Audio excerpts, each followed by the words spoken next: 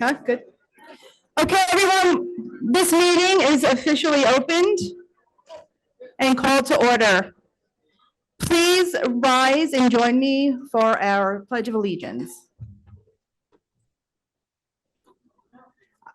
I pledge allegiance to the flag of the United States of America and to the republic for which it stands, one nation, under God, indivisible, with liberty and justice for all. Right. The next item on the agenda is the oath of office. If all RTM members present can stand and raise your right hand, I'm going to read the oath. Do you solemnly swear that you will support the Constitution of the United States and the Constitution of the State of Connecticut, and that you will faithfully discharge, according to law, your duties as a member of the representative town meeting of the town of Greenwich to the best of your ability, so help you God? Congratulations.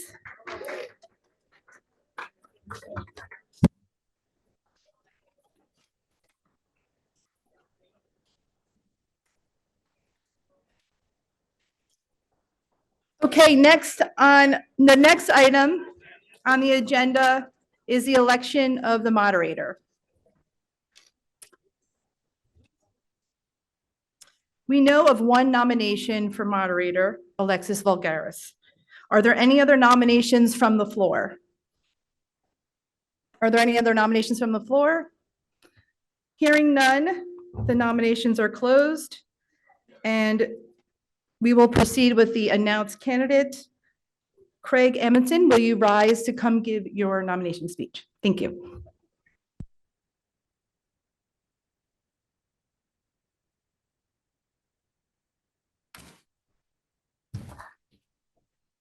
Good evening. Sorry. Madam Town Clerk, members and guests. It is with great pleasure and an honor for me to nominate Alexis Vulgaris as our moderator candidate for 2024-2025 RTM term. In my humble opinion, for many years, we've come to expect a very high level of expertise and fairness and consistency demonstrated by our moderators. Throughout the most recent term with Alexis Vulgaris serving as our moderator, we have enjoyed a continuation of that expectation, and I believe she has delivered on that promise. During our most recent term, we continued to experience many very difficult challenges, especially with our living through the pandemic. With Alexis's guidance, we worked through these challenges and remained a functional, effective legislative body.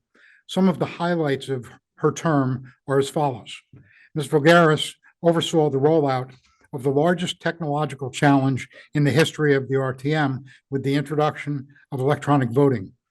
Consistently, our meetings are run fairly and in accordance with Robert's Rules of Order. We're very lucky that she has an excellent knowledge of parliamentary procedures.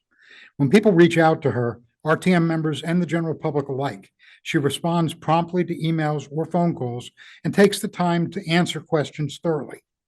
At our full RTM meetings, she sets a firm but polite and respectful tone, and as she guides us through the call.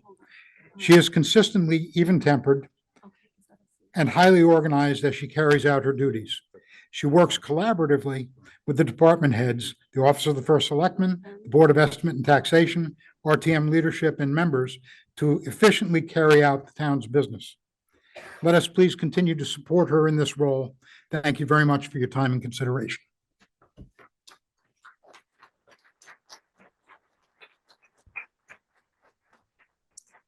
Is there a second? Okay, we will proceed to the vote. Per Robert's rules, the election for and against spaces and boxes may not be used as they are applicable only with, I'm sorry. So, per the Robert's rules, since we are voting on a moderator, you cannot, it's only a vote for the moderator, so it will be Alexis's name there, and there will be no. So you have to vote either for or you don't vote at all. I hope I explained that correctly. That's this expedited version. If there's any questions. Okay, so a vote for Alexis or no vote is how you will vote at all. Open the vote. 2-minute clock. Is it 1? 1.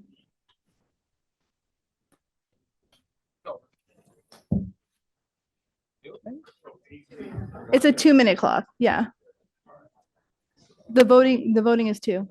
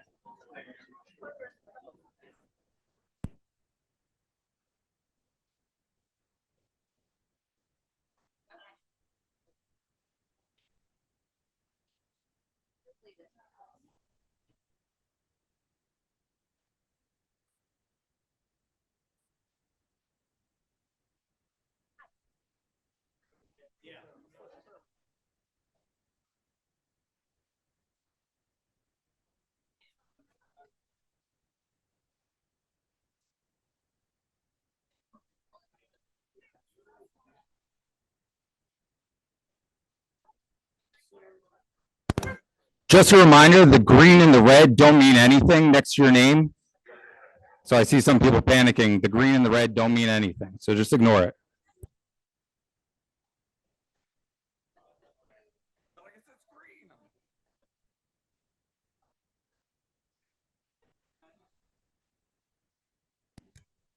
Okay, the vote is closing in 20 seconds.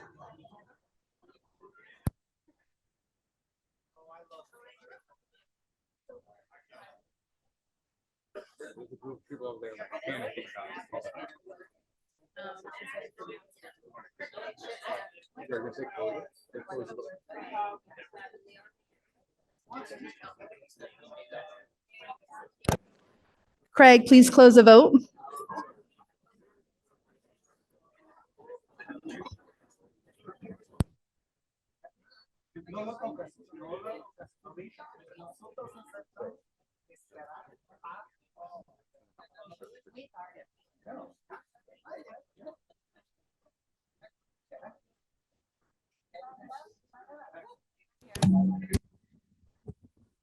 With 187 votes in favor, we have elected Madam Moderator, Mrs. Vulgaris.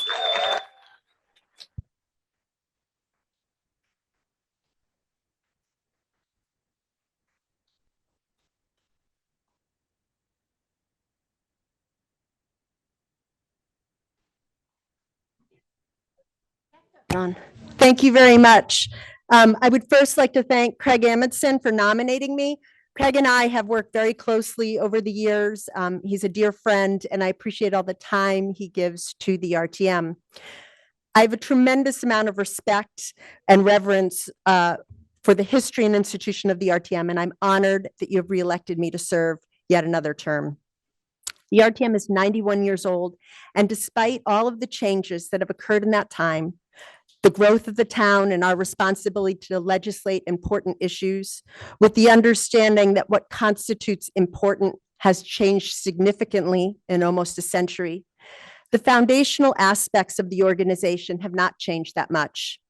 8 times a year, 230 residents gather in a middle school auditorium and debate issues and pass legislation that defines how the town operates and evolves.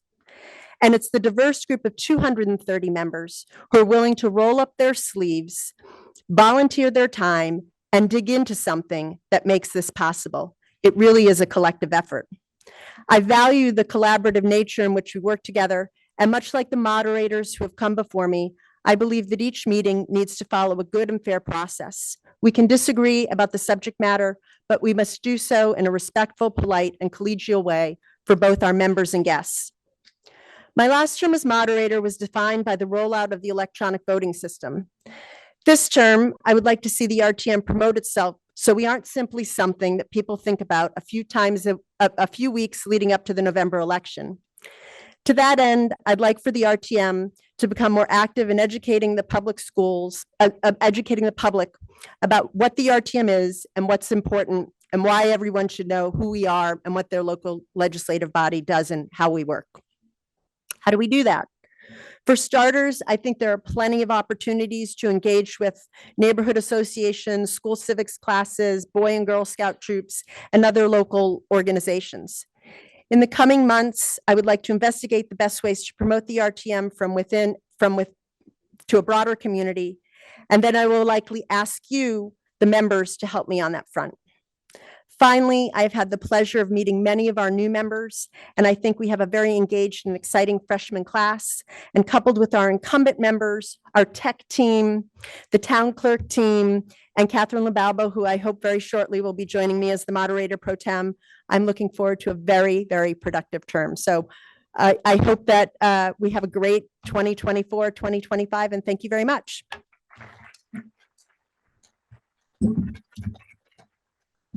Okay, now we're off to the races. Craig Amundson is going to likely become the most popular guy in the room later, depending how long this meeting goes, because for his acceptance speech, for his nomination speech, I gave him a really good bottle of scotch, and he has it back there. And I expect that if this is at 11:30, there will be a lot of activity in that District 12 corner. As all members have received a copy of the call for tonight's meeting, the reading of the call will be omitted. Item number 3 comes before us, which is the election of the moderator pro tem. May we have Jill Kelly, who will be delivering that nomination. Oh, wait, sorry. I jumped the gun there. At this time, we know that there is one candidate who is running, Ms. Catherine LaBalbo. Are there any other candidates that are putting their name forward from the floor? Hearing none, I will now close the floor for nominations and we will proceed with the announced candidate. Ms. Kelly, now is your moment.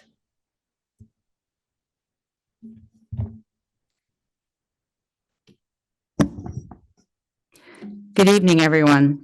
I'm Jill Kelly, representative for District 2, and I'm honored to nominate my friend and fellow D2 rep, Catherine LaBalbo.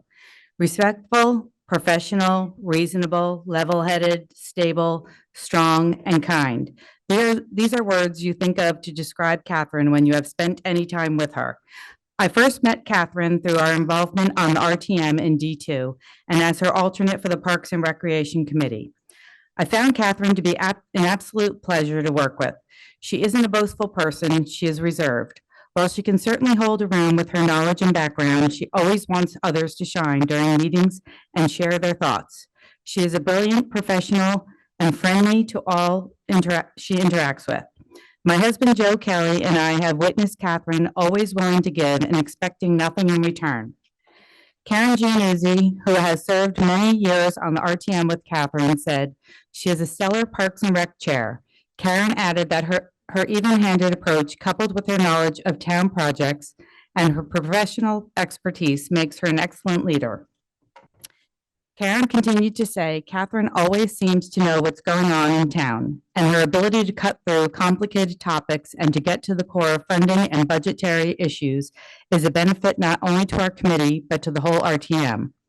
Also, that she is an excellent committee chair and that Karen wholeheartedly supports her re-election as moderator pro tem. After stepping away from the RTM for 2 years, Catherine was the one who encouraged me to come back. She said, we need people that are willing to exchange viewpoints in a climate of mutual respect. I agreed. That's why I became involved in the first place. Catherine is a great example of what I think our town needs. We need people who listen to everyone and make educated decisions that are best for most. Catherine LaBalbo is like many of those in this room, an overachiever. However, what sets her apart is her ability to exceed expectations consistently. Along with her impressive character is her equally impressive resume. To be brief, I will mention just some of her work and volunteer experiences. She has served on the RTM since 2015, serving 4 years as Vice Chair of District 2, 4 years as Chair of the Parks and Recreation Committee, and 2 years as Vice Chair of Parks and Rec. She has worked on the special committee for the Old Barn at Greenwich Point and worked as a district tabulator through the pandemic. She is a registered architect and has used her expertise serving 7 years on the town's Architectural Review Committee. She was instrumental in discussing the Eastern Greenwich Civic Center and Dorothy Hamill Rink. She was an architect and a project manager for Perkins Eastman for 9 years.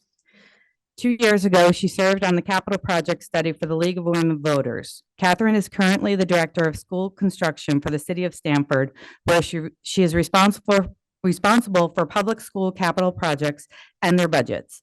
Catherine came to Greenwich in 2009 and lives with her husband, Robert, in Cos Cob with their 2 daughters. Their family has valuable deep roots in our community. This intimate knowledge of our town affords Catherine the ability to know the past, which gives her a healthy view for the future.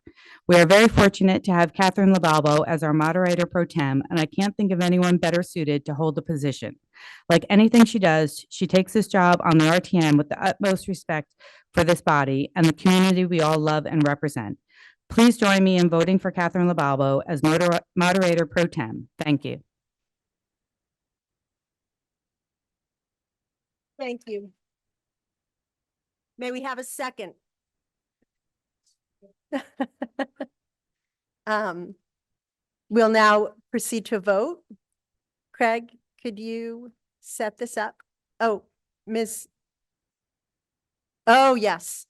If there's anyone online that needs to be sworn in, why don't they raise their hand, and then the town clerk, Jackie Budkins, would you like to come over and read the oath again to install them? And we'll do that periodically just to get everybody brought up to speed. Is anyone raising their hand that? A lot of people are, but why don't we just read the oath again so that anybody who was not here 15 minutes ago, okay? Yes. Yes, they can. Anyone who came in late and missed the first time, you're welcome to stand up, raise your hand, and we will oath you in together. Alexa, there are a couple of people I've spoken to are watching it on GC, are logged in Okay, and voting. okay, they So can, They're okay, not on go ahead. Okay. Do you solemnly swear that you will support the Constitution of the United States and the Constitution of the State of Connecticut, and that you will faithfully discharge, according to law, your duties as a member of the representative town meeting of the town of Greenwich to the best of your ability, so help you God? Thank you. And we might do that again, 45 minutes later if anyone comes in late. Okay, so if we could proceed to the vote for Ms. LaBalbo. When Craig puts up the screen, we're going to have the same option. You're just going to see LaBalbo.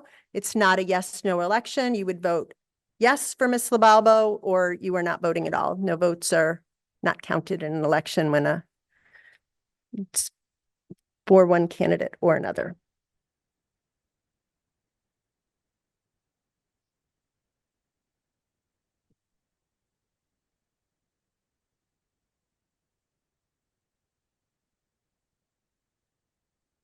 One second, Craig says.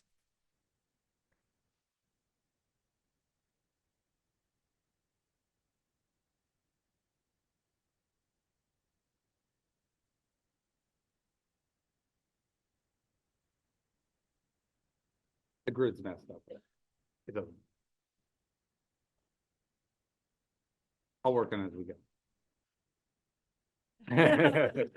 So are you going to change the grid as we go, or do you Yeah, want me to? change Okay. So would you like me to wait until you change the grid, or would you like to go now? Because I think people are going to want to see if they can. Can you do it while it's open, or do you need to wait a minute?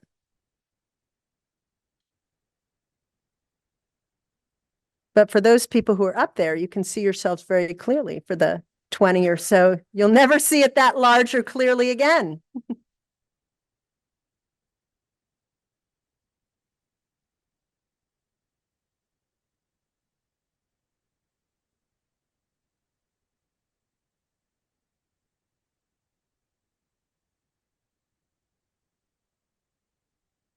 Sorry. Okay, we're getting there little by little. Getting there.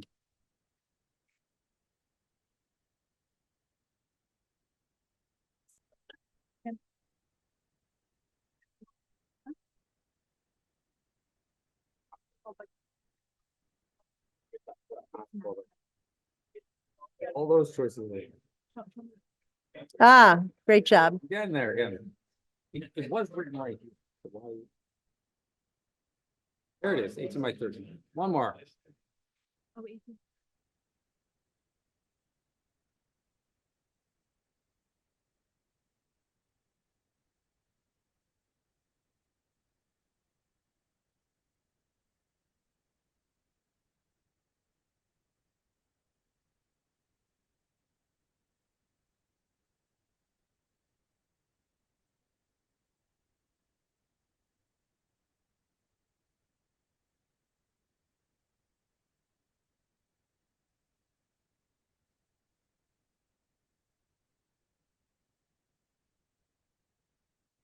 You have about 10 seconds to cast your vote.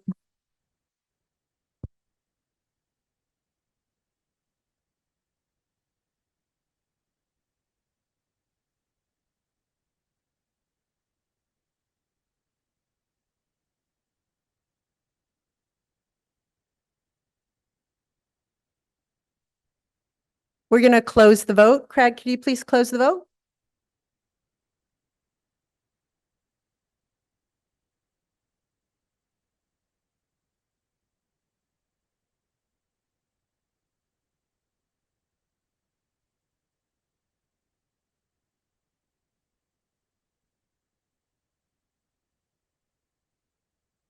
With a vote of 183 in favor, Ms. LaBalbo, welcome to your second term as moderator pro tem.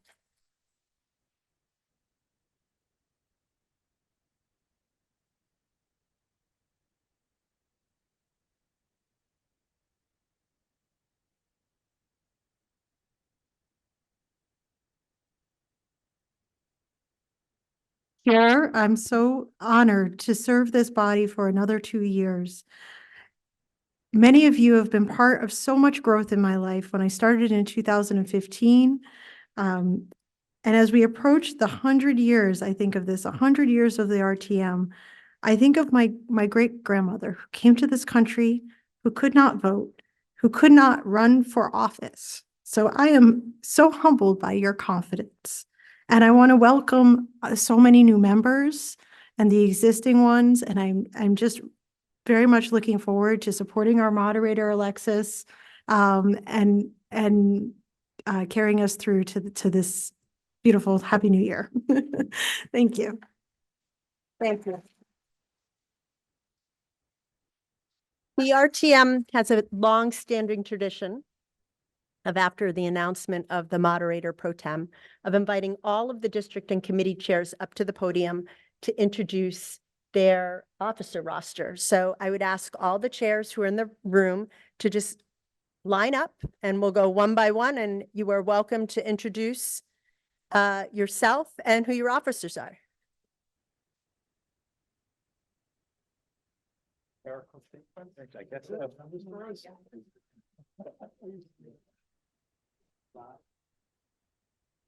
Speech. Oh, no. Oh, just. Yeah, I just have to remember my name. Go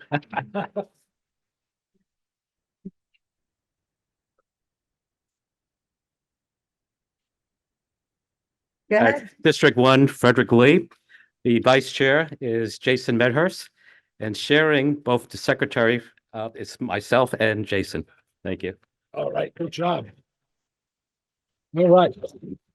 Good evening. I'm Joe Kelly, very proud to be part of this group. We have Catherine LaBalbo is our vice chair, and we have Amar Marard is our secretary. So thanks very much, everybody. Hi, I'm Stephen Rubin, District 3. My vice chair is Karsten Wagner. Our secretary is Don Fortunata.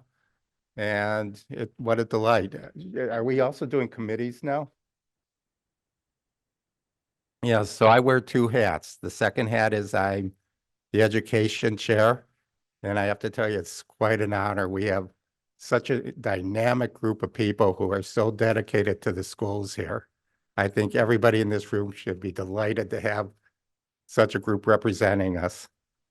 Our vice chair is Christina Downey, and the secretary is Susan Fahey. Thank you.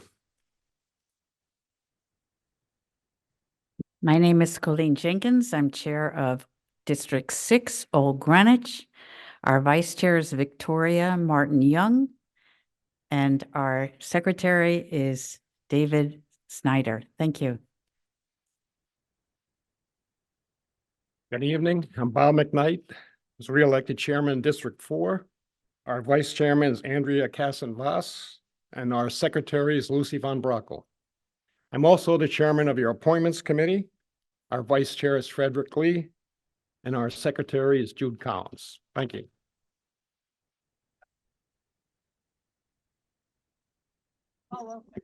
Hello, my name is Wynne McDaniel. I'm Chair of District 7, which is Central Greenwich.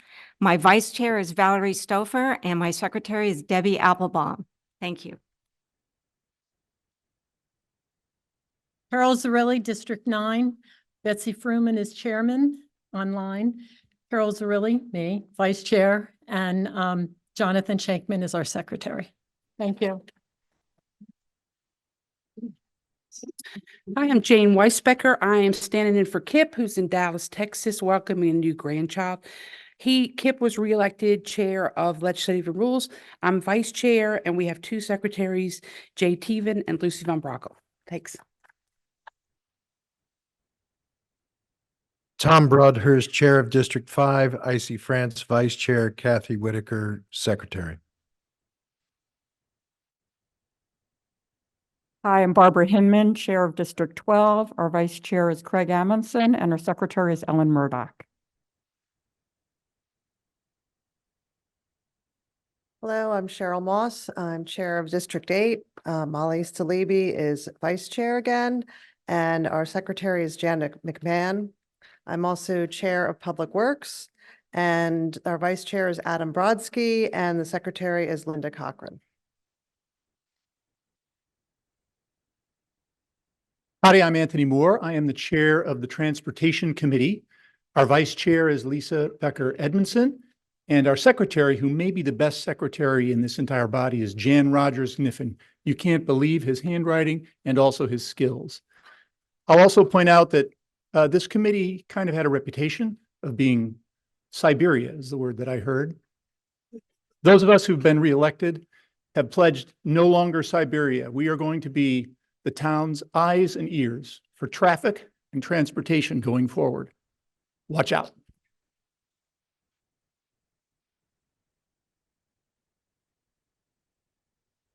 Good evening. I'm James Waters from District 12. I'm the chairman of the Budget Overview Committee. The vice chair will be Daniel Izzo from District 6, and the secretary is Akash Patel from District 1. And I'm just going to take this quick second to remind everyone that budget season is almost upon us. It kicks off 1 week from tonight with the first selectmen's and the Board of Education's budget presentation to the BET. So more information coming soon.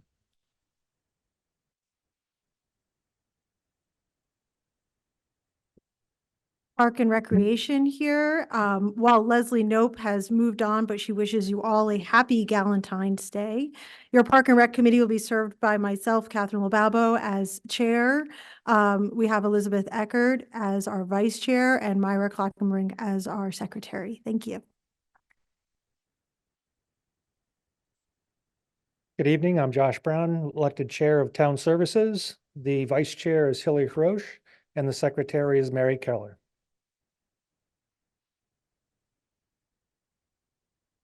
Good evening, Dan Quigley, District 1. I'm the Chair of the Land Use Committee. Vice Chair is Ellen Brennan Galvin, Secretary Sandy Harris. And I wanted to quickly say thank you to Peter Berg, who served as Land Use Chair for a decade. He was the longest serving chair at the RTM in any committee, and his hard work and diligence helped the town a lot. Thank you very much, Peter. Hello, I'm Brooks Harris. I'm the chair of District 10. The vice chair is Jane Sprung, and our secretary is Jude Collins. Thank you. Hi, I'm Allison Solar, Chair of Health and Human Services, and our Vice Chair is Bill Gavin, and our Secretary is Ellen Murdoch. Thank you. Hi, I'm Susan Fahey, Chair of District 11, amazing District 11. Our Vice Chair is Richard Newman, and our Secretary is Karen Januzzi. Thank you. It's only appropriate that I go last. I'm Greg Zorthian. I'm Chair of the Finance Committee from District 11. Our Vice Chair is John Merrill. He's from District 6. And our Secretary is the great Catherine Ashworth. She's from District 1. Thank you. Thank all of our chairs. I look forward to working with you. There's a tremendous amount of talent in that pool.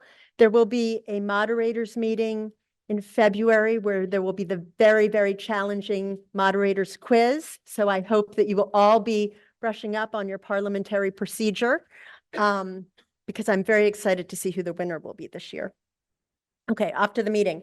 As all members have received a copy of the minutes from the December meeting, the reading of those minutes will be omitted. There is, however, one very small change that we need to make in the header where it says pursuant to the foregoing notice, the annual representative town meeting.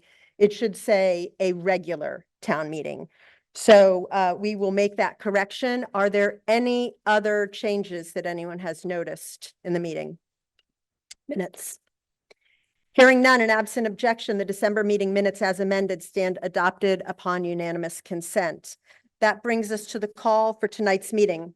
I notified the membership that I would recommend the following organization of our agenda and based on reports received.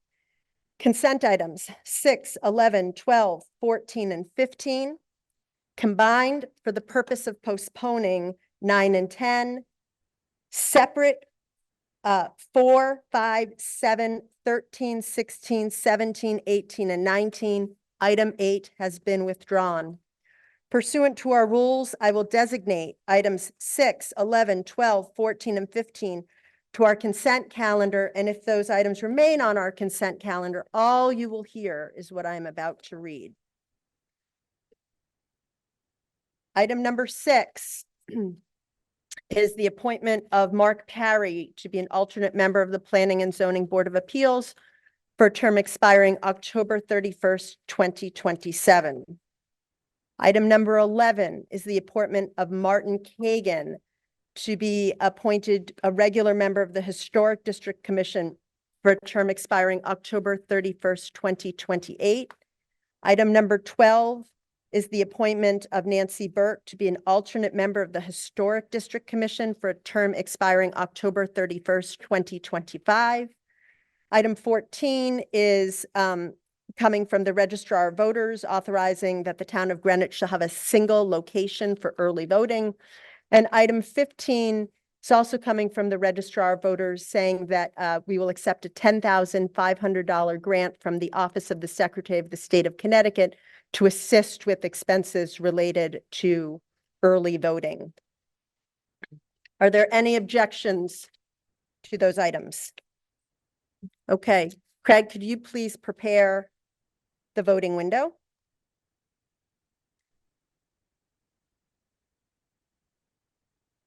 Okay, the vote is on the consent calendar items 6, 11, 12, 14, and 15. You'll have 2 minutes to vote. If you are in favor of those items, you would vote yes. If you are opposed, you would vote no. Craig, could you please open the window?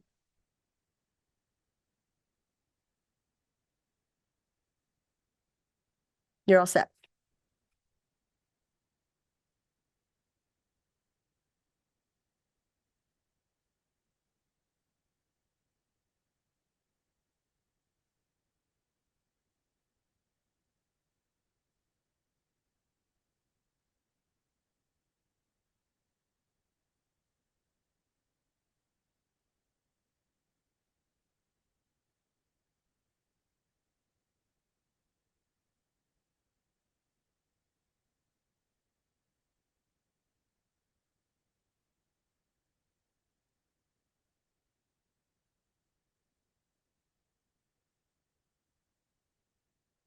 Alexis, we have an issue.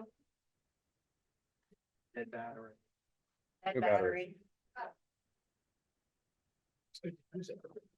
We're going to keep the voting window open while we address a battery that apparently has died already.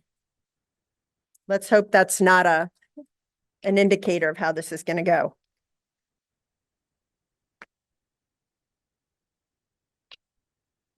Feel free to continue without me.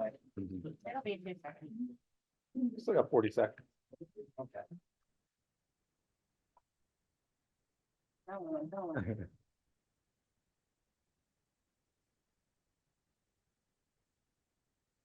Mr. Harris, did you want to vote in this or did you want us to close it? Okay, so Mr. Harris is waiving the right to keep the vote open while the battery is replaced for the consent calendar, perhaps figuring that it will be a landslide in the yes column. Okay, you have 15 seconds to cast your vote.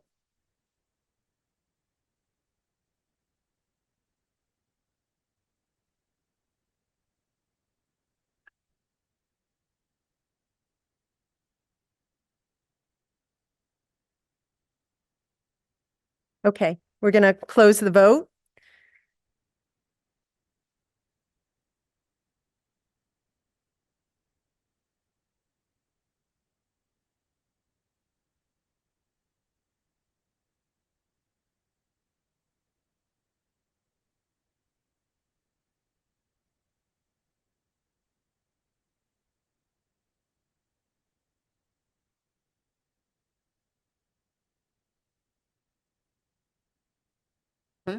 He's not voting. He's not voting. No. You, okay.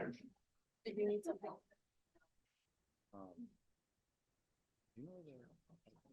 Okay, we have the vote on the consent calendar. Those in favor, 207, opposed 1, abstaining 0. Those items have carried.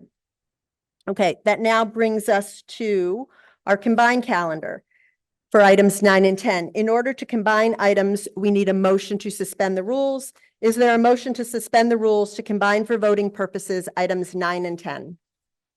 It has been moved and seconded to combine for voting purposes items 9 and 10. The motion to suspend the rules is not debatable and requires a 2/3 majority to pass. We can try taking this upon unanimous consent, but if anyone objects, we can certainly go to a record vote. Is there any objection to suspending the rules to combine for voting purposes items 9 and 10? I'm sorry? Oh, could you please show the vote on that? Is there anyone that is objecting to combining those items and suspending the rules? Okay, hearing none, the motion to suspend the rules and combine items 9 and 10 has been adopted upon unanimous consent. Item 9 is now before us. May we have the person who is introducing that resolution? Do we have, just want to read the resolution, Ms. Stoller? We just need to read it into the record. Oh, read it, number 9. Yep. Resolve that the following named person nominated by the Board of Selectmen be appointed as regular member of the Board of Human Services, R8, for a term expiring June 30th, 2026. Jillian Ingraham.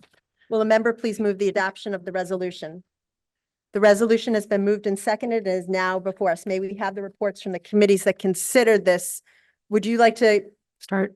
Sure. Health and Human Services. Jillian did not attend, so I'd like to make a motion to postpone. Okay, that motion being offered on behalf of an individual does require a second. Is there a second?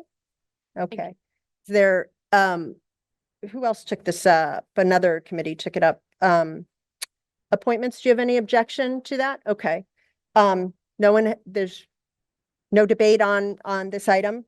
That brings us to our second item, which we expect to postpone, the nomination of Dewey Hessel to the Board of Ethics. Could we have somebody introduce that motion, please? You can introduce it, Mr. Brown. That's fine. Do you have the text for it? I'll paraphrase if that's okay. Item 10, resolve that the following person be named to the Board of Ethics, Joey Hessel. Town Services voted 11-0-0 to Wait. Don't get ahead of ourselves. Will a member please move the adoption of the resolution? The resolution has been moved and seconded and is now before us. Now you may go, Mr. Brown. Town Services voted 11-0-0 to postpone this item to the March meeting. We were unable to meet with the candidate. And so we'd like to postpone to March, Okay. 11-0-0. Mr. McKnight, are you okay with that? Okay. Again, we can adopt the motion to postpone both items 9 and 10 to the March 2024 meeting by unanimous consent. If anyone objects, we could take a record vote on that. Is there anyone that is objecting to postponing items 9 and 10 to our, which are on the combined calendar, to the March 2024 meeting? Hearing none and absent objection, the motion to postpone combined calendar items 9 and 10 to the March 2024 meeting has been adopted upon unanimous consent.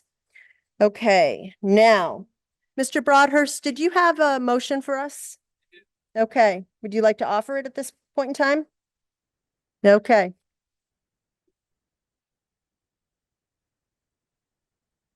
Madam Moderator, I move that we limit debate to 2 minutes per speaker per motion, with 5 minutes assigned to the proponent and principal opponent as designated by the moderator. Great, thank you. Is there a second? A motion to limit debate is not itself debatable and requires a 2/3 majority to pass. We will take a record vote on this. Craig, will you please prepare the voting window? It's a motion to, yep. So 2 minutes per speaker per motion, with 5 minutes awarded to the proponent and principal opponent, the latter to be determined by the moderator. If you are in favor of this motion to limit debate, you would vote yes. If you are opposed, you would vote no. And you may open the window.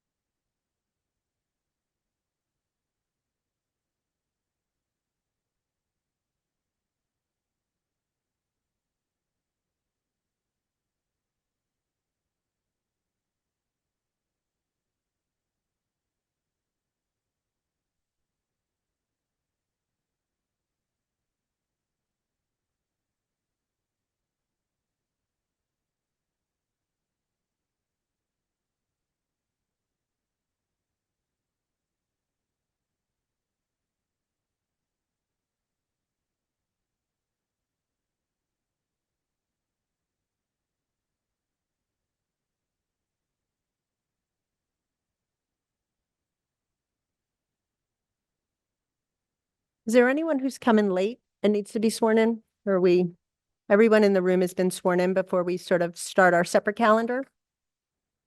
Okay. If you haven't, please come to the front and we'll swear you in. You have about 25 seconds before the vote closes.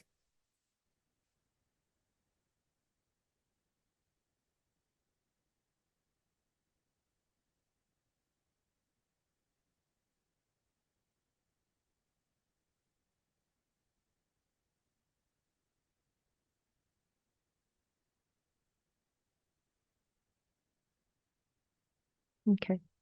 Craig, could you please close the vote?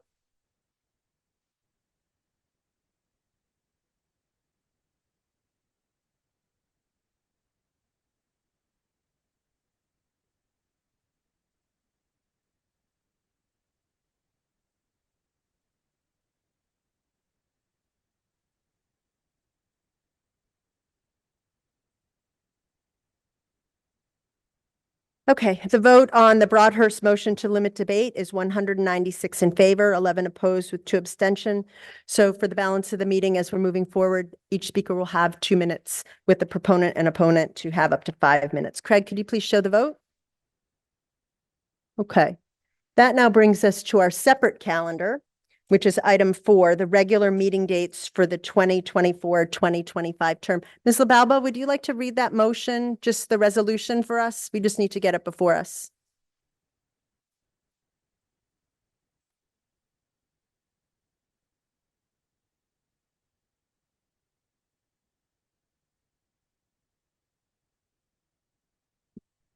to consider to act upon the following resolution requested by the moderator.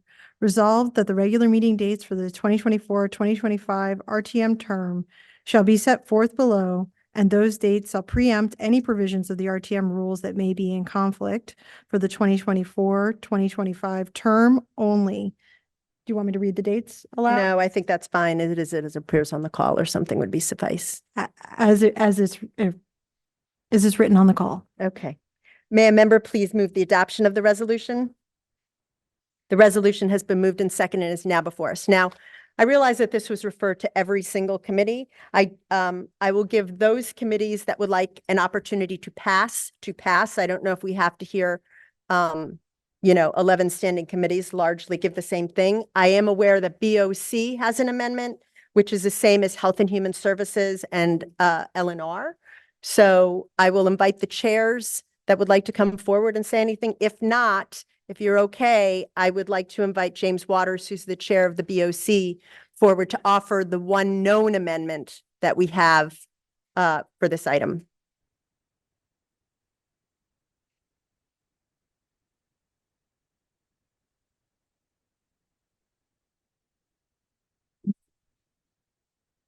Good evening. The Budget Overview Committee voted 12-0-0 to amend the RTM meeting schedule for the upcoming term by replacing the proposed April 14, 2025 meeting date with April 21st, 2025.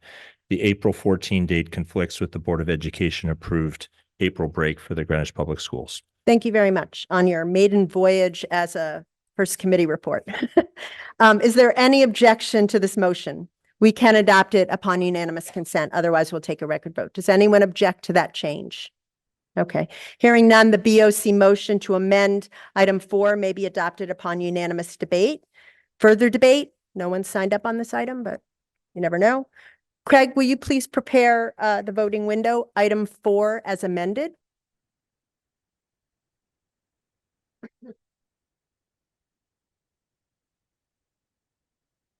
Okay, item 4 is amended. If you are in favor of the BOC motion, if you are in favor of the amended calendar, which simply switches that April 2025 meeting, you would vote yes. If you're opposed, you would vote no. You have 2 minutes to cast your vote.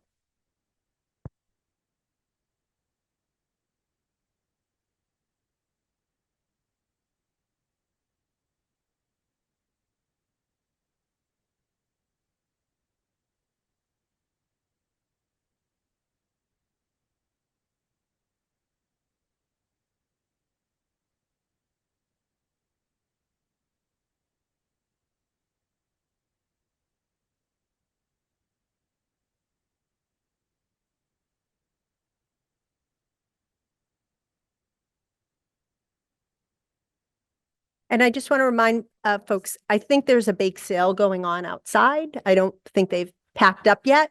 So this would be a good time to load up on sugar because I'm sure we will all need it for what lies ahead. And I'm being prompted by the assistant town clerk. If anyone is online and needs to be sworn in, after this vote closes, we will do one more swearing in. Okay, Ms. Budkins? Okay.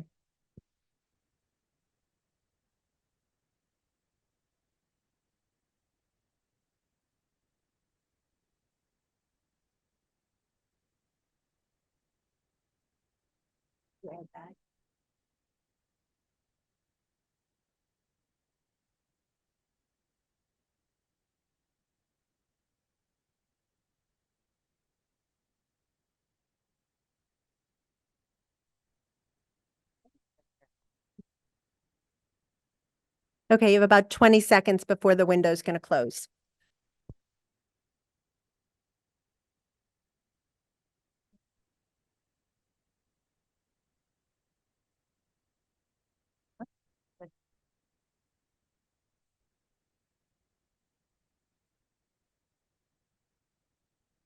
Okay, Craig, could you please close the voting window? And while we are waiting on that, Ms. Budkins is going to read the, See if there is anybody. well, Raise their hand. But let's just do it. It's fine. okay, we'll That'd be just great. do it because I think by the time we find somebody who's going to raise their hand, it would.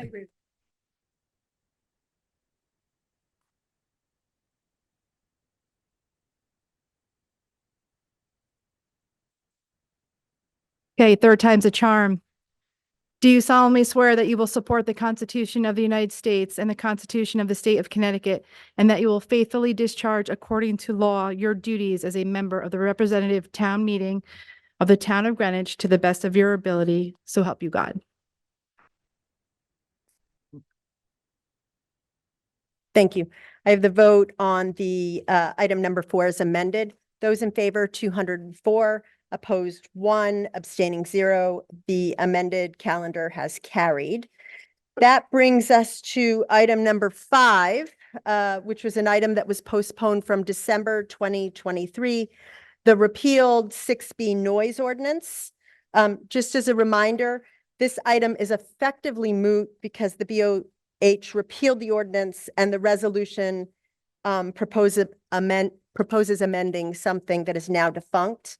So I believe all of the committees that have considered this will be offering a motion to postpone indefinitely. So I invite Allison Solar up first with HHS, to be followed by Jane Weisbecker and Dan Quigley with land use. Hi, thanks.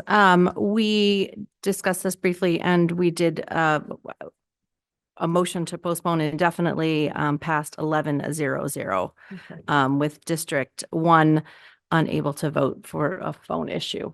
Thank you. Sure.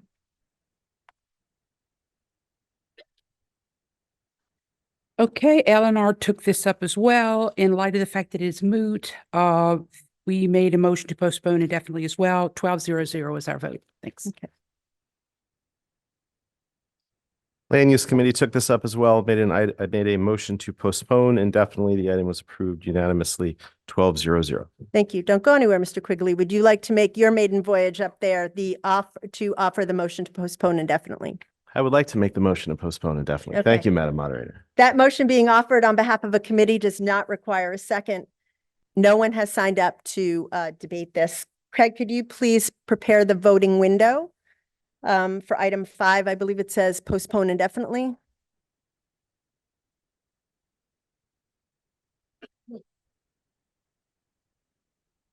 Okay. Health and Human Services, Land Use, and Eleanor motion to postpone item 5 indefinitely. Craig, could you please open the window?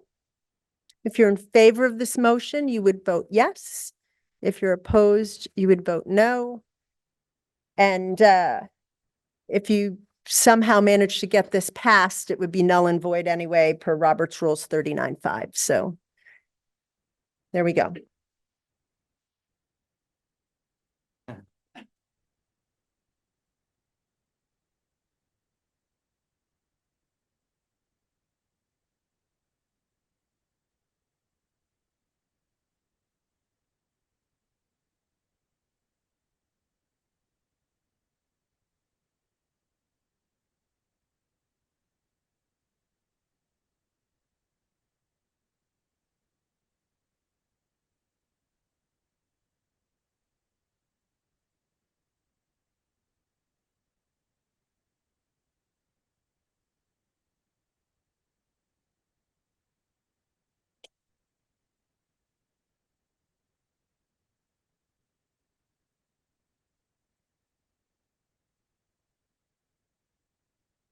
You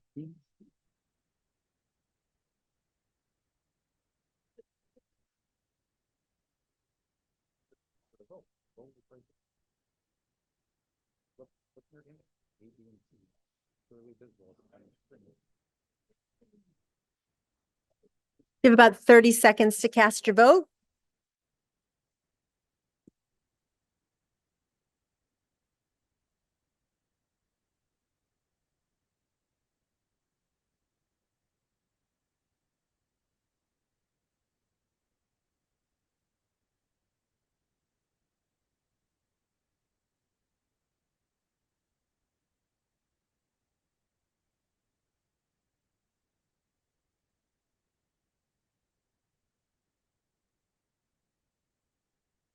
Okay, we're now going to close the vote. Craig, could you please close the vote?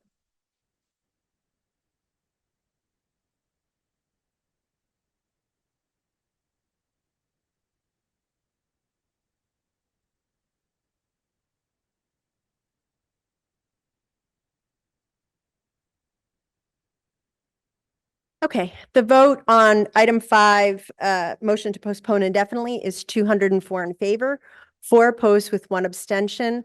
That is carried. Craig, could you please show the vote? There you go. Okay, that now brings us to item 7, another item that was postponed from the December meeting. It's the $3.2 million appropriation for the Hamilton Avenue HVAC replacement project. May we have the reports from the committees that considered this item? We have Education, Finance, Public Works, and BOC. So you can just come and line up and go in whatever order you wish.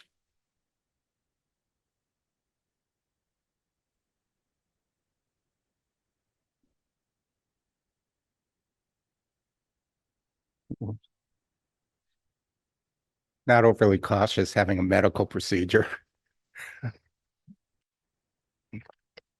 Anyway, item 7 is the appropriation for 3.2 million. By the way, I'm Education Committee, is for the appropriation of 3.2 million for the purpose of replacing the HVAC at the Hamilton Avenue School. This item was before the RTM body at the December meeting and had been postponed for various reasons that have been discussed. The original request for 3.2 million included a plan to replace the current geothermal system with a conventional HVAC system. We had a brief discussion about the reasons for the postponement, with the main reason being that more information about the best solution for the school was needed. We received a memo from Dr. Tony Jones, January 2nd, 2024, that stated the desire to amend the request to $411,055 from the 3.2 million. The memo indicated that the Energy Management Advisory Committee, EMAC, will be analyzing the current geothermal system and related engineering design work. The $411,000 request is for the temporary emergency HVAC system that has been used since the breakdown of the current system. We had some discussion concerning the emergency appropriation, and it was pointed out that this emergency appropriation may grow due to an extended need for the temporary HVAC system. Currently, the cost of the system comes from operating expenses, and the need for the appropriation is urgent. The committee voted to amend this proposal, and do I do our amendment now or do we wait? You will offer it after the committee reports are given. Okay, we didn't vote on the motion as was. We only voted on the amendment, and when the appropriate time is, we'll get to that point. James Waters, Chairman of our Budget Overview Committee. The Budget Overview Committee voted 12-0-0 to reduce this interim appropriation from 3.2 million to $411,055. The $411,000, as Mr. Rubin said, will pay for the costs of the emergency HVAC system for Hamilton Avenue School for 1 year. The committee considered the memo from Dr. Tony Jones. BOC was also briefed in person by Javier Elman, our fellow RTM member and EMAC representative, on the ongoing work to analyze the costs of refurbishing HAMAB's geothermal system. We urge GPS and EMAC to complete this analysis in the coming months, and we expect to consider additional funds for the full project once that work is completed. Thank you. Thank you. Cheryl Moss with our Public Works Committee. Good evening. Your Public Works Committee reviewed item number 7. I won't add anything to the previous two speakers covered everything. Our committee had general support of the BOC motion as we'd heard about it, but rather than voting on that motion, we chose to just vote on the item as it appeared in the call, and that failed 0-11-0. Thank you. Greg Zorthian, Chairman of the Finance Committee. Finance took up this request of $3.2 million. We discussed it extensively in December, and we voted to amend the request to reduce it to $411,000.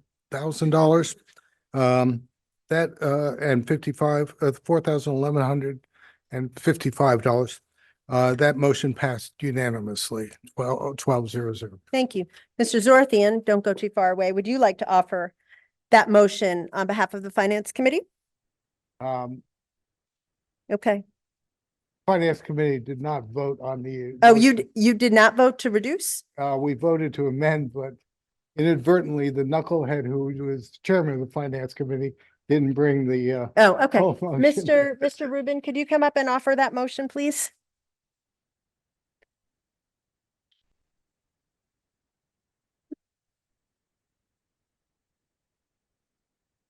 The motion to amend is resolve the sum of $3.2 million be reduced to $411,055 for the Hamilton Avenue Schools Emergency HVAC Temporary Unit. Just so you know, the Education Committee voted first on the vote to amend at 12-0, and then on the amended vote, we did 12-0 as well. Thank you. That motion being offered on behalf of a committee does not require a second. Debate on the motion to amend. We do have one person that has signed up who would like to speak to this. Is Myra Clockenbrink either here? Oh, there you are. Myra Clockenbrink speaking to the motion. Thank you, Madam Moderator. Welcome, new members. I just wanted to say that I support this amendment. And I wanted to point out that over $28 million is currently being invested in natural gas HVACs across the district for system upgrades. And the superintendent has requested this year an additional $300,000 to pay for increases in the school's utility bills. And as of today, the building committee for the brand new Central Middle School has rejected geothermal HVAC in favor of natural gas, which will cost more to install because it is not eligible for federal incentives, and far more to operate because it depends on natural gas to work, which we will be paying for throughout the lifetime of the system. Going forward, we will have to ask, can we afford it? And I present that question to you now for future contemplation as we deal with these HVAC issues. Thank you. Thank you very much. That was Ms. Clockenbrink was the only person who signed up. So we'll close the debate. Craig, will you please prepare the voting window on the education motion to reduce item 7 to $411,055? Okay. If you're in favor of that reduction, you would vote yes. If you are opposed, you would vote no. Craig, could you please open the voting window? Okay. You have 2 minutes.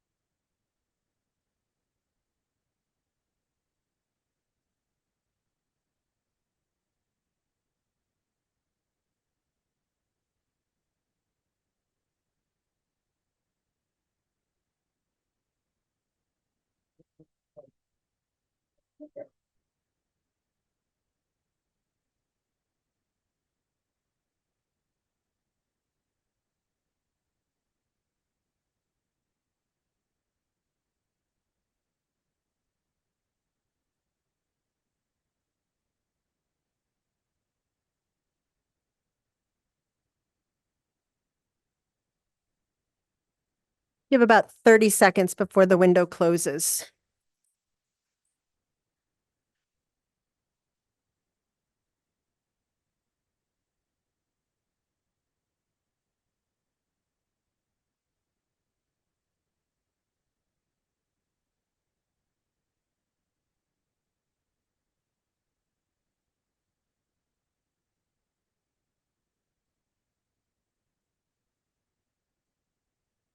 Okay, could you please close the voting window?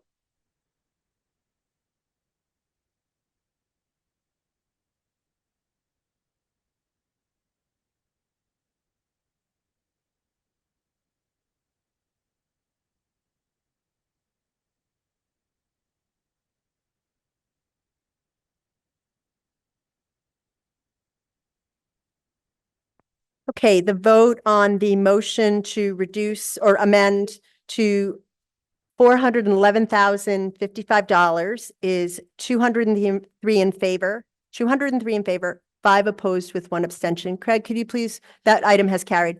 Craig, can you please show the vote? Okay. We will now take a vote on item 7 as amended. Okay.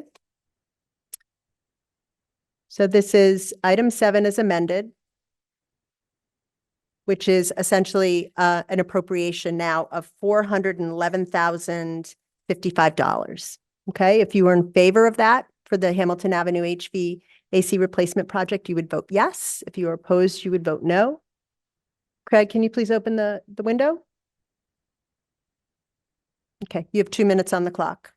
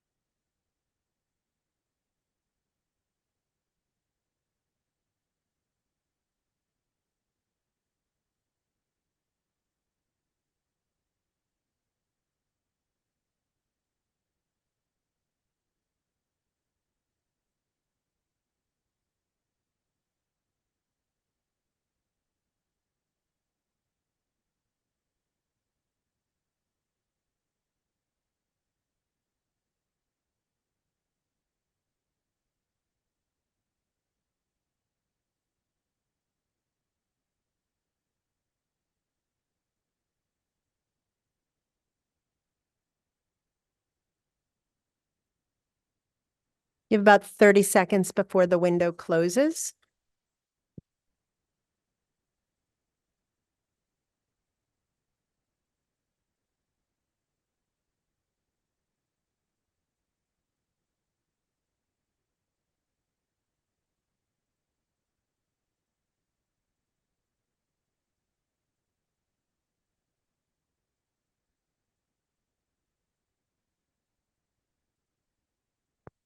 Craig, could you please close the voting window?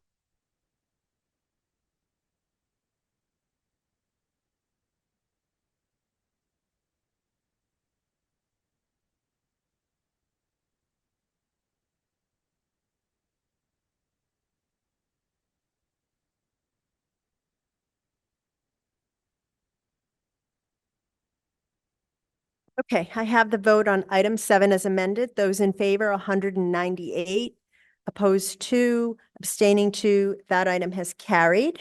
Craig, could you please show the vote? Okay, that brings us to item 13 on the call, $110,000 appropriation for Nathaniel Witherell kitchen equipment.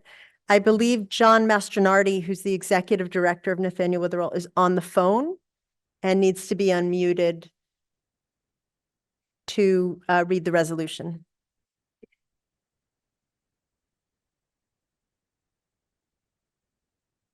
Mr. Mastronardi, if you could unmute yourself, that would be great. Yes, can everyone hear me?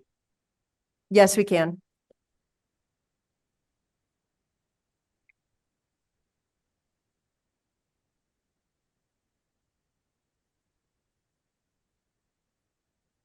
Yes, I'd like to place a resolution that the sum of $110,000 be appropriated to be added to the kitchen equipment tray line, proposed kitchen equipment tray line service. Please move the. Dan, this thing is going to drive me nuts. May a member please move the adoption of the resolution? The resolution has been moved and seconded and is now before us. May we have the reports from the committees that considered this item, beginning with Allison Solar, Chairwoman of our Health and Human Services Committee. Hi, we had John Mastronardi, the Executive Director of Nathaniel Witherall, present this item to the committee. They're seeking $110,000 to install a new centralized tray line system for central dining. Post-COVID, most nursing homes switched from floor-based dining to single line. They will see a payback in approximately 4 months because less staff will be needed at $34.95 an hour. There will be fewer dining areas and less food waste. They will save approximately $6,000 per week. Food quality will be higher as it can be served closer to the correct temperature. Pricing for this project began 5 to 6 months ago. The town facilities director priced this with town-approved vendors. And we also understand that the BET and the BOC both unanimously approved this appropriation. Our vote on the item was 11-0-0, with District 1 unable to vote due to a phone issue. Thanks. Thank you. James Waters, Chairman of our Budget Overview Committee. Good evening. The Budget Overview Committee voted 12-0-0 to approve the $110,000 interim appropriation for Nathaniel Witherall centralized tray line. Nathaniel Witherall, Director of Finance Joan Lynch, and Director of Facilities Stefano Materia attended our meeting and explained that the project was both timely and necessary. This equipment is expected to reduce outsourced food service labor by approximately 1.5 staff per shift and reduce redundant food and supply costs. They expect that Nathaniel Witherall will recoup this investment in approximately 4 months and that it will improve the food quality for residents. Ms. Lynch and Mr. Materia explained that the total costs are based on a detailed quote. Thank you. Greg Zorthian with our Finance Committee report.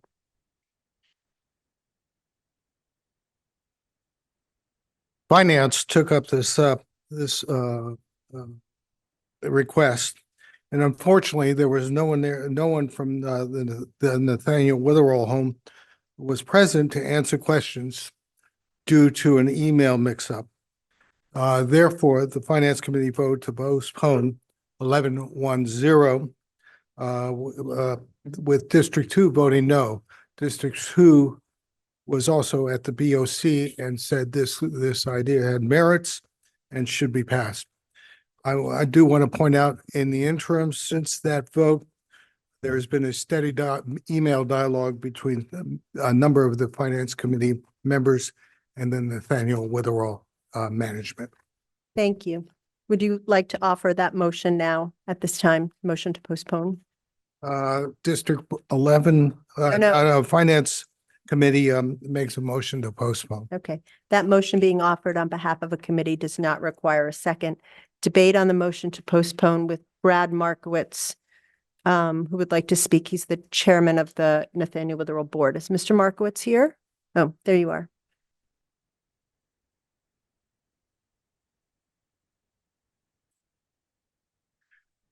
Good evening, Madam Moderator and members of the RTM. My name is Brad Markowitz. I am the chairman of the board of Nathaniel Witherall. I'll be brief, but since this is the first time I'm speaking to the RTM as the board chair of Witherall, I want to first assure you that in the 9 months that I have been board chair, all of our efforts to improve quality for the facility's residents, both quality of care and quality of life, and all of our efforts to improve operational efficiency have been carried out in a manner that is open and transparent.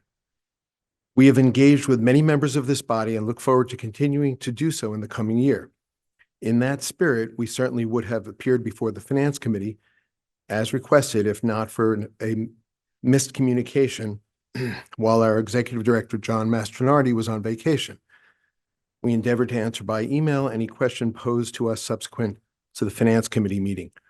I understand and respect the RTM's tradition of deferring matters until all committees that request it have an in-person representative appear to answer questions on an item on the call, but I ask that you make an exception in this case and take up item 13 on your call tonight. As you will hear from Mr. Mastronardi when he speaks on the merits, this is a narrow request that I do not believe is controversial. It began with an initiative to reduce labor costs being incurred through an outside contractor and to reduce food waste. But as management worked through the opportunity, it became clear that the operational changes that this capital request will permit will also improve quality. This capital investment has a payback period of less than 4 months, as you've heard, and delaying action on this item will not serve the best interests of the facility's residents or of the town.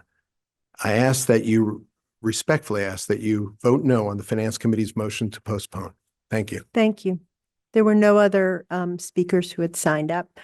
And I believe Mr. Mastronardi is speaking on the merits of this, not actually, correct, Mr. Markowitz? Yes, okay. Craig, could you please prepare the voting window, which would be the finance motion to postpone item 13 to March 2024? If you're in favor of this motion, you would vote yes. If you are opposed, you would vote no. You'll have 2 minutes. Could you please open the voting window?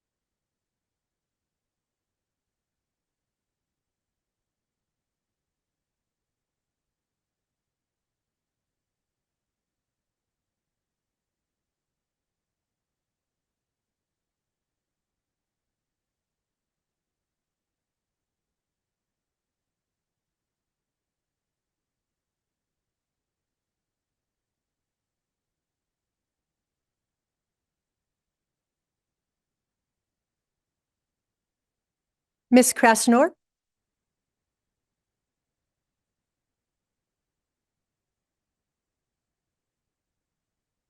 No, this is just a motion to postpone. You're thinking of a motion to postpone indefinitely, which this is just a straight up motion to postpone.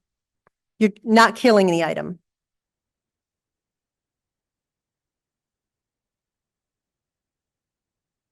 Okay, so if you are voting on the motion to postpone this item, you are saying you don't want it to, consider the $110,000 appropriation now. That would be what you're saying. If you vote no on the motion to postpone, you're saying, yes, I would like to be able to consider the merits of the item after that vote closes. Is everyone clear? Or do you need me to explain that again? Okay, good. Okay, we're going to close the vote.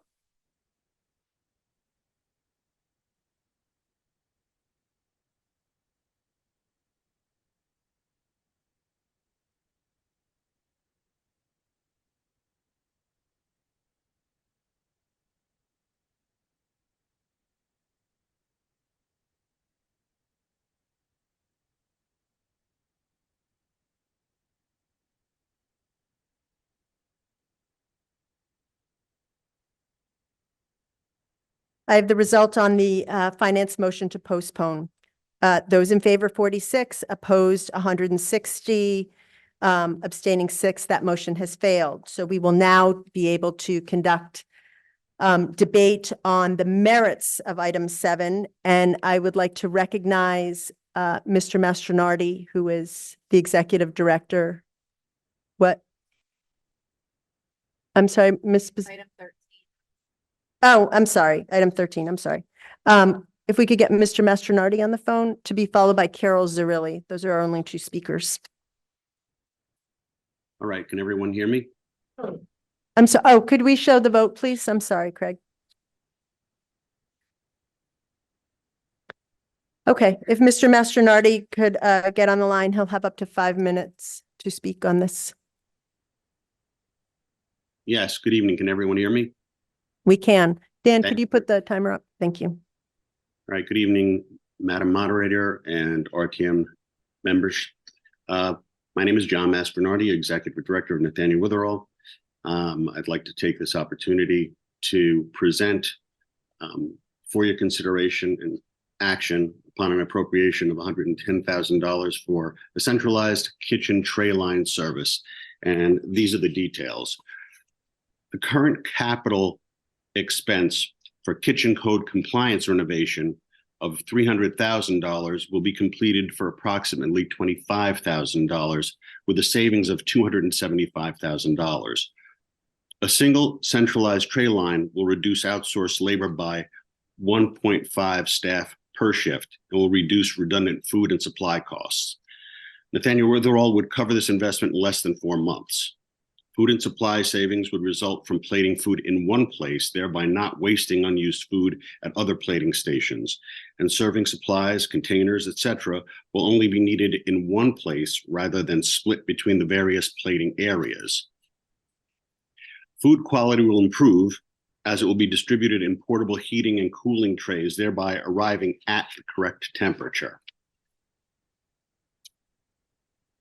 Most nursing homes have made this transition back to single centralized tray line for the same reasons post-COVID. The decentralized food distribution process, having meals plated on each floor, resulting in more of a community approach to meal times, is really no longer practical or economical. That is why we're making this proposal and asking you to consider it. And the detail of the cost estimate is in your explanatory comments. And I'm happy to answer any questions that you have. Okay, thank you. Ms. Zarilli, you're our next speaker. Ms. Zarilli passes. Okay, that completes the 2 folks who had signed up on this item. Craig, could you please prepare the voting window? This is item 13. What's it say up there? 110,000 or 110 for Nathaniel Witherall Kitchen. Okay, item 13 is a $110,000 appropriation for the Nathaniel Witherall Kitchen equipment. If you're in favor of this appropriation, you would vote yes. If you're opposed, you would vote no. Could you please open the 2-minute window?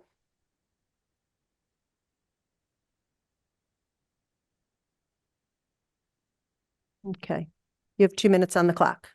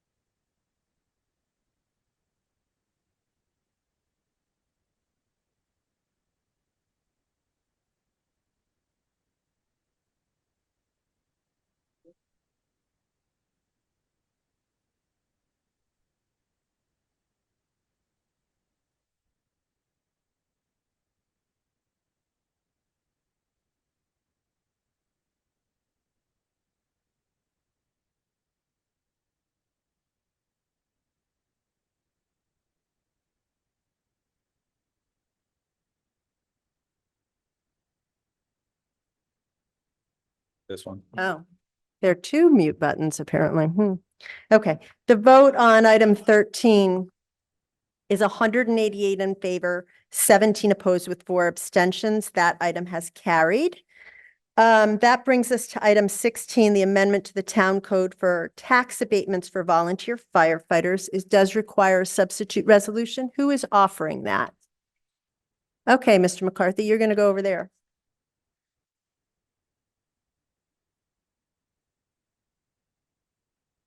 What?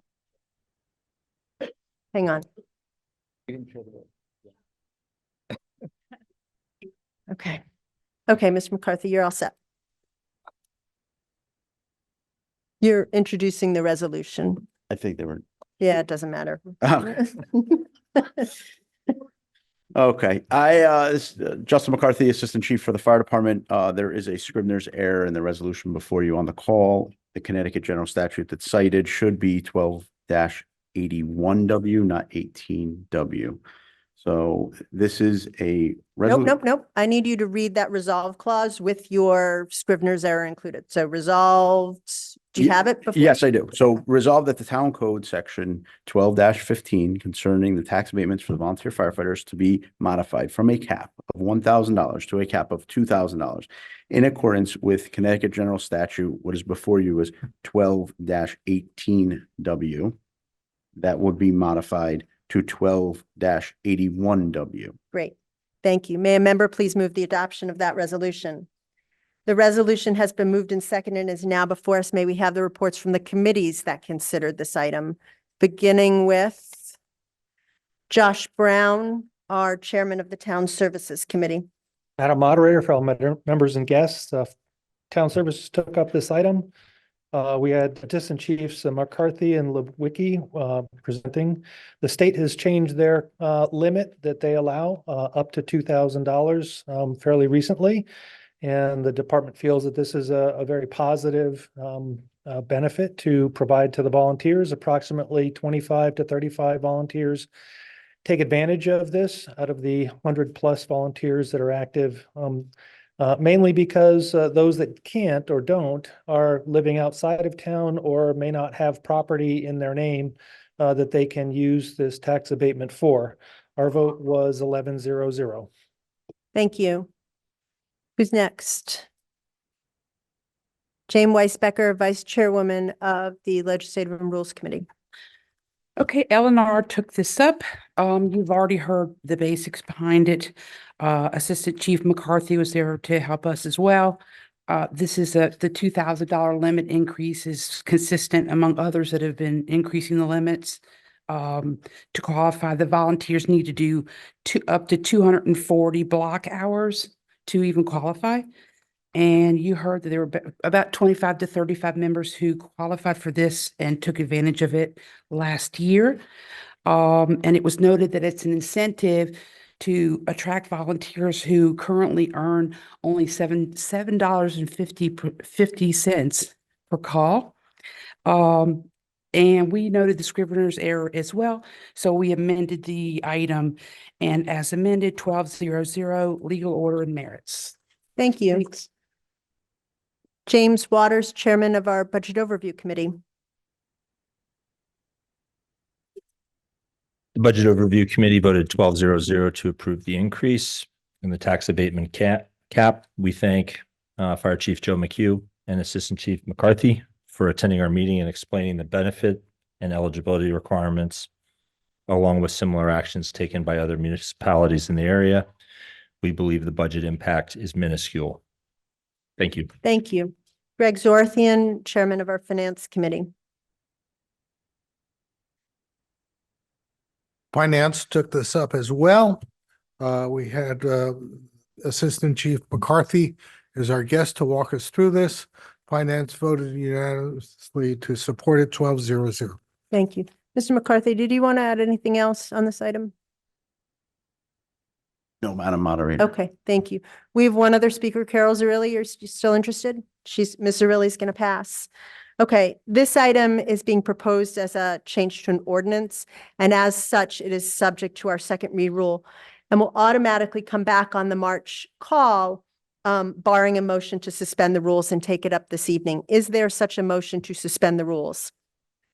Okay, and is there a second? Okay. A motion to suspend the rules is not debatable and does require a 2/3 majority to pass. We can try doing it upon unanimous consent. If anyone objects, we will take a record vote. Is there anyone who objects to suspending the second read rule so that we can take up this item on its first read? Okay, hearing none and absent objection, the motion to suspend the rules stands adopted upon unanimous consent. Craig, could you please prepare the voting window?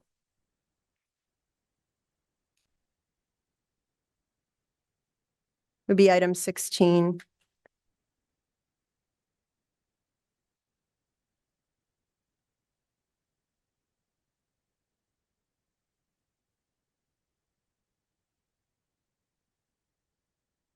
Okay.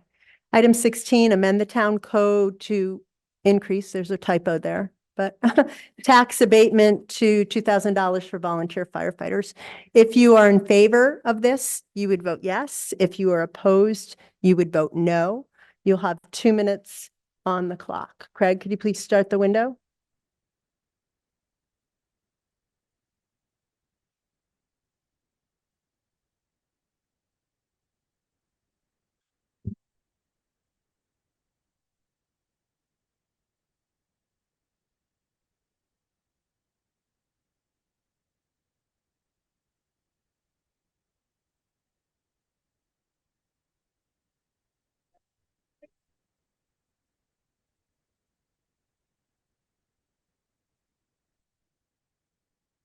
It has to get changed to $2,000.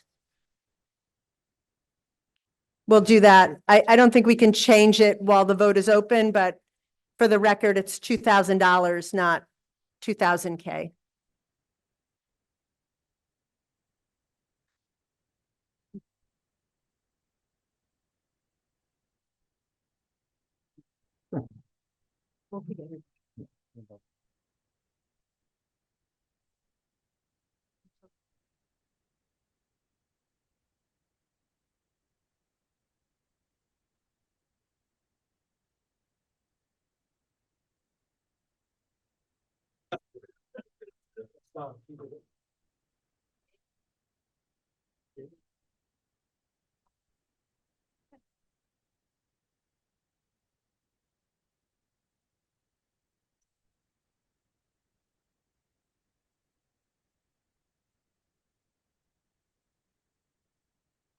You have about 25 seconds on the clock.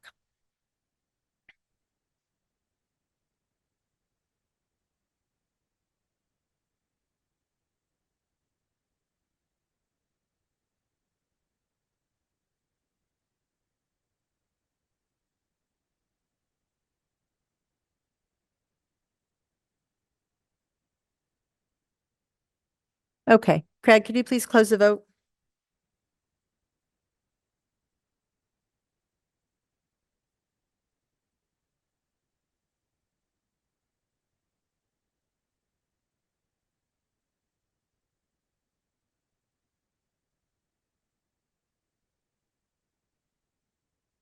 Okay, I have the result for item 16. Those in favor, 211, opposed 0, abstaining 1.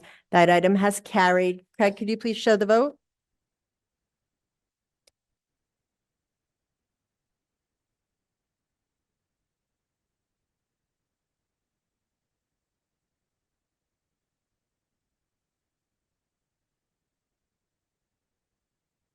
He's getting there. There we go. Okay. All right. We'll edit later. Okay. So there's your vote. Okay. Now we come to the fun part of the meeting. I was actually off by 8 minutes. I thought by 9:30, my over under was to get us here by 9:30 and we're 9:38. So we're doing okay. We're now going to come to 17, which is the big ticket item for the evening. And before we start that, I just want to review the process with everybody so everybody has a clear understanding of where we're headed and what this potentially looks like. Okay, this is not, I'm not editorializing, it's just parliamentary process. Okay. So item 17 is a standalone ordinance that proposes to reinstate the noise ordinance that was repealed by the Board of Health in December. as it appears on the call, it does not include any provisions that prohibit the use of gasoline-powered leaf blowers in the summer months. It is simply a resolution reinstating the noise ordinance that was originally adopted in 1984. Item 18 is a resolution that was submitted by Quiet Yards of Greenwich, standalone ordinance, which proposes to regulate the use of gasoline-powered leaf blowers in the summer months. And you've seen that. Item 19 is a resolution submitted by a group of professional Greenwich landscapers that also proposes to regulate the use of leaf blowers in the summer months. Items 18 and 19 currently conflict with item 17. The RTM can simultaneously adopt a noise ordinance that does not regulate the use of gasoline-powered leaf blowers, and then also go on to adopt an ordinance that does regulate the use of gasoline-powered leaf blowers. So, as you know, item 17 is going to be the first item that we will consider. If the RTM elects to refer item 17 to a special committee, make amendments to item 17, adopt item 17, either as amended or as it appears on the call, or if we fail to waive the second read, and that item automatically comes back in March, any of those things prohibit us from considering 18 and 19. Okay, so it is highly, highly, highly likely that 18 and 19 we are not even going to consider this evening. Okay, so let's discuss what the landscape looks for item 17 right now. LNR is proposing a motion to refer the item to a special committee.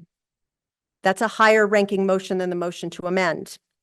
So if that motion passes, we will not take up any motions to amend this evening. If the motion to refer goes, the meeting is effectively over because items 18 and 19 are out of order. Okay, so that's decision number one that you will be faced with. Should the motion to refer to a special committee fail, we would then need to consider the motions to amend. The most comprehensive of the motions to amend is the one that is being offered by the Health and Human Services Committee, which seeks to incorporate into the noise ordinance provisions regulating leaf blowers. Okay.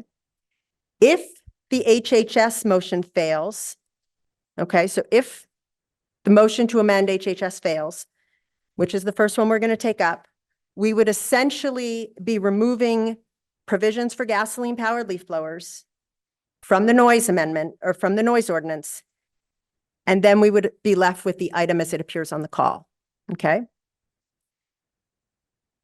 If HHS's motion to amend carries, we have motions from District 10 to amend. We have motions from District 11 to amend that are being offered to amend, and we also have some individuals that would like to offer those motions. We're going to take motions up sequentially. We avoid in one swoop doing a motion to amend a pending motion to amend. So we would first take up HHS. You will decide what you want to do with that. If that carries, we will then go through the other motions in an orderly and deliberate fashion and vote on them individually. When we finish considering all of the motions to amend and the body wishes to take either an up or down vote on this item, we will need to have a motion to suspend the rules because it's a proposed ordinance change. That needs to pass by 2/3. Absent suspending the rules, the item is automatically going to be placed on the March call, inclusive of any amendments that we adopt this evening. If no dispositive, meaning final action, is taken on item 17 this evening, we will not have adopted a local noise ordinance nor adopted a leaf blower restriction for the summer months. Are there any questions?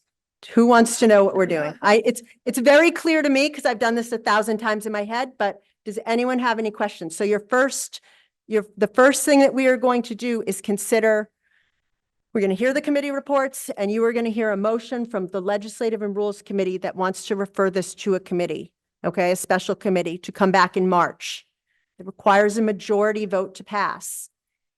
If a majority agrees on that, that is the direction we are going in, and the amendments and everything that comes behind it will not be considered. It effectively means the meeting is over because, as I explained, 18 and 19 aren't coming before the body.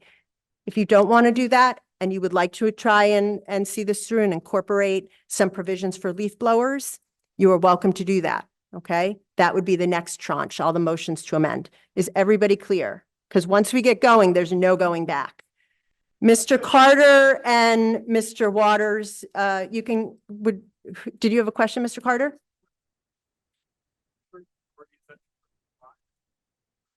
So it's 2/3 of those folks voting and present. So it's not like we don't have a rule. I know you're thinking maybe of the bonding resolution, which is a majority of the entire membership. Nope, it's just 2/3 of those at the meeting. Mr. Waters, Mr. Waters had nothing. Are there any other questions? Mr. Medhurst, why don't you do you want to come to the podium for our guests because it's important that everybody understands. My question would be, as we consider amendments, is it possible to have them on the screen for the body? We cannot. We can barely get this thing going right now. Let's not really test but what I would say is the operative document is what was, many of you have digital devices. It's on the website now. It's on our newsflash section. It's the HHS document. Some of you have printed it out. For those of you at home, you can look at it there, but that is the operative document that we're going with. Are there any other questions before we start? Like I said, I just want you to understand they're ranking motions and we don't go back. Okay, so motion to refer comes first, motion to amend. If at some point you say, oh, I really would like to have referred this, it's the path of no return. We just keep going on the highway until there's some conclusion, okay? Any more questions? Okay, let us begin. First, Selectman Camillo, I believe you have the honor of introducing this, sir.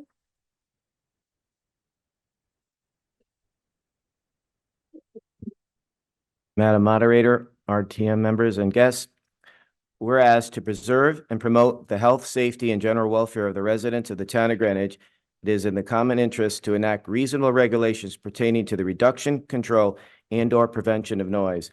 Resolved that the RTM adopt the noise ordinance as follows, Chapter B, noise. Thank you very much. May a member please move the adoption of the resolution? The resolution has been moved and seconded and is now before the body. May we have the reports from the committees that considered this item? Beginning, don't all jump at once. Who's coming first? Alice. They're all going to be long. The whole thing is long, Jane. We can't get around it. So I'm going to try and summarize and make this.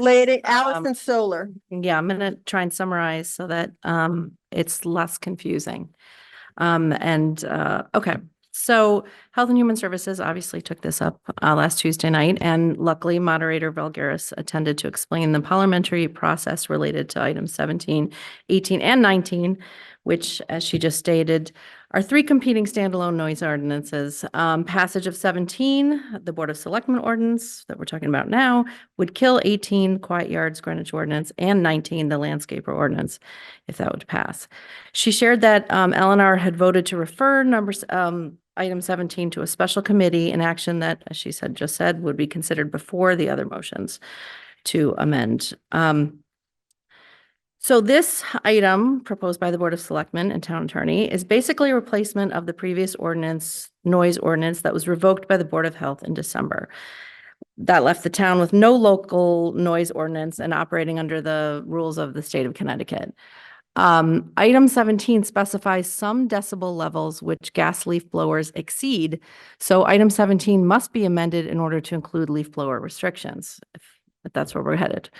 The delegate so here's our discussion and how the meeting went with our own motions and how we got to the now infamous Health and Human Services amendment that has been circulated to everybody. The delegate from District 5 moved to accept item 17 with amendments that incorporate information from 18, so that's Quiet Yards Greenwich. The The District 9 delegate expressed concerns that this excluded the landscaper concerns addressed in 19. Several alternate members expressed concerns that the process was rushed, that a committee should review the 3 ordinances to find compromise, that landscaper input should be further considered, and more time was needed to get it right. The District 10 alternate raised the issue of disparities of impact depending on property size and unintended environmental consequences of removal of old tree growth if that was determined to be an easier shortcut for property owners. The District 10 delegate raised concerns about residents whose religious beliefs didn't allow them to work or garden on Saturdays and motioned to amend wording in 2 sections, 6B to 6A1, that says to amend it before 9 a.m. and after 5 p.m. on Saturdays and Sundays or holidays, and between 9 a.m. and 5 p.m. Saturdays and Sundays in the section 6B8-8. That motion failed 110-0, with District 10 voting yes, and District 1 was unable to vote due to a phone issue. District 9 delegate then raised concerns about the end date of the restrictions and motioned to change the date from September 30th to Labor Day in section CB-6. The use of gasoline-powered leaf blowers on premises in residential zones is prohibited from 6 p.m. the Friday before Memorial Day through Labor Day. That's adding that into this ordinance. That motion also failed 2-9-0, with District 9 and 10 voting yes, District 1 again unable to vote. Then District 10 delegate offered a third motion to address the differences in property size and date of restrictions. The District 7 alternate expressed a wish for carve-outs based on property size. The District 10 delegate motioned to amend 6B-6, the use of gasoline-powered leaf blowers on premises in residential zones, prohibited from 6 p.m. the Friday before Memorial Day through September 30th, exclusive, except for properties of 2+ acres where the prohibition or the ban ends the day after Labor Day. So you get that, it's just 2 acres.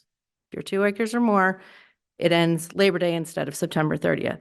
That motion passed 10-1-0, with District 11 voting no, and again, District 1 not able to vote.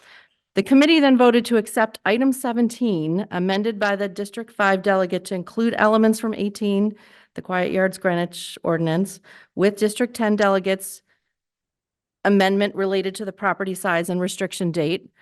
And this motion passed 10-1-0, with District 9 voting no and District 1 not able to vote. This is the amendment then that I will present when the time comes. Just to keep going a little bit, the District 9 alternate wanted to see the ordinance referred to a committee for fine tuning rather than making piecemeal edits. She offered a motion to support the L&R motion to refer 17 to a special committee and to amend to require ordinance to be resubmitted in time to be on the April 2024 call. Concerns were expressed about further delays caused by that referral. That motion failed 1-9-1, with District 9 voting yes, District 10 abstaining, and District 1 not able to vote. Then the District 9 alternate offered a sense of the meeting to support L&R's motion to refer 17 to a special committee with the same committee composition and timeline for action as suggested by L&R. There continue to be concerns about further delays caused by this referral to a committee, and that motion failed as well, 1-9-0, the same D9 voting yes, D10 abstaining, and District 1 not able to vote. And then just, I guess, that's it, except we did not take up 18 and 19, just so that you know that, because at that point it wasn't, yeah. Yeah, Okay. exactly. All right, thank you. Thank you very much. Who's going next? Jane Weisbecker, Vice Chairwoman of Legislative and Rules. You have my apologies for the length of this. Okay. So L&R took up 17. We had Sophia Coven, Svetlana Wasserman, both of Quiet Yards, Catherine Briggs, who is the landscaper group representative, and Donna Zeal of D9 with us. Okay, I'm sure you've read our report. It's like 10 pages. The committee debate was lively and extended to midnight, with all members participating. The problems that were identified were the fact that we had 3 competing standalone ordinances before us, one of which precluded looking at the other. The fact that potentially drafting a unified proposal for the ordinance, which took all three into account, was difficult, something that a committee shouldn't do in one night. So we looked at a lot of different issues, amending 17 to exclude all the leaf blower references, whether leaf blower should be addressed in the proposed noise ordinance in 17 or as a separate ordinance, incorporating 18 into 17, incorporating 19 into 17, addressing the inconsistencies in language and definitions across 17, 18, and 19, whether or not 18 and 19 were in legal order, waiving the second read rule for 17 if approved as on the call or amended, referring 17 to a special committee, whether sending 18 and 19 to a special committee was possible without a dispositive action on 18, limitations that might be imposed on a special committee that would represent the significant work already done by Quiet Yards, the importance of reaching a conclusion quickly because we don't have a noise ordinance. I believe that it's going to be, you're going to get both sides, all sides. So I'm not going to go into a lot of what was presented to us, but our delegates, there was quite a bit of concern over doing the merger on the fly of these ordinances, that it would be confusing to the body and that we probably just couldn't do a good job at it at a meeting. There were delegates that said that as an alternative that we refer to a special committee with a very tight time frame, which is that we want a special committee of 5, 2 L&R, 1 land use, 1 town services, and 1 health and human services for the limited purpose of figuring out what of the other proposals should go into 17. We want the referral would be for a very limited purpose, not to revisit the whole noise ordinance, but to come back in February by the 16th, I think, so that it could appear on the March call. So that's our motion. There's a lot of other things we did that we may not get to. So for now, when it's appropriate, I'll make that motion. Okay, thank you Thanks. very much. I shortened. Who's next? Dan Quigley, Chair of our Land Use Committee. Hello, everyone. Well, I've got a lot of pages here of stuff, but I'm going to do a really good on-the-fly editing job here for the sake of all of you. Item number 17 was taken up by the Land Use Committee. Town Administrator and COO Ben Brannion was present to say that the noise ordinance formerly under the purview of the Board of Health had served the town well since 1984. He asked for approval to have the former noise ordinance moved to the Office of the First Selectman with no changes to the ordinance. A motion was made to approve the item as well as to waive the second read rule. Both motions were seconded. LUC voted to approve item 17 and waive the second read rule by unanimous consent 12-0-0. Thank you. We have 2 districts that are also reporting on this. Brooks Harris from District 10 and Susan Fahey from District 11.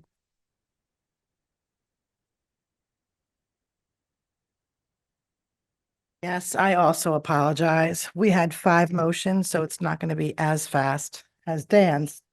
Sorry. Okay, so we had Elizabeth Dempsey from Quiet Yards, Roberto Fernandez from Roberto Fernandez Landscaping, Lisa and Mike Fratello from Fratello Landscaping, and a statement offered by Ron Bridge because he was absent. He and Mike Cece were in landscaping conference in Maryland checking out electrical equipment.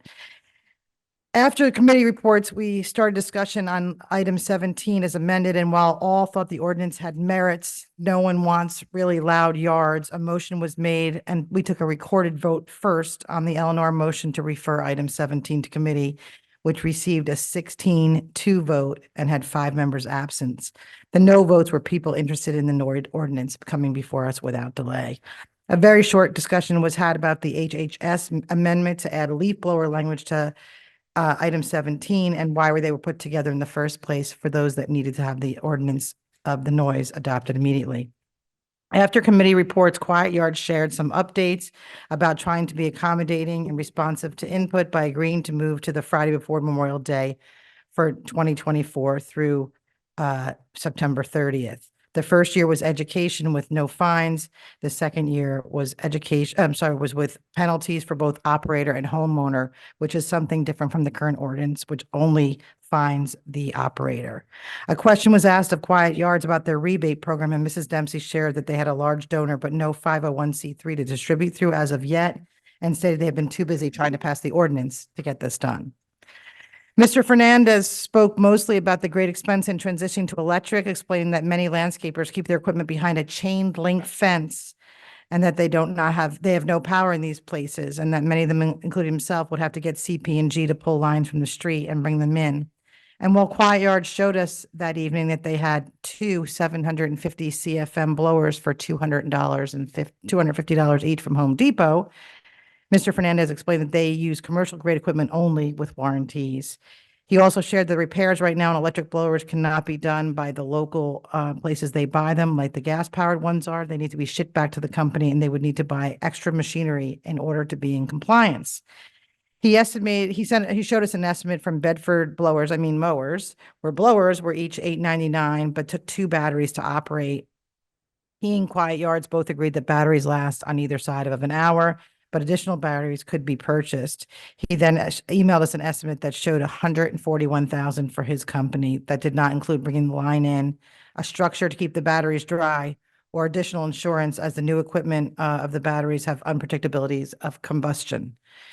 Mr. Bridgeletter stated that he felt that he'd made some progress with Quiet Yards, and he felt that the issue should be moved to committee where they could discuss it further, and he was sure they could come up with a middle ground. He said he did not believe that Quiet Yard members were owners of any landscaping companies that he knew, nor did they have a degree in turf management, and indicated that they should not be writing legislation or ordinances for our town without the stakeholder input from all landscapers. He stated that the landscapers asked for an end date of Labor Day, because the ideal time for renovations and installations, new plantings are usually in September.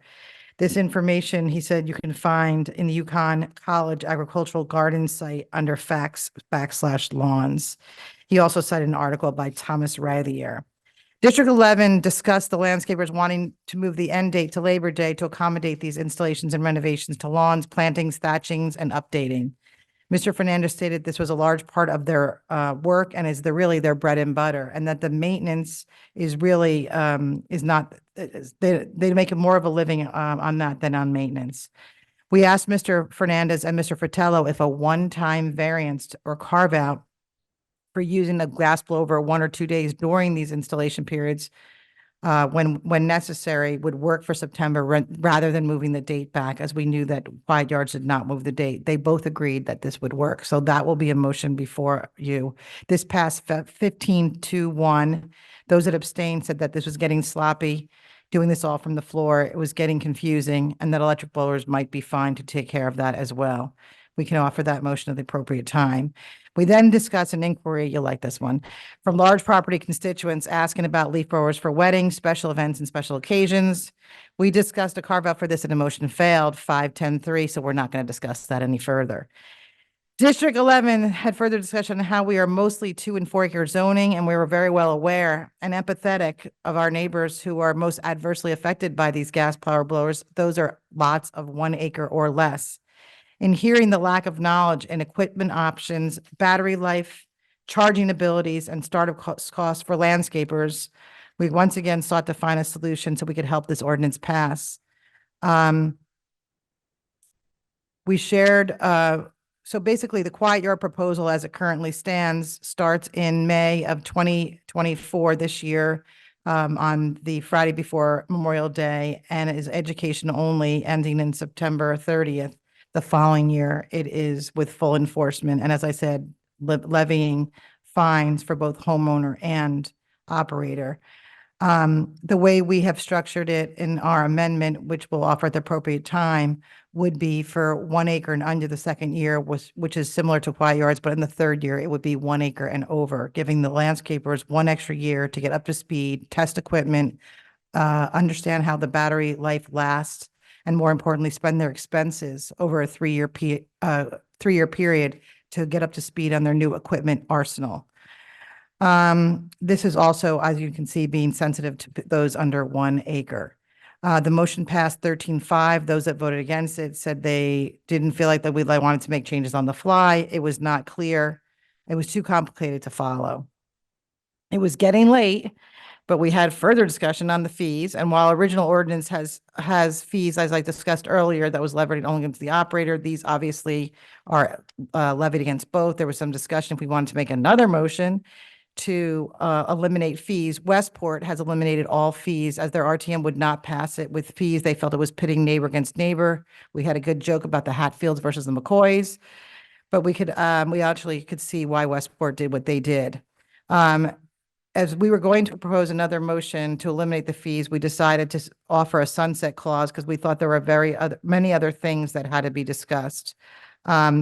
Both Westport and Norwalk show that they have some look-back provisions, and we can discuss those in further at the appropriate time. D11 proposed a sunset clause ending on November 1st, 2027, giving 2 years of enforcement. That passed 13-2-2.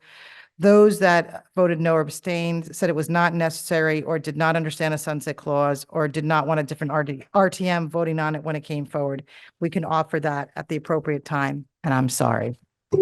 Thank you. Brooks Harris, Chairman of District 10. Okay, sure. If we can unmute her.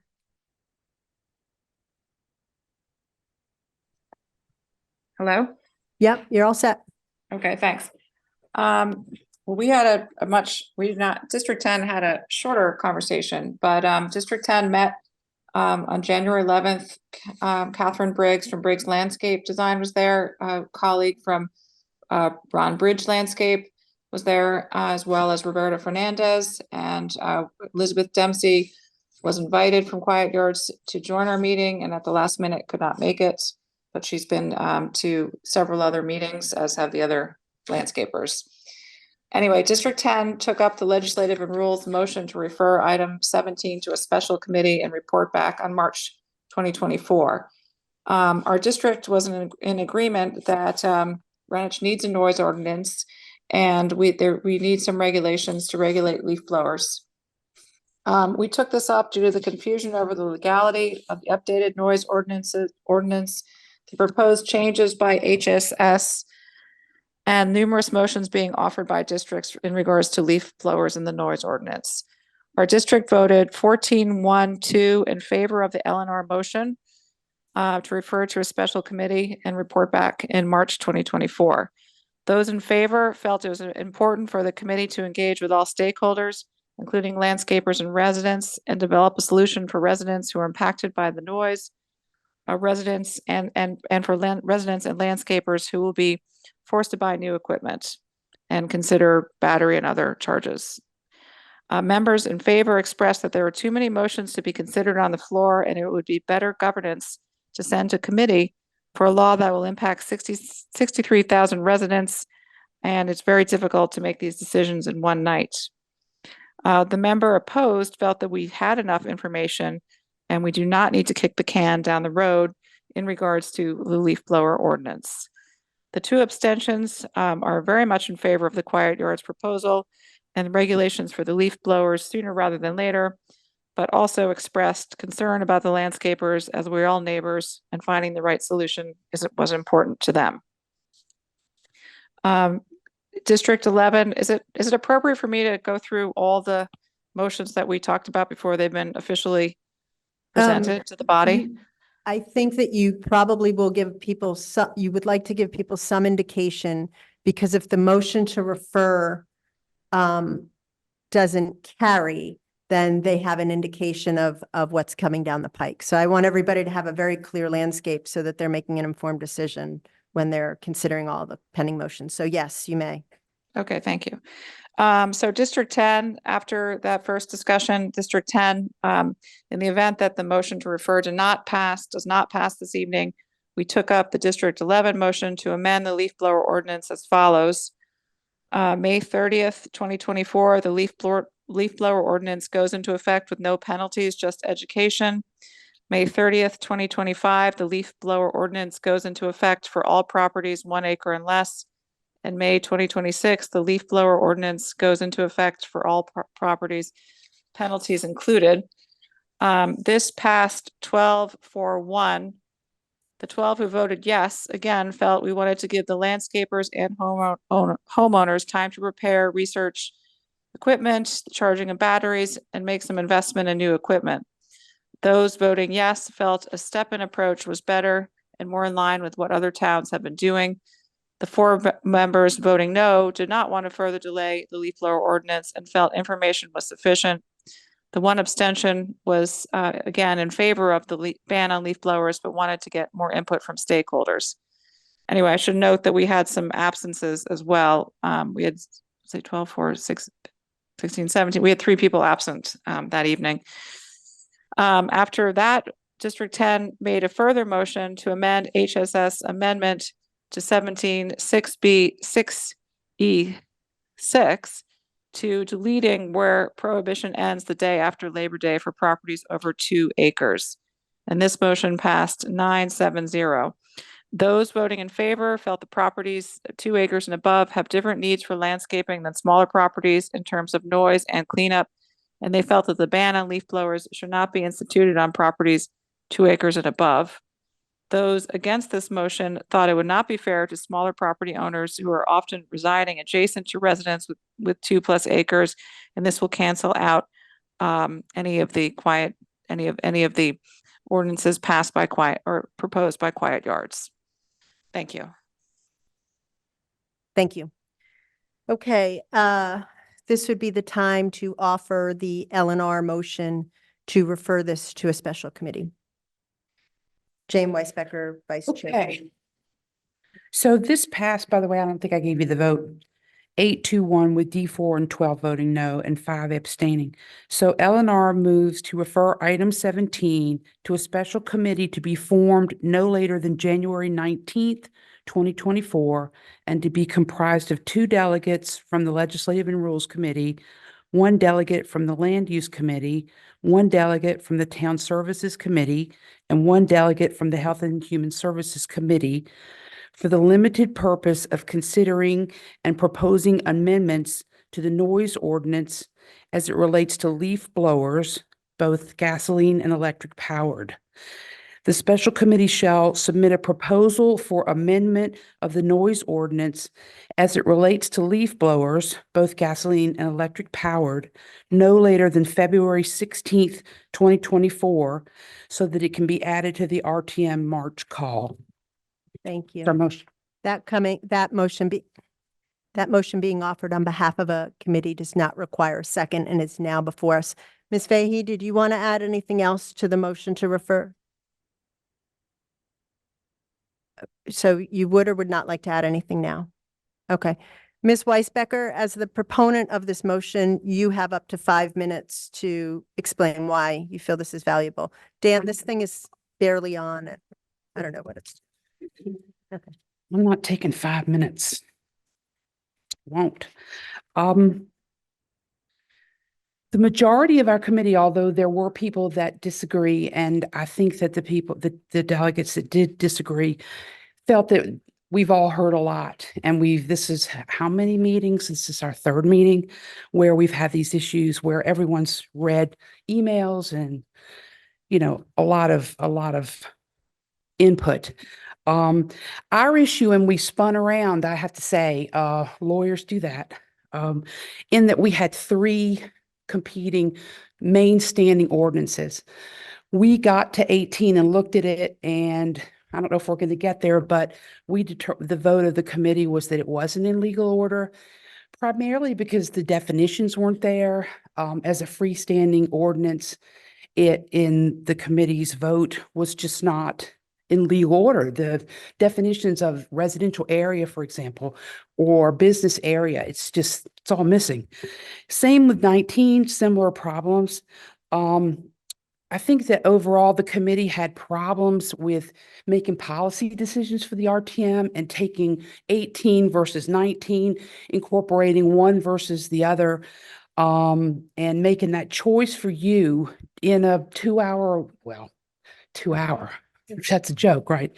In a multi-hour but one night meeting, And we thought it was sloppy. The special committees that the RTM have put together usually do a good job. Everyone was concerned about the fact that there isn't currently a Town of Greenwich noise ordinance. There's the states, and the enforcement is probably weak at best. So we do need a noise ordinance. But we figured that joining all of these together rather than just going ahead and passing the 17 as it's on the call would kind of keep everybody's feet to the fire, because everybody wants a noise ordinance that should be inclusive of all these issues that have been before us since October. So that was the thinking in the proponent of the motion, that we look at the entirety of the noise ordinance, but not go down. I mean, there's a lot of language in that, but not really revisit all of that, but only the leaf blower portions. It's the winter. I don't know how many people have windows open. I know that we do need to get back to Greenwich's choice for noise, but it's a good time to do it of all times in the year, to just take a couple of months. The other issue is that if the second read rule is not waived, this is coming back in March anyway. So it's either going to come back with committees reporting and maybe giving you some other amendments to think about, or having gone through an abbreviated special committee process. So we think it makes sense. They're the majority. There are some that don't, but that is why we proposed it. And we ask that you vote for it. Thanks. Thank you. It appears that many of the Quiet Yards people have signed up against this motion. So if one of them would like to step forward and be recognized as the principal opponent, you will have up to 5 minutes, and then we're just going to move ahead with our speaker list. So after, looks like Sophie Coven representing Quiet Yards will come forward. Then we're going to have Ferdinando Shiro, and I believe he's online, Jenny. Good evening. After 47 district meetings, committee meetings, and RTM meetings, in addition to 9 other public meetings in 2023, it is possible that we may have a vote tonight on summertime restrictions on gas-powered leaf blowers. This vote comes 30 years after the first effort to pass summertime restrictions and 12 years after the last major effort. This issue has been debated very publicly for 30 years and very intensely and publicly for the last year. The substance of the vote is clear. Do your constituents want a summertime ban on gas-powered blowers starting the Friday before Memorial Day and ending September 30th? Instead of voting on this question, there is a proposal to send this issue to a special committee for further study. This committee might draft new, slightly different amendments to the noise ordinance in regards to leaf blowers, or it might not. The members may come to an agreement quickly. They may not. The RTM has no power to compel the committee to act, and it may take months or years to make a recommendation. The proposal before you tonight is a compromise reached after months of negotiation that have included Quiet Yard members, landscapers, town officials, and RTM members. The dates in the Health and Human Services proposal were adjusted to late May at the request of landscapers. Quiet Yards has committed to providing a subsidy program for landscapers who want to buy electric blowers, but we cannot move forward without a change in the law. Please bring this issue to a vote by voting on Health and Human Services amended version of this proposed noise ordinance. Please do not send this to a special committee. The alternative is a minimum of 30 more meetings and 5 more months of debate, and possibly no further restrictions on gas-powered leaf blowers at all. That is not what the citizens of Greenwich want. After years of ever-increasing noise, they want to quietly enjoy their properties this summer. Thank you. Okay. So Ferdinando Shiro, to be followed by Jane Brash. Everyone from here on out has 2 minutes on the clock, Dan. Hello, thank you, Madam Moderator. I just wanted to reiterate a fact that I sent out earlier, or sorry, my opinion. I think a vote yes on this L&R motion to refer will allow all stakeholders to an equitable review of this ordinance that can be put into law with fidelity. Thank you for your time. Thank you. Thank you. Jane Brash to be followed by Susan Fahey.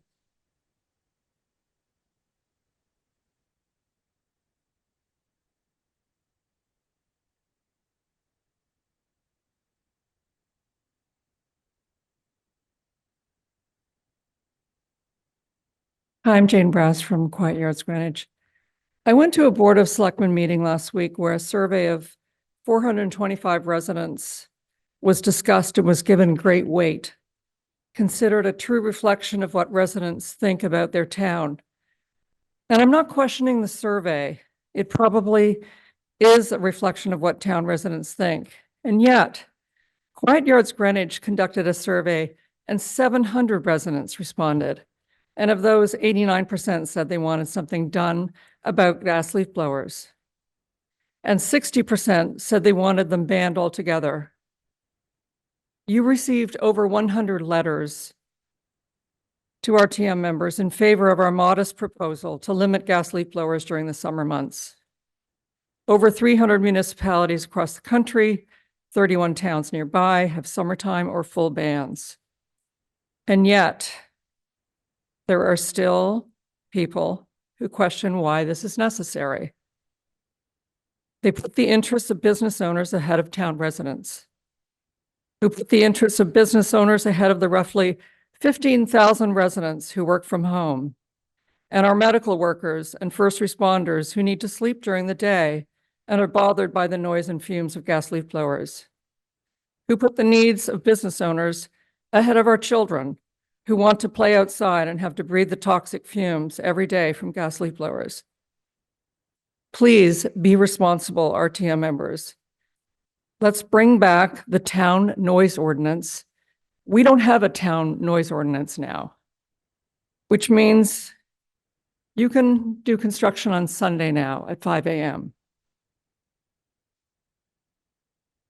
Please pass the Health and Human Services Amendment to that ordinance, which puts a limit on the use of gas leaf blowers during the summer months.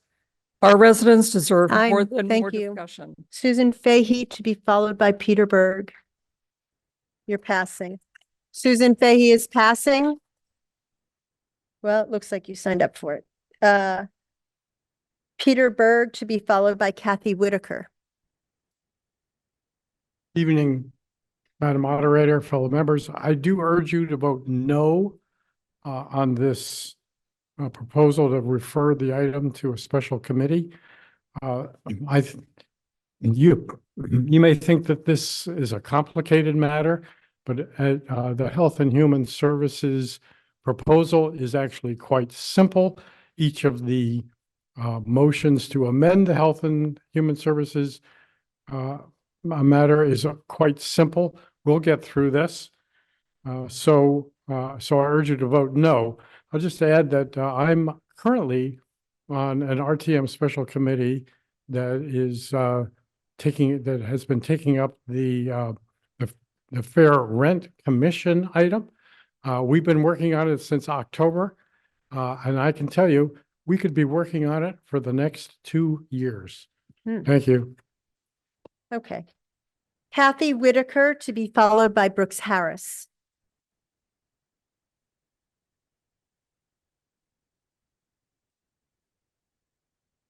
Good evening. Item 17 is a perfect example of something that should be referred for more study. Why? This is a proposed law that's before us. It's a law that affects a lot of people. It should have consensus on what's trying to solve. It should have clear proposal for solutions, and it should have community fairness. It has none of those things. It has confusion. I'll delve into each. First, it affects many. It affects property owners of all size lots, people who hire landscapers, and people who mow and blow their own lawns. It affects landscape companies that have multiple crews and fleets of trucks. It affects one-man operators struggling to survive. It shouldn't be a rash or rushed ordinance. We should get it right. Second, it lacks consensus. Do all of the 700 people who answered the much-quoted Quiet Yard survey on Nextdoor Greenwich know that this ordinance could easily put small landscapers out of business? Would they still be in favor of it? Does everyone who says the noise is bad for their grandchildren or business calls know the cost of electric blowers? Do they know the largest users would be exempted? They lack clear information on questions like the length of an electric blower's battery charge, the relative power of an electric blower versus a gas one. Would they support the ban if it took 2 times as long to blow with an electric blower that was 2/3 as loud? Have they thought about the mining of the rare earth metals needed for electric batteries, or the landfill disposal issues for dead batteries? Which leads to the next issue, confusion. There's a lot of confusion on how to solve the noise issue. The sheer number of amendments openly shows that. We have a sunset amendment. We have different phase-in proposals. We have immediate fines and phased-in fines. We have a number of proposed dates for the ban to begin and end. We need a clean, not red-lined, blue-lined, black-lined. We need a non-confusing proposal, which leads to the final issue, which is fairness. Why is the town of Greenwich exempted? Why are country clubs and commercial properties? We asked our district meeting last week why the proposal to exempt lots bigger than 2 acres. The answer, they had loud voices. This isn't fair. This Thank doesn't you. treat everyone the Time. same. Okay, Brooks Harris to be followed by Michael Goldstein.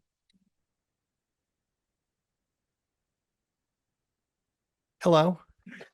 I actually think that we should vote on the noise ordinance tonight. We have no noise ordinance, and that concerns me somewhat. Also, we've been debating this for quite a while, and I can't even imagine coming back to our next meeting and continuing debate, and maybe debates in further meetings. So I think we should just hash it out tonight. Thanks. Thank you. Michael Goldstein to be followed by Lucy Von Brockel.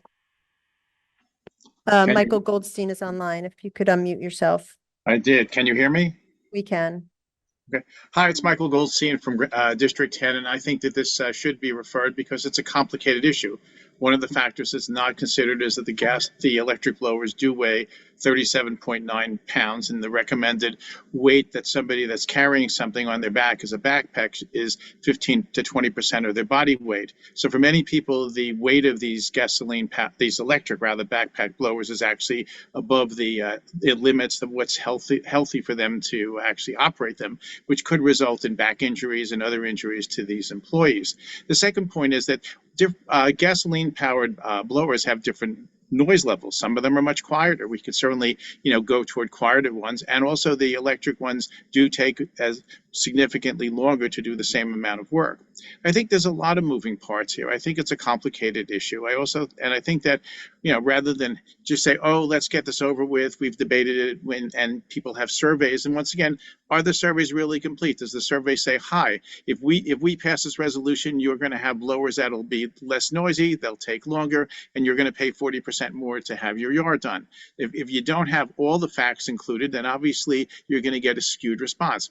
If somebody proposed a resolution and said, I think we should reduce our real estate taxes, isn't that great? I think you'd get like 90% or more would say yes, and then you tell them what you'd have to cut, and maybe they would change their mind. So I think that the survey, if it's incomplete, is really invalid, and I think that this has to be fair to the landscapers. There are obviously issues with the batteries, there's issues with charging them. There's the possibility that these landscapers will put electric generators on their trucks to charge the batteries, and they'll create their own noise. So I think that this should be referred. I think it should be worked out in a way that's fair to all people. We all want less noise. I agree with that. And it also could be gardening techniques that could be the problem. For example, blowing grass clippings. Maybe we can eliminate that. That would eliminate noise. There are solutions. We should consider them all. Thank you. Thank you. Lucy Von Brockel to be followed by James Sprung. Thank you, Madam Moderator and fellow RTM members. The Health and Human Services Amendment that will come up next if you vote against this is essentially the same item that we were about to vote on in December.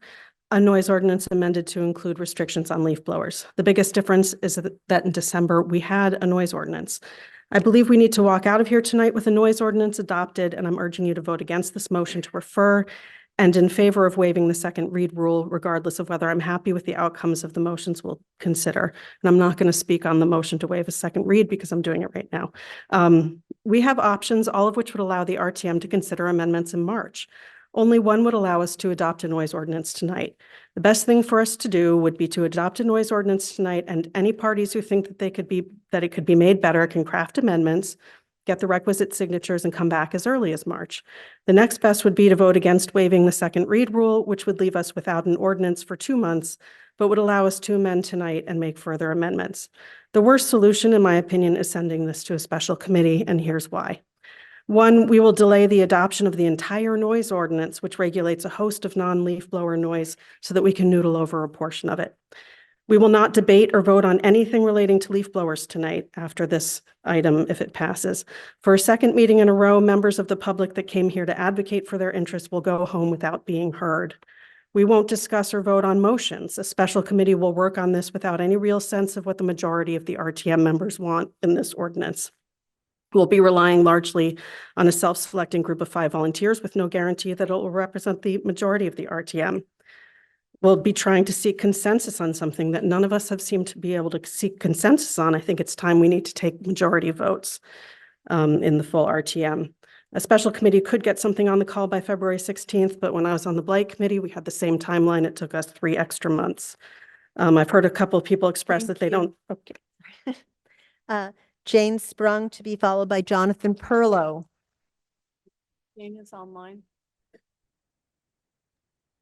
I just wanted to make one comment, again, expressing my support for referring this to a special committee. We are discussing a lot of ordinances, a lot of changes, and whatever we decide is going to impact 63,000 people. And I think there's enough confusion that we cannot make this decision in one night. And then I wanted to make one comment in regards to consensus. There is something that was sent out by the landscapers, which has 780 people signing against the Quiet Yards motion and the need for further discussion before we create any noise ordinance that impacts the leaf blowers and the landscapers as well as residents. Thank you. Thank you. Jonathan Perlow, to be followed by Donna Gaudioso-Zeal. Madam Moderator and members of the RTM, I come before you to ask that you vote no on the motion to refer item 17 to a special committee. Right now, 2 in 3 Americans say they are always or often exhausted when thinking about politics. For many, that translates into distrust about government getting things done. This motion is well-intentioned, but a good example of why citizens believe government is ineffective. It delays the decision about a matter that has been before the RTM since October, one that has the overwhelming support of residents. It came to the RTM after nearly 2 years before the Health Department, whose board took the unprecedented move to repeal our noise ordinance just to prevent the leaf blower ordinance from passing. Sending the item to a special committee creates more delay with no assurance of simplifying the process while introducing risk of even further delay. Committees and districts will still be able to introduce lots of amendments like tonight, which will bring us back to the situation we are in tonight, but with additional months of lost time. The RTM has had ample opportunity to study the leaf blower ordinance since it was first brought forward last year. Since then, Quiet Yards has only made concessions.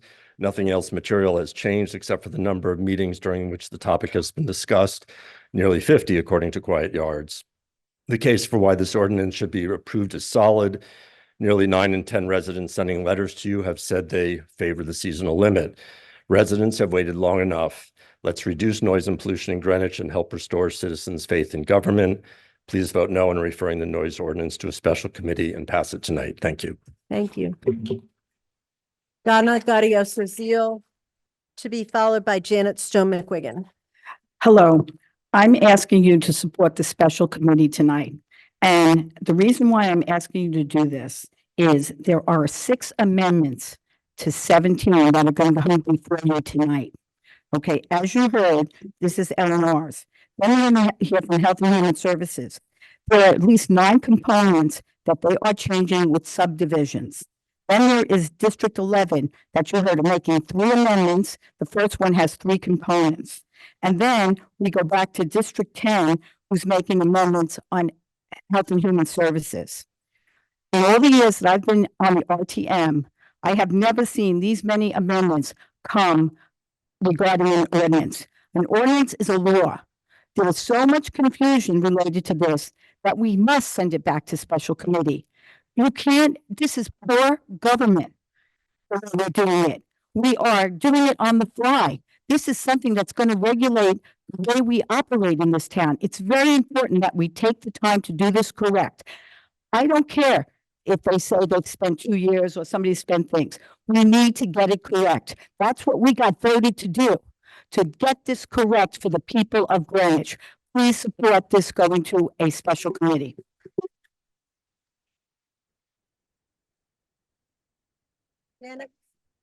Janet Stone McWigan to be followed by Lauren O'Keefe. For the record, I'm Janet Stone McWigan. I serve on your Board of Selectmen. And in the interest of time, I just simply ask you not to refer this item to a special committee. Other members have already eloquently made the points that I would be making, so thank you for your consideration. Lauren O'Keefe to be followed by Ernst Shermer. Madam Moderator, RTM elected officials, I know we are all in agreement that we want to reduce noise. However, I must in good conscience speak to the ordinance as planned. The HHS ordinance proposal was drafted by a select group of individuals who failed to take into consideration all the stakeholders in this ordinance, including the town, the landscapers, the property owners, owners of commercial developments, and the police department. It doesn't take into consideration the tremendous financial burden that it would place on the landscapers, regarding the purchase of blowers, batteries, storing them safely, legally, charging them safely. And there have been so many proposed changes to the ordinance. We are creating a law. This creation of a law takes time and discussion. And the only way to do this in a smart way is to refer to the committee, which can objectively look at it from all stakeholders' point of view and create an ordinance that reduces noise and works for everybody involved. Please vote to refer. Thank you. Ernst Shermer to be followed by Beth McGilvery. Madam RTMs, Happy New Year. Thank you for your public service. My name is Ernst Shermer. I've been in town since 2004. I'm speaking on my own behalf and as a taxpayer. I'm against a new special committee and risking further delays. Our town must keep in place its own noise ordinance at all times. More importantly, the Quiet Yards Greenwich, also supported by the Sustainability Committee proposal for summertime restrictions on noisy and polluting gasoline-powered leaf blowers, I fully support. I respectfully ask all RTMs to do the same because it is the right and the timely step forward as all those involved in the reduction of the quality of life, increase in health risks, and causing harm to our local environment, namely noise and pollution in this case, are also asked to bear their share. As an additional and separate issue, I would like to respectfully ask that our town government and town officials request a formal review of the mandate as well as the role function of the Board of Health. As of today, after 5 p.m., their official website does not offer any information to that effect. The general public deserves to clearly understand their mission and their exact responsibilities. Thank you so much. Thank you. Beth McGilvery, who I believe is on the phone, to be followed by Nikki Barrett.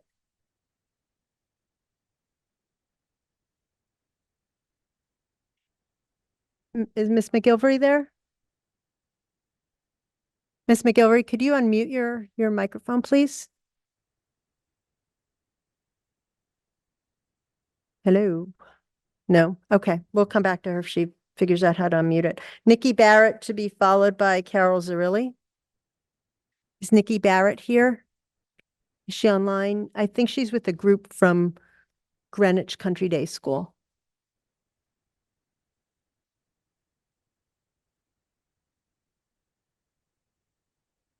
If Nikki Barrett shows up, we'll take. International travels in different time zones. I'm sorry, that is totally unacceptable. We do not yell here. Carol Zarilli.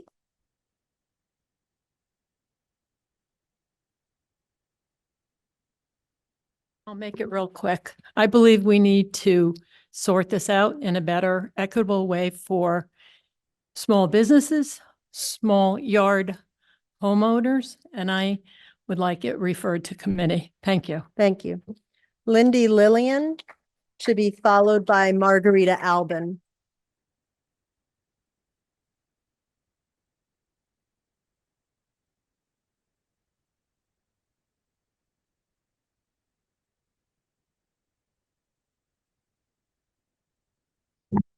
I just want to point out a couple of practical things so everyone is aware of them. I am also, like Peter Berg, on the Fair Rent Commission. We've had 2 meetings so far since October. There were people missing at both of the meetings. For practical purposes, it's really hard to get people to schedule things that are going to work for everyone. The deadline for the March call, everyone keeps talking about we have till March, we have till March. That special committee would have to select the committee, figure out, there may be more than one person from HHS who wants to be on it, et cetera. They all have to come together. They have to find dates, whether one date's enough, who knows? And the deadline for the call is February 16th. So they have exactly a month. So I'm saying from a practical standpoint, I don't think it's possible to do this by March. Maybe it's April.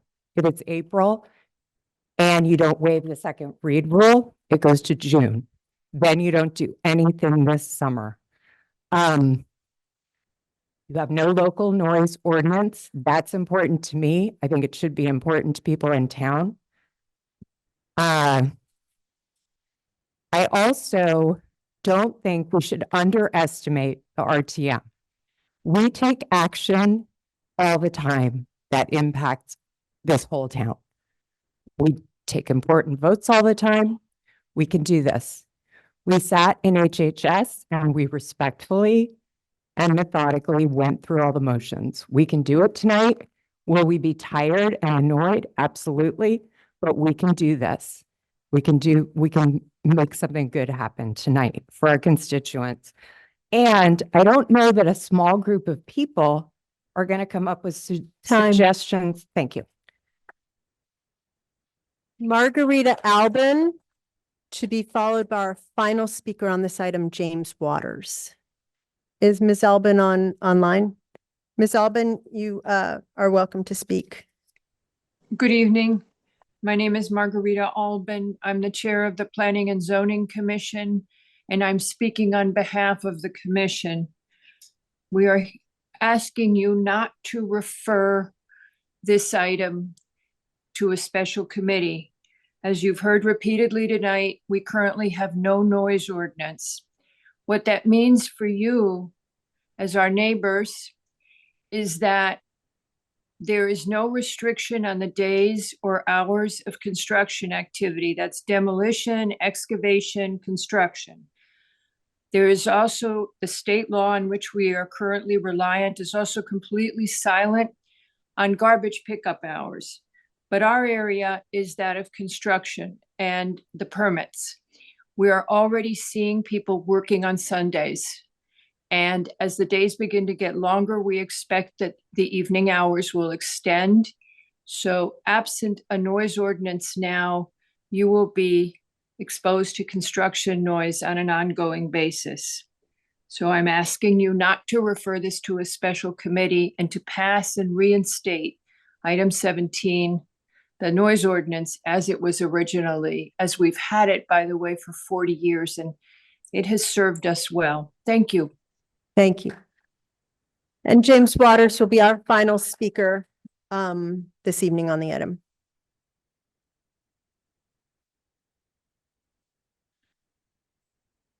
Good evening, fellow members. Tonight, we consider the town's noise ordinance for the 3rd time in 3 months. We have heard consistently and repeatedly that from residents for 3 months that they want the RTM to act. Our constituents elected us to act, not to refer. While I appreciate the spirit of the motion here, an attempt to perfect the ordinance, I urge you to vote against it. In this case, a special committee isn't needed. We already know the key components of a noise ordinance. We already know the modifications proposed by Quiet Yards. A lot of work has already gone into finding the right balance and the right compromise. And HHS has done a good job of finding a solution to get something in place in an expedited fashion and with broad support. We cannot let the perfect be the enemy of the good or suffer from paralysis by analysis. We must show that this RTM can work together to act and be responsive to our constituents. Let's please listen to the Board of Selectmen, the Planning and Zoning Commission, and our constituents. They've urged us to approve a town noise ordinance and summer-only restrictions on gas leaf blowers tonight. Thank you. Thank you. Okay. That concludes our speaker list for those that wanted to discuss the legislative rules motion to refer this item to a special committee. So we are now going to get ready to a vote on this. Okay. If you would like to refer this item to a special committee with a report back date in March, you would vote yes. If you do not want to refer this to a special committee and you would like to continue to be able to amend it this evening, you would vote no. Okay, does everyone understand what they're doing? Yes, no? Okay. So Craig, could you please open the vote window? This is the L&R motion to refer item 17 to a special RTM committee with a report back date in March. You'll have 2 minutes. Oh, you've already opened it. You have 1:52 now.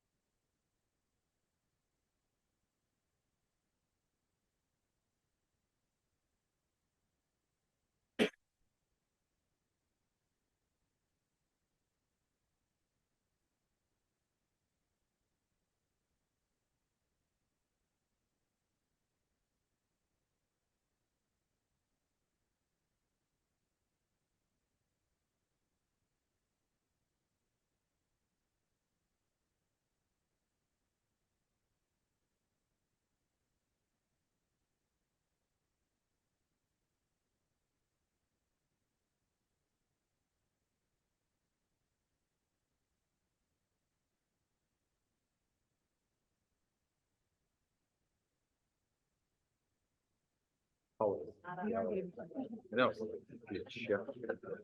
if we didn't have to call it, you wouldn't notice. That's just like a refresh. You wouldn't notice the refresh wasn't there, right? Like it would be blinking to visible time. And refresh happens.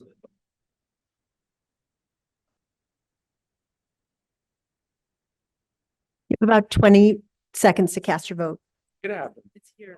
Yeah, Oh, maybe it's. it's just sporadic. It's here.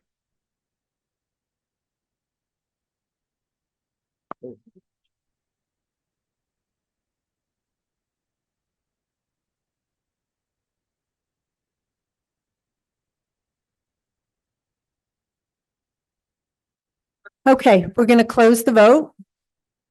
Craig, could you please close the vote?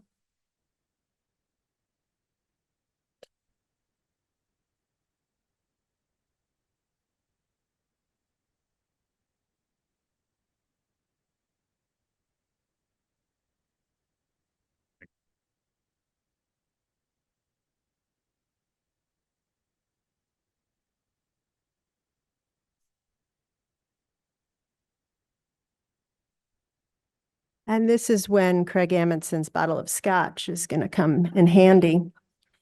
The vote on the item was 88 in favor, 124 opposed, 1 abstention. That motion has failed.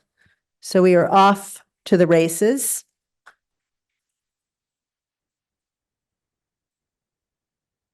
Okay. Could you put up the vote, please, Craig? Okay. We are now going to take up the Health and Human Services motion, which is the first of our motions to amend item 17. Lindy Lillian offering that on behalf of HHS, or is Allison Solar? I was gonna offer it and make. All right. Okay, yeah, it doesn't work? matter. Sure. You're- Okay. Okay. So the Health and Human Services offers the following amendment to reestablish the Chapter 6B noise ordinance as presented and sent to all RTM members by the town's clerk office, and also you can find it on your phone right now.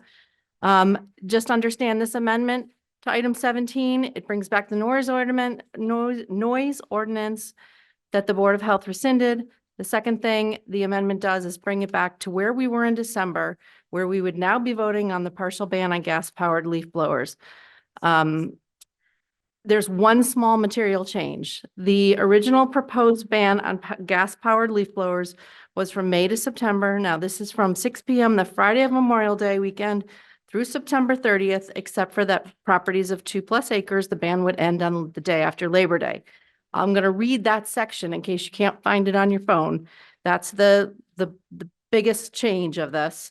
It's in section 6B-6 prohibited noise activities under E, domestic power tools and equipment. Number 6, the use of gasoline powered leaf blowers on premises in residential zones is prohibited from 6 p.m. the Friday before Memorial Day through September 30th, inclusive, except for properties of 2+ acres where the prohibition ends the day after Labor Day. Penalties for violations for this provision would be levied starting in 2025. That is the material change. And just one last note, without this amendment, we still don't have a noise ordinance. And procedurally, we're going to have to do something about that if we're going to go to any other amendments. So, Okay. all right. That motion being offered on behalf of a committee does not require a second, and it's now before us. So we'll start with the principal proponent, Lindy Lillian, representing HHS. She'll have 5 minutes, Dan. Thank you. Just so you understand, 6B6, and you all got this redlined proposed HHS amendment from the town clerk's office. It already had a whole section, domestic power tools and equipment. It already had restrictions on leaf blowers. It's adding commercial use is prohibited on Sundays in residential areas. Homeowners can still work on their yards on Sundays. Commercial and or residential properties of 1/4 acre or less may only be serviced by one leaf blower at any given time. That was part of our noise ordinance that we've had for decades. As Allison went through, it's a date restriction in the summer with a slightly shorter date restriction for 2+ acre properties. The important point to note is there are no penalties or punishment this summer 2024. Those kick in 2025.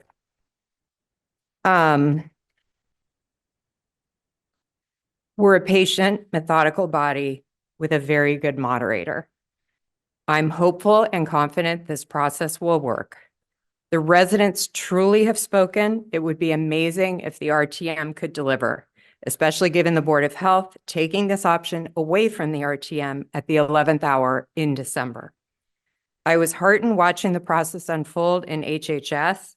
We considered several different motions being in this manner that is being called on the fly. Really, it was respectful, methodical. There was a cross-section of stakeholders along with all district committee members and alternates who were all allowed to speak. It passed 10-1-0. If it's passed here and at the end of the night, it takes effect immediately. Residents who have been begging for this, working on this, finally would get some relief this summer if this passes tonight. The informational year allows the town to see this in action, identify what's working, what's problematic, and what needs cleanup. It really gives all time to adjust. Don't underestimate this body and this process by arguing this is too complicated for us to handle. We can make this happen. I believe more time is not going to bring the body itself any closer to agreement. It just kicks us down the road and frustrates our constituents. I know that with our good procedural guidance and patience, we'll get through this and deliver something good. Our residents will see results this summer, maybe not perfect results, but good results. This is something they truly care about. Please vote yes on this motion. Thank you. Okay. There are very few people who have signed up against this motion, but Donna Gaudioso Zeal is one of them. If you would like to be recognized as would you like to be recognized as the principal opponent or? Okay, I don't think we have a principal opponent. Again, there are very few people that have signed up to speak against it. You may have 5 minutes if you want, but if you don't want to, that's fine as well. Okay, I believe you should vote no on this. This is going down a rabbit hole. We're going to be taking amendment after amendment after amendment on this and not doing it the correct way. Okay. The other thing I just want to say, they are telling us that it's coming before us the way it was in October. The problem with the October, what we saw on the call, did not take in all the stakeholders. And one primary stakeholder that was not taken in were the landscapers. And if you noticed in the October, we had 2 electric landscapers and I think maybe 2 regular landscapers. When the word got out, what was happening, they started to contact us. And it would be unfair of us to go forward with this tonight with not having them have had equal time. Now, if you vote no on this, we can always vote to get 17, the ordinance tonight, up and running and give us time to work this out correctly, that it really meets the noise reduction. We're getting hung up on these gas blowers. There may be alternates other than gas blowers. We don't know because we've never explored this. I'm saying give an opportunity to hear this out. But if you vote no on this, we can go back and vote on 17. Am I correct on this as it stands in the call? Correct. Are you done? And That will give us an ordinance now. Thank you. So I just want to clarify what Ms. Gaudioso Zeal said. If this is a motion to amend the noise ordinance that's on the call, if this motion to amend fails, what you have effectively done is just return the item as it appears on the call, and you would have an opportunity to vote on item 17, noise ordinance that has existed since 1984 with no additional provisions that HHS is hoping to bring in that would regulate gasoline-powered leaf blowers in the summertime. Okay? Does everyone understand that? Because we're just going to start chugging through the 18 and 19 they are not in order. So if someone wanted to bring them forward, they would have to put them back on the call. But that's not true. If we do something with 17, they're ineligible to come forward because they're standalone ordinances. They would have to come back as an amendment to an adopted noise ordinance. Okay? Does everyone understand where we're at now? Okay. Okay. What, Ms. Zeal? Yeah? Yes.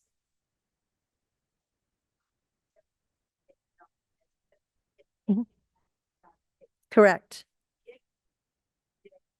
Why don't you come to the podium because people online won't be able to hear you. Sorry.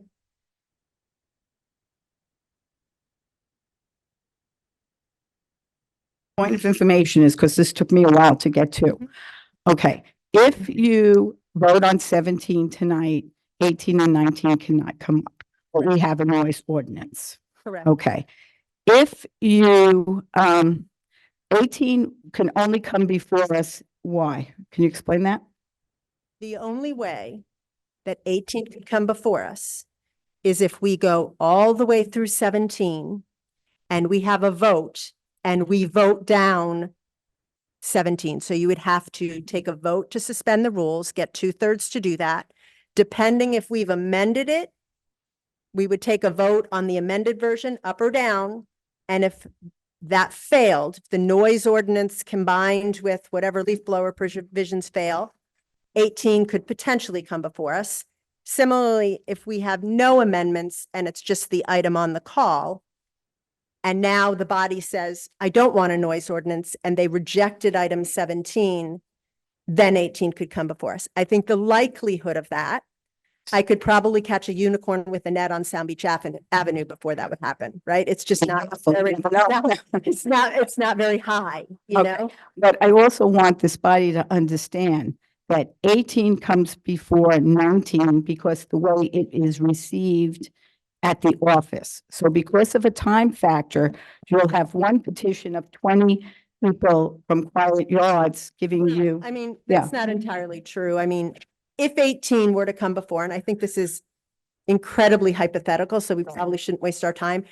Procedurally, somebody could offer a motion to suspend the rules, to take an item out of order and have 19 jump ahead. So there's a slim chance that, you know, the order could be amended, but I don't think that is the critical juncture right now Because we have because of all the things you have to do to get through 17 in order to get to that point. So basically, if we vote no on the motion before us, we can go back and vote on 17 the way it appears, and then 18 and 19 will not come before us tonight. If you vote no on the Health and Human Services motion to amend, it would likely return it to its form that is on the call, which is a noise ordinance. There are some people who, I don't know if they will continue to move forward with their motions from the floor, individuals. A couple of them were targeted at the actual noise ordinance. They wanted some enhanced definitions. I have no idea if they are going to move that forward. Okay, thank But you. no, you are back to what is on the call. Any other questions before we keep going? Anything else? Okay. I don't even remember who I've called. Have I called Jane Brash yet? To be followed by Kathy Whitaker? This is the HHS motion to amend. You were signed up on this. Are you interested in speaking?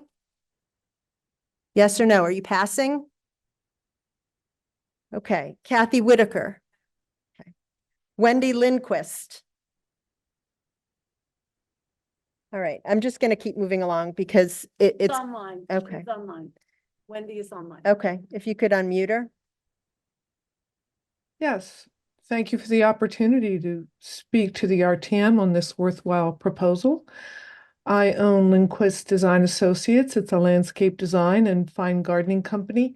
And we have clients in Greenwich, as well in towns that already have a ban. We went to electric blowers last year, at the beginning of last year, because it was the right thing to do. The need for blowers in the summer months is pretty much limited to blowing off patios and driveways, just cleaning up hardscapes. Sometimes you need to blow off areas when you do installations, but during those summer months, that's a little bit less. My crews really like these, even though they were hesitant about it in the beginning. They like them because they don't have the noxious fumes, and they are quieter. We did not find the price of these to be onerous for the kinds of blowers that are most useful in the summer months, and we have backup batteries that we carry with us. Finally, I'd like to point out that there are 31 neighboring towns, as you've heard and you know, that have already have a partial or a few have a full ban on these blowers. And the fact is, the residents in all those towns still have landscaping services. The landscapers haven't gone out of business, and they haven't had to raise their rates exorbitantly to cover the costs. I actually reached out and spoke with a few of them, and they adjusted. One of them did say charging the batteries is a bit of a nuisance, but he said he adjusted. So in all of these towns, the landscapers have gone on business as usual, except they've accommodated to battery blowers in the summer months. And I thank you, and I hope that you will support this initiative on the part of Quiet Greenwich. Thank you. Thank you. Brooks Harris to be followed by Jamie Banks. You are speaking on the motion to amend.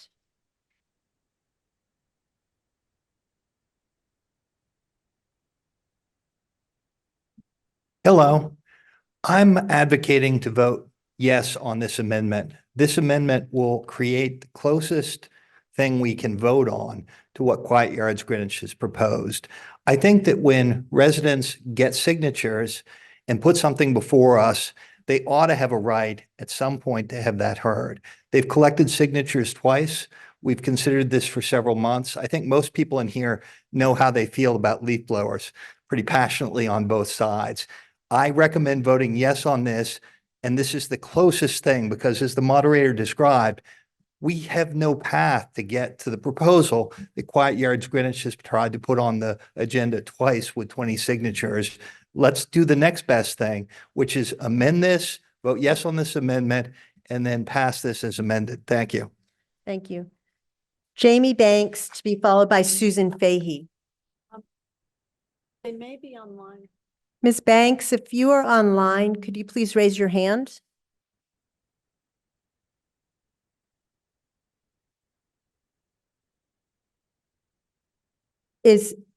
What is the moniker online? Ms. Banks, if you are using a identifier online of QCI and you're Jamie Banks, could you just raise your hand and we'll unmute you? Yes, I No. just unmuted. Can you hear me? We can. Okay, great. My name is Jamie Banks. I'm a health and environmental scientist and president of Quiet Communities, a national nonprofit organization working to reduce harmful noise and related pollution. I also chair the Noise and Health Committee of the American Public Health Association. I'm speaking tonight in favor of the seasonal restriction on gas blowers. For 11 years, we've worked with the American Green Zone Alliance to transition land care from gas equipment to low noise, zero emissions equipment. Our clients include municipalities, regional governments, public school districts, colleges and universities, botanic gardens and parks, and private businesses across the country. All are successfully transitioning, some starting with gas blowers and other handheld tools, others making complete transitions from all gas equipment. Our education and training programs today are offered in conjunction with the National Association of Landscaping Professionals.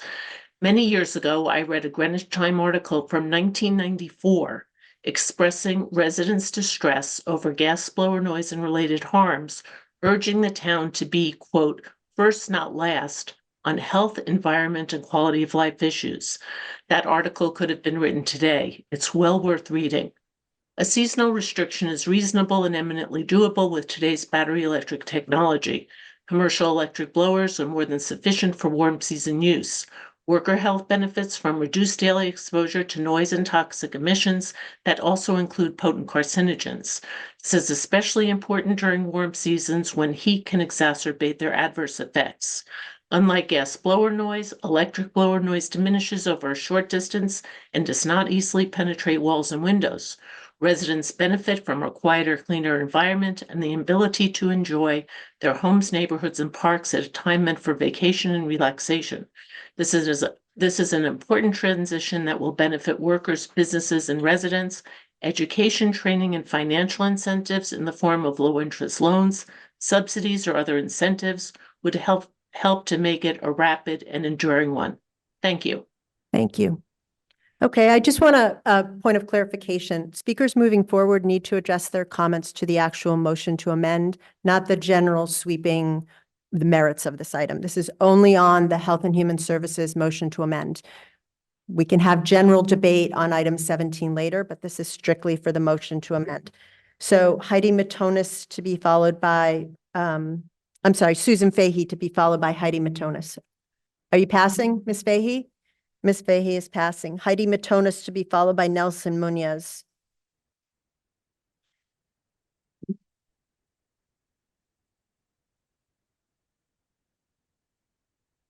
Hello, my name is Heidi Matonis. I've lived in town for 23 years. I think we need to take this up tonight. I run a business in town and leaf blowers are disruptive to my business and the business of a few. There are 63,000 residents in this town, and yet it seems as though taxpaying citizens and it seems as though we are putting the will of a few in front of what obviously so many of us want. And I don't understand why we need these leaf blowers during the warm months of summer. This landscaper has just said that the electrics do a fantastic job. And over the years, the gas blowers have gotten stronger and stronger. And it doesn't matter if you have a large property or a small property, or if you're inside or outside, you hear them wherever you go. They're no good for anybody's health. And I believe that we've waited long enough. We've kicked the can down and let's get this done. Thank you. Thank you. Who did I call? Kristen Schneerman and, oh, I'm sorry, Nelson Munoz is first and then Kristen Schneerman.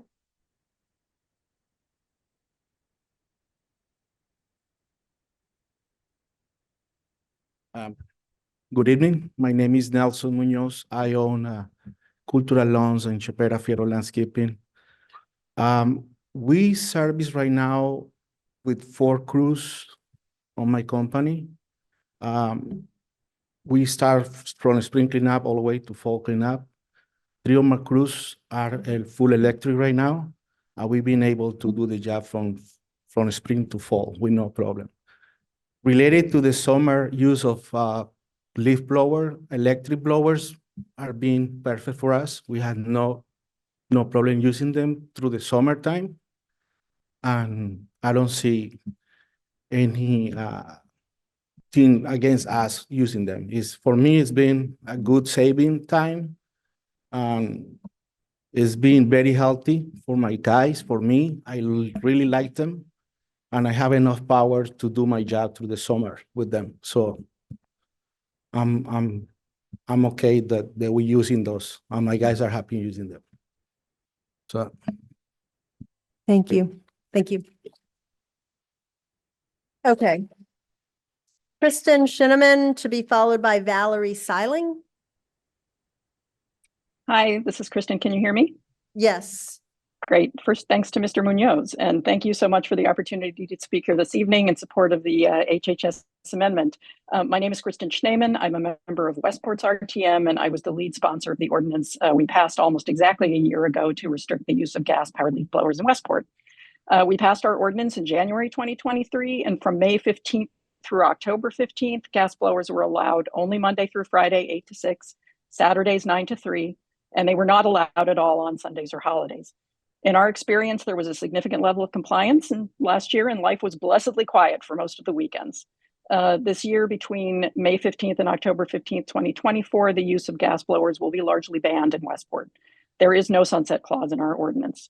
The light-duty blowing of grass clippings, dust, and pollen that represents the majority of summertime cleanup is readily handled by electric equipment, as you've heard. Today's electric blowers are virtually as powerful as gas blowers, whether you measure it in CFMs, miles per hour, or newtons. Makita is now offering a backpack battery that has a runtime of 5 hours. In our meeting last January, we heard from, and you've heard from, landscapers who run extremely profitable businesses on all electric equipment, not just leaf blowers. So please don't let anyone convince you that technology isn't there yet to support what you're trying to do. We proposed our ordinance because residents were asking us for relief. We had hundreds of messages from individuals, environmental and gardening organizations, medical professionals, and student groups. I think most people clearly agree that gas blowers are an incredible noise nuisance, but their small engines are also extremely polluting, destructive of the natural environment in other ways, and their emissions and noise have extensive health impacts. We took into account extensive input from a range of stakeholders, including, of course, landscapers. People wanted a quieter, cleaner, safer, and healthier community, and I believe our ordinance has already been a positive step toward improving the quality of life for Westporters. I hope you'll do the same for your constituents in Greenwich. Thanks very much. Thank you. Yes. Right. So again, I would thank you, Ms. O'Keefe. I would remind everyone that you are speaking to the motion to amend. Do you want to amend this and incorporate it, or do you not? It is not the general summary of your beliefs on item 17. Valerie Seiling, to be followed by Richard Talbot. Good evening. My name is Valerie Sealing Jacobs. I live in Westport. I note that I'm on the faculty of Columbia University, and I'm also on the advisory board of Quiet Communities. Tonight, I'd like to make 2 points in support of this HHS amendment. First, gas blowers are not only noisy, but they produce huge amounts of environmental pollutants, something that people have not really focused on this evening. This includes nitrogen oxides. Ms. Seiling, I'm just going to interrupt you. I really need the speakers to address why this should be incorporated as an amendment. We are not discussing. Okay, then I will discuss why it needs to be done now. Because we have some of the worst air east of the Mississippi, and in fact, in the United States. In terms of fine particulate matter. Yes, there's a. In terms of fine particulate matter, we have a really huge problem. The amount of fine particulate matter being spewed every year from gas leaf blowers is the equivalent of 1.1 million cars, each one traveling over 10,500 miles per year. The other thing I'd like to point out is that this is a reasonable amendment. This is only dealing with the summer. And as someone else has already pointed out, the primary use of these leaf blowers during the summer is to blow grass clippings, which we're not supposed to be doing anyway. Aquarion and the other water companies tell us not to do it. It desiccates the soil. It kills our pollinators and other beneficial insects. We should not be blowing the grass at all. There are reasonable alternatives. We need to act now. Hundreds of Greenwich residents have asked for this, and I believe it is time for the RTM to act. I urge you to pass this HHS amendment. Thank you. Thank you. Okay.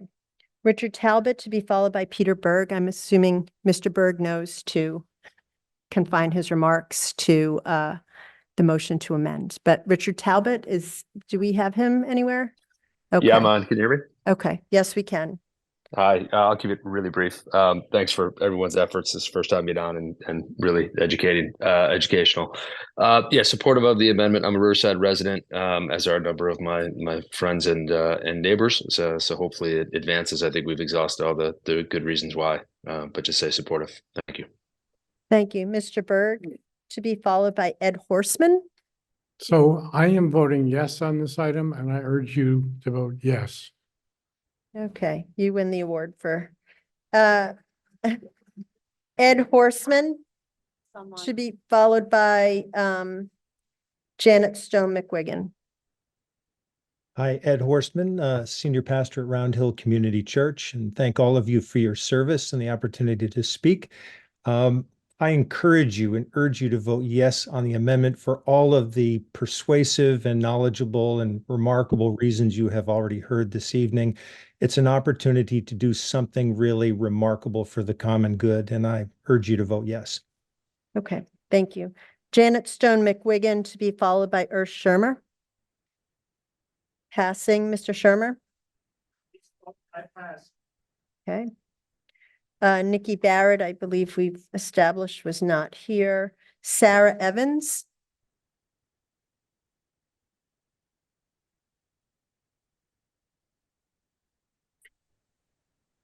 Can you hear me?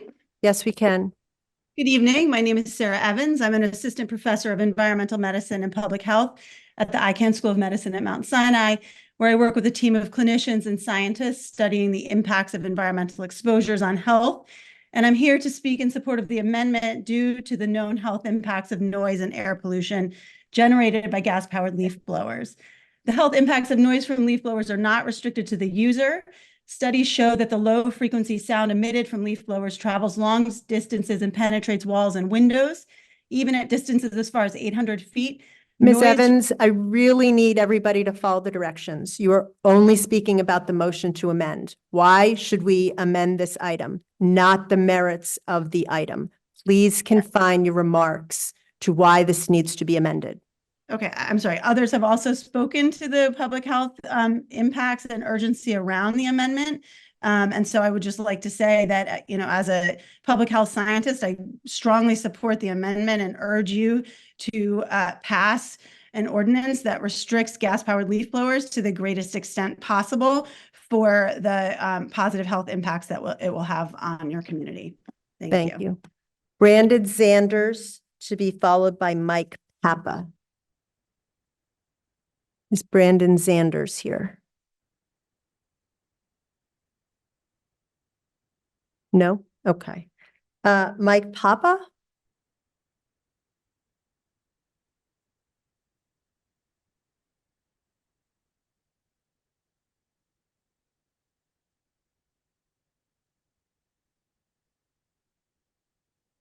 Two more speakers. Good evening. My name is Mike Papa. I own Artscape Organic Care LLC. We work with ecosystems, and I will say that first of all, I love the presentation. The way this is done, it shows that people are very smart, and this country is going to be always the leader around the world if we think like this, because we are not really taking away from the business, but we are let the business exercise to do things right. And I voted yes. All right.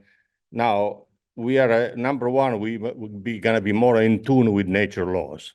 Okay, we are completely out of nature laws. We do too many things wrong. I cannot mention as another rabbit hole if we follow the technology.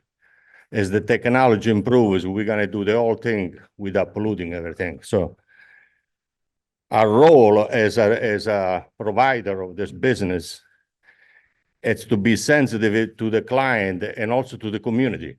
Okay, this is our role. It's our responsibility. We have to take a responsibility to provide a service which is good for the community. All right. And we need to practice. We have to be compassionate about this. And we got to look for where the technology is in order to use the technology that will increase the bottom line.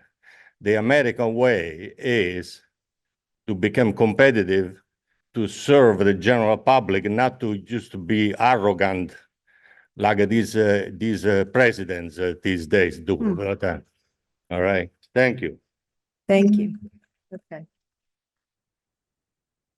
I have somebody who's representing the Old Greenwich Association. I don't know if that's an individual here or online.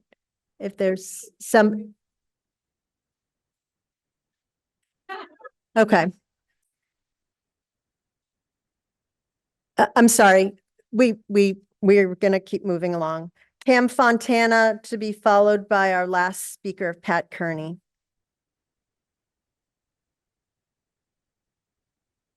I'm going to pass. Okay, thank you. And is Pat Kearney here? He's our final speaker on this item.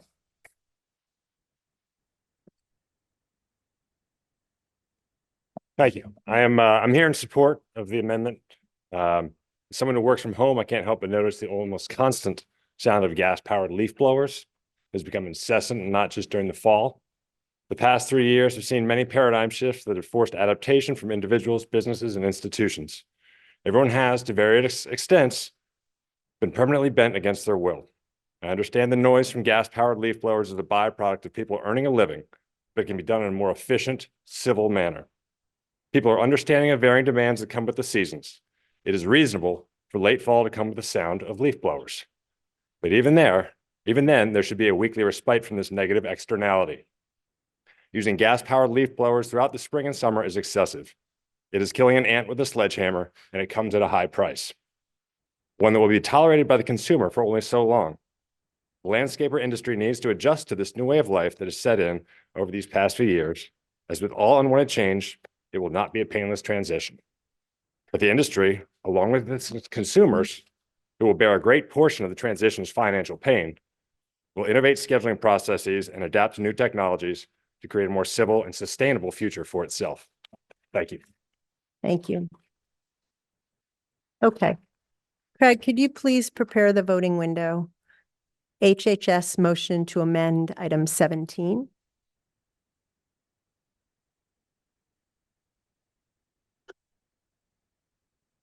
Okay. You're going to vote on the Health and Human Services motion to amend item 17, which, as you know, establishes some summer regulations for leaf blowers embedded in the noise ordinance. Okay. If you approve this motion, you're going to include that moving forward. We're still going to have motions to amend. Remember, they're pending motions to amend on this. So you're taking the first step. If you reject this motion, then you are removing those provisions and largely returning it to the form it is on the call. Okay, is everyone clear on what they're voting on? Okay. Could you please open the vote, Craig? You'll have 2 minutes.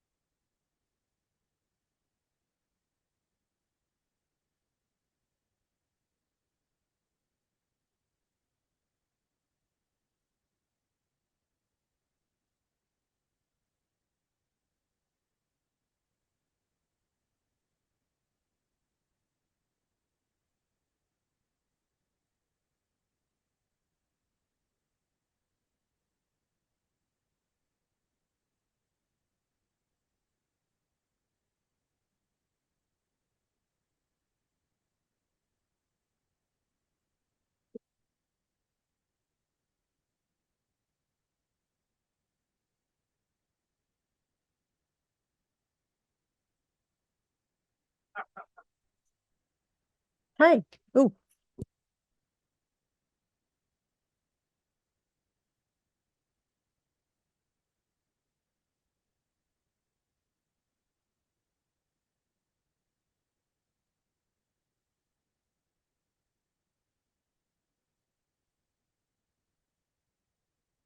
You have about 30 seconds to cast your vote.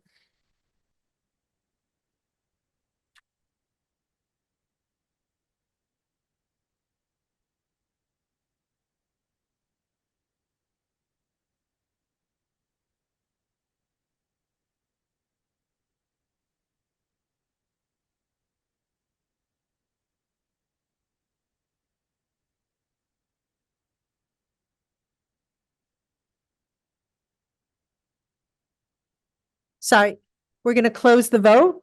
Okay, Craig, could you please close the vote on this item?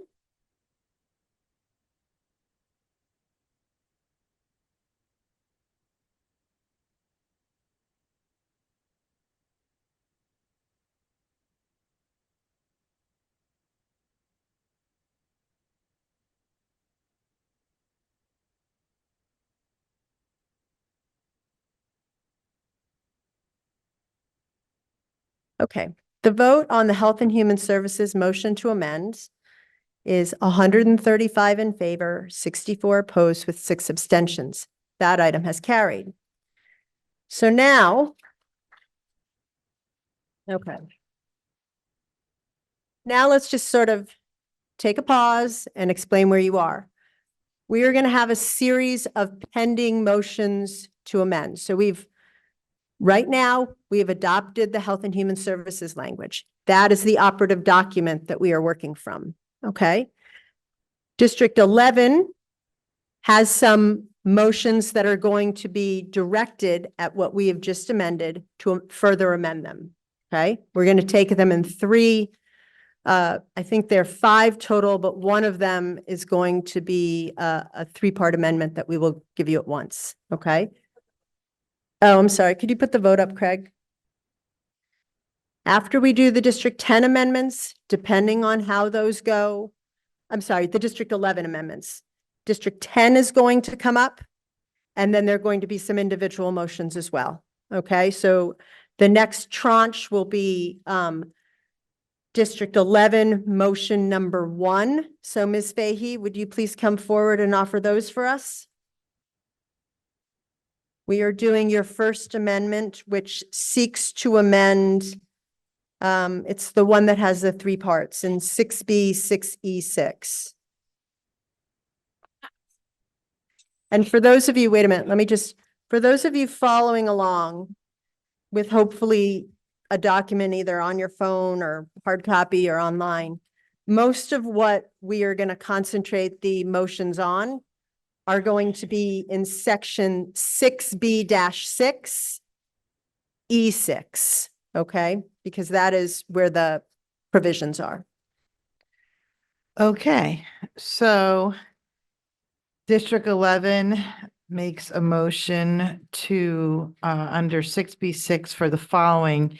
We would keep the original year one, which is agreeing to keep the 2024 rollout from the Friday before Memorial Day through September 30th for education and rolling out.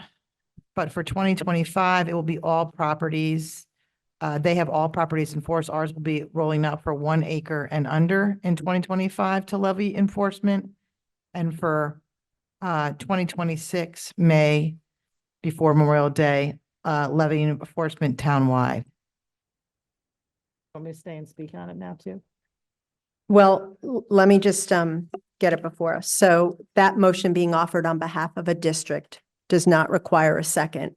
And they are now before us, okay? So you're in 6B, 6E. Okay, so why don't you speak on that? We do have a speaker sign-up sheet, but you will be recognized as the principal proponent since it's coming from your district.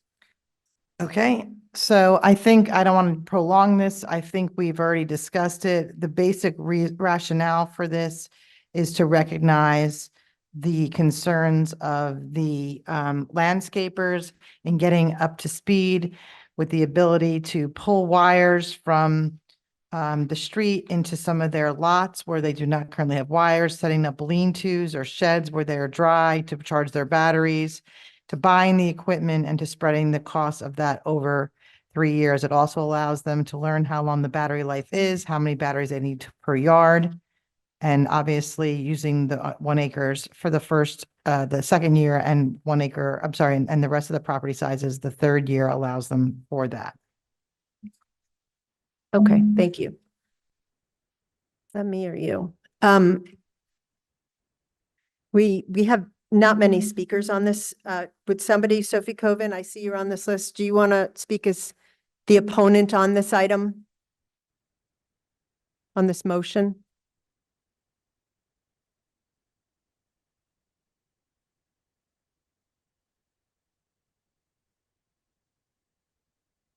Thank you. I'm just really speaking on the last part about the lot size, differentiating on lot size. My street is 1/4 mile long. It includes 27 houses. 1/3 of the houses are zoned R12 for 1/4 acre. 1/3 are zoned R20 for 1/2 acre, and 1/3 are zoned 1 acre. Some of the lots in the 1/2 acre are actually 1 acre properties. Some of the lots in 1 acre are actually 2 acres. If we differentiate between lot sizes to implement laws, who is tasked with determining what size the lot is? Are we talking about the actual lot size or the zoned lot size? And isn't it totally unfair that the neighbor with the 3/4 of an acre will be subjected to the leaf blowing of their next door neighbor who happens to have a lot that's 1.2 acres? And lastly, many of the landscapers who work on my street work on properties that are 1/4 acre, 1/2 acre, and 1 acre. So will they be using gas on some properties and not on other properties? I just think it's a very confusing suggestion, so I'm opposed to it. Thank you. Nerlin Pearson to be followed by Kathy Whitaker. I think she's left, but. Thank you, Madam Moderator and the RTM members. I just want to point out some clarification on the amendment as drafted that we passed and what D11 tries to do. It's been said that the current amendment is a phase-in because the penalties don't kick in until 2025, but it becomes effective as of the day that we voted. So from the day that we voted in, all leaf blowers during that period of time you'd have to comply with. Only the penalties after. yes, they talk about education, but the actual ordinance is you have to comply starting the effective date. So we're not allowing the landscapers an opportunity to get up to speed. And what message are we sending as a body to say, well, go ahead and violate the ordinance because we're not going to give you a penalty? That's not how we as a body should legislate. If we don't want to implement penalties, then we should make it effective as of the moment we are putting in penalties. It sends a bad message, and that's what the D11 amendment is trying to do. If the intent was for the first year to educate, then that's what we should be doing. It allows the landscapers an opportunity to get up to speed, to make the necessary financial investments over a period of a year rather than a 3 to 4 month window. And then the enforcement begins in connection with the leaf blowers. In addition, it's only for a 1 year period for that 1 acre. If Quiet Yards really has an issue with lot size, I would say that the current amendment excludes 2+ acres in perpetuity for that period of time from Labor Day to from Labor Day to the Time. September 30th. Thank you. Kathy Whitaker, who I think we've established is no longer here. Brooks Harris. Okay.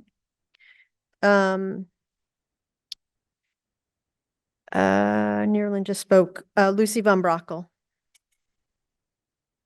To be followed by Jane Sprung.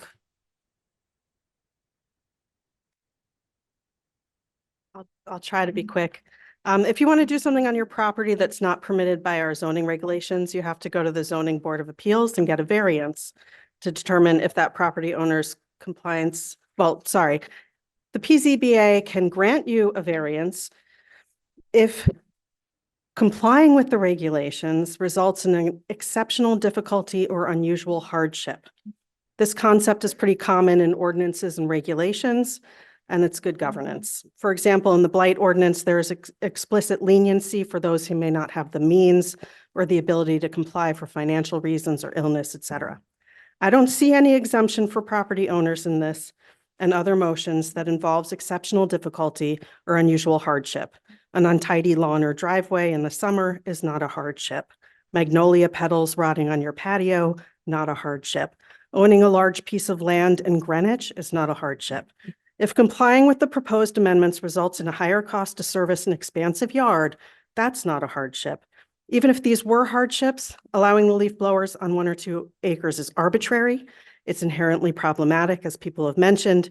It's near impossible to enforce. It assumes that police officers and landscapers would be able to figure this all out, and it creates problems between neighbors.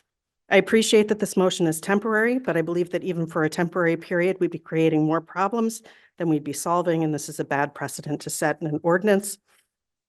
Owners of large properties do actually have other choices than leaf blowers to deal with these things: sweepers, mulching mowers, paying extra for more labor, whatever. Let's keep it simple and fair to all. I urge you to join me in voting against this and any other amendments that include unenforceable carve-outs. Thank you. Thank you. Okay. Jane Sprung, who I believe we've established is on the phone, to be followed by Donna Gaudioso-Seal.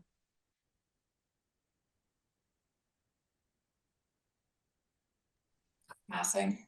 Thank you. You're all set. She's passing. Oh, okay. Great. Donna Gaudioso-Seal? Okay.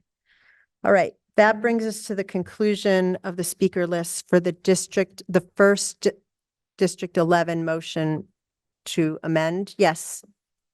I'm sorry, what? Hang on, Miss Lillian. All right, well, you can come. I don't have you on the list, but why don't you just make it quick? We have a long way to go at this point, and I'm very conscious of the clock. Thank you. A couple points of clarification. The HHS amendment you just passed is a good way to roll out an ordinance. It recognizes the value of learning how things work and giving people some time to figure out what they're doing. You don't need a year and a half for education on this without anything happening. Then in 25, your enforcement problems start because you're starting with 1 acres or less, all the problems people mentioned. 90% of the letters to this body from our constituents are in favor of getting some restrictions on leaf blowers. If we fail to give them meaningful relief, but instead pass this, which gives only a vague promise of some relief in a year and a half that no one is clear how to enforce, will residents have to pull a tax card before they call police? Our constituents have been asking and begging for this, will likely be fed up, feel betrayed, lose confidence in our RTM, and will and should hold us accountable. Thank you. Please vote no. Okay. We are now going to vote on the first of District 11's motions to amend the Health and Human Services motion. Okay? So we've adopted the Health and Human Services amendment. This is to amend, okay? And it's specifically to amend section 6B6E6, okay? And as you've heard, there's an education phase in 2024. Then in 2025, it's 1 acre or less. And then in 2026, it's everyone. Is that correct, Ms. Fahey? Is that your intention? Okay, well, does everyone understand the HHS motion the District 11 motion? Okay, so that is what you are going to be voting on. Craig, could you please put up the voting? Okay, so this is the District 11 motion to amend 6B6E6, okay? And you are free to start your clock. Okay, there you go.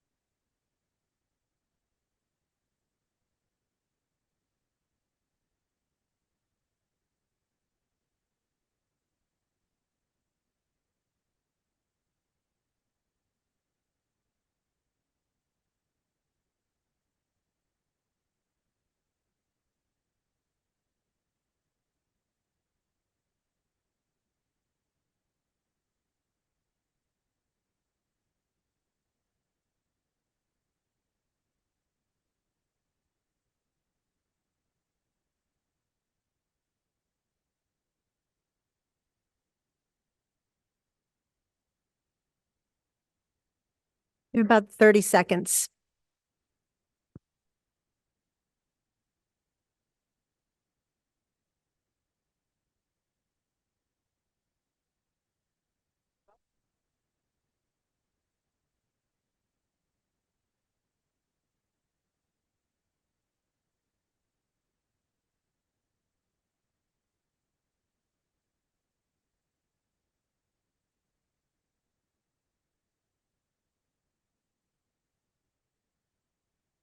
Okay, we're going to close the vote.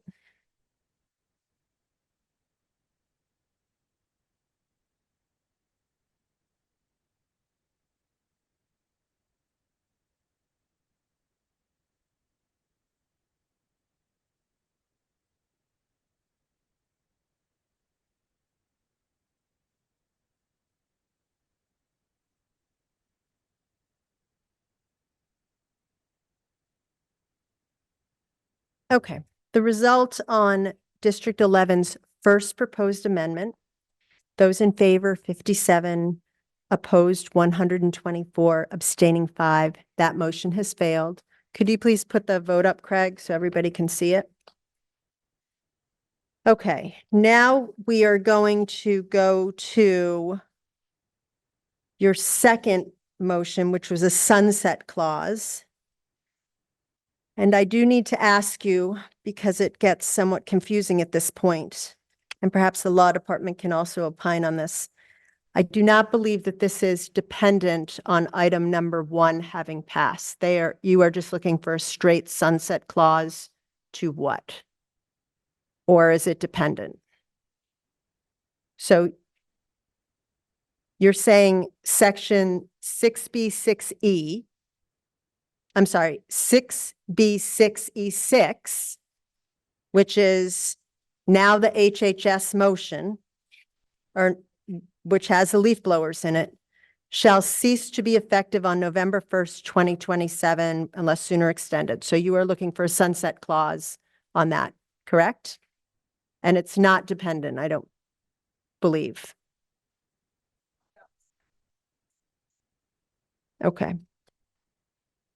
I think that's correct, Amina, correct? It's not dependent. I just want to make sure. Okay.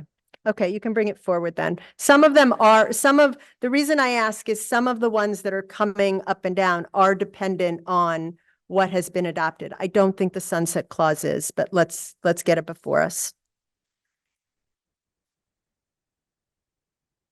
No, we're going section by section as orderly as we can so we don't have to jump around. Your carve-outs are coming in section 6B8, which is 2 sections away. So Susan Fahey, Chairwoman, District 11, second motion. Okay, so D11 was proposing amending number 17 with a sunset clause to set on November 1st, 2027. Okay, that motion being offered on behalf of a district does not require a second and is now before us. Would you like to offer any comments on this one? Sure. So we've had sunset clauses on the plastic bag ordinance and on the tipping fee ordinance. It's often just parliamentary procedure to put it in when you add a new ordinance. You can look back and have it on. I know that both Westport and Norwalk have clauses to look back. I think Norwalk's is called the Comanche amendment, and they're going to look back in 2026 to make sure that they can assume the cost. They also pass it for their town, not just for their residents.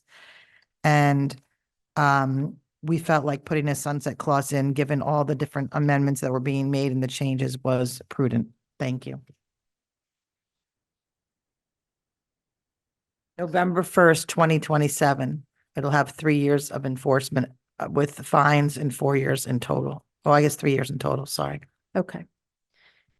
Okay. There aren't many speakers. Is Elizabeth Dempsey here, and does she want to be recognized as the opponent to that? Dan, could you please put up 5 minutes on the clock? Hi, I'm Elizabeth Dempsey, and I won't take 5 minutes. I do want to just clarify that the way the ordinances for Westport and for Norwalk were written, it wasn't a look back, a sunset for a looking back. It was to look forward to add more.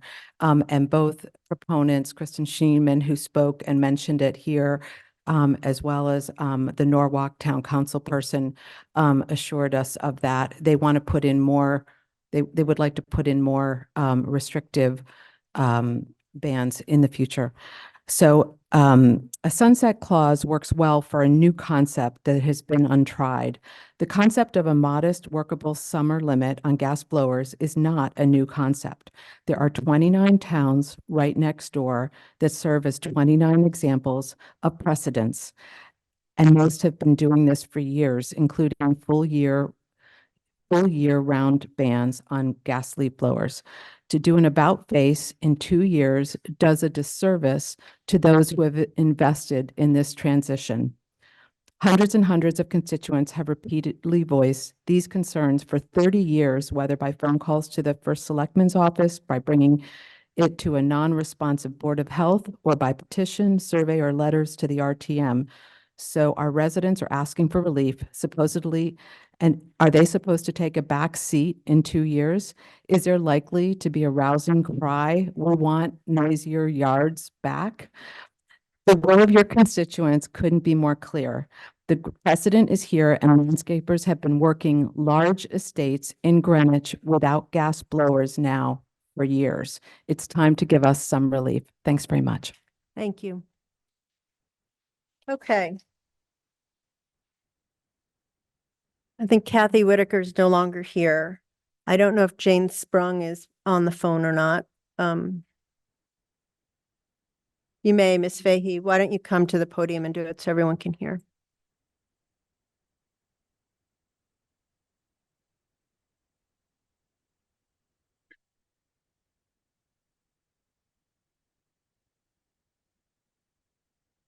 I'd just like for information to be clear and accurate. Dubbed the Camacho Amendment after Common Council member of Norwalk, Ms. Ed Fahey, this is Camacho. not a point of information. What's your point of information? And you're That the prohibited from city- reading letters on the floor unless This- there's unanimous agreement, and I doubt there will be. The city is reevaluating their leaf blower technology to worry about cost burdens. That's not a point of information. You're giving information, but a point of information is not that. Okay, let's just keep going. Yes.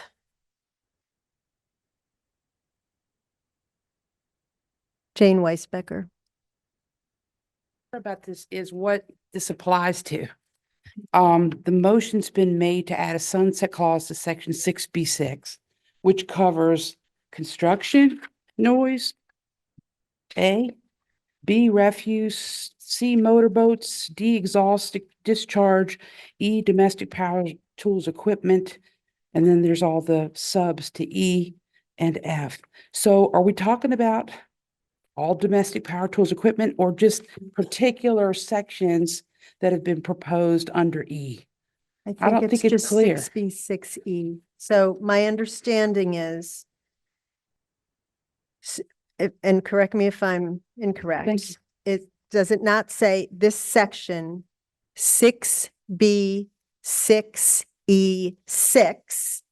6 is the use of gasoline-powered leaf blowers on premises in residential zones is prohibited from 6 p.m. the Friday before Memorial Day through September 30th, inclusive except for properties of 2+ acres where the prohibition ends the day after Labor Day. Penalties for violations of this provision will be levied starting in 2025. That right now is what we adopted through HHS. This is a provision to set a sunset clause on 6B6E6, which is that. So that is not, I believe, power tools and some of the other things are not 6B6, but if I could get, can we get confirmation from the law department on that? Is my, Amina, why don't you, Amina Ahmad, our assistant town attorney.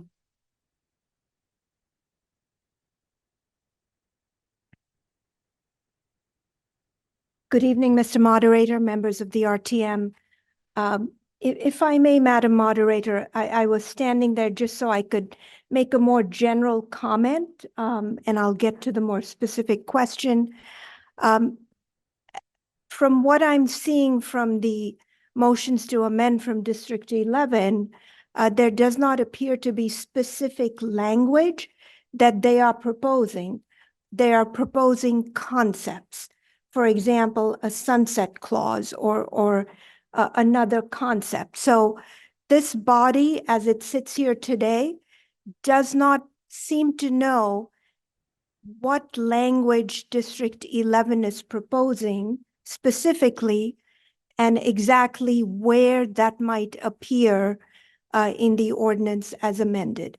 So I think that is problematic because if this body votes on concepts, and I'll use just the sunset clause as an example, the question then becomes, after this meeting is over, who is going to draft that language and where is it where is it going to be inserted?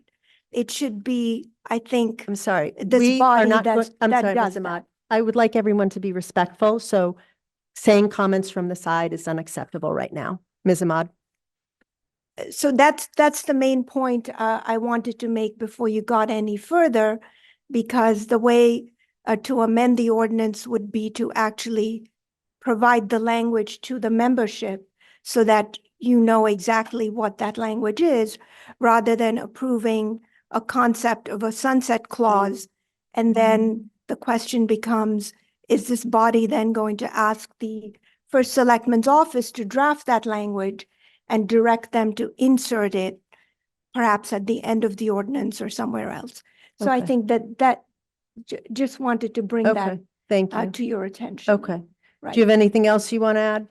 No, I think That covered if it. there's specific language, I think that may also clarify the question raised by Ms. Weisbecker. Okay, great. Thank you very much.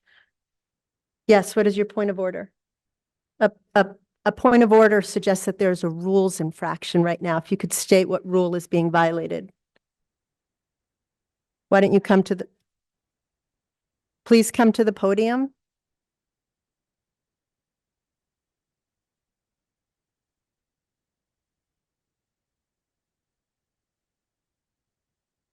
Thank you. The town attorney is implying that D11 did not submit actual drafted language to each of these amendments, which is incorrect. The chair submitted the actual language to the moderator, and I believe that that language was actually put into the speaker list call so that when you signed up to speak for a particular item or amendment, the language was there. So there is drafted language that was provided to the moderator, pass along to the entire RTM body. Right, and I believe we've just heard, and correct me if I'm wrong, Ms. Ahmad, that what was submitted perhaps is not specific enough. Is that?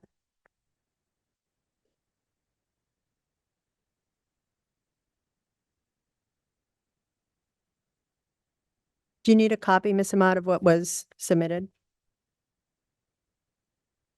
Madam Moderator, I do not have the actual language. Okay. I have an email that provides what I refer to as the concepts.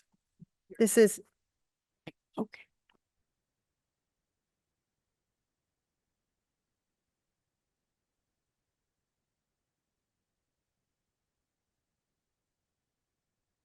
Okay, so I'm looking at the actual language, for example, the Second Amendment, which is where we are with the Correct. sunset clause. Yep. No, I think this would be appropriate. I did not have this Okay. document, so I was referring to an email with what I thought were the concepts that were being offered. That's okay. But I think for purposes of this meeting and before you get to a vote, I'm not sure if everybody else is privy to this language. I think it's important for the proponent to actually read It's the online, language. so That's- this is, okay. I'll reread it, but Okay. this is the language is online and it was on the sign up sheet, but if anyone, would you like me to reread it? Would people like, okay.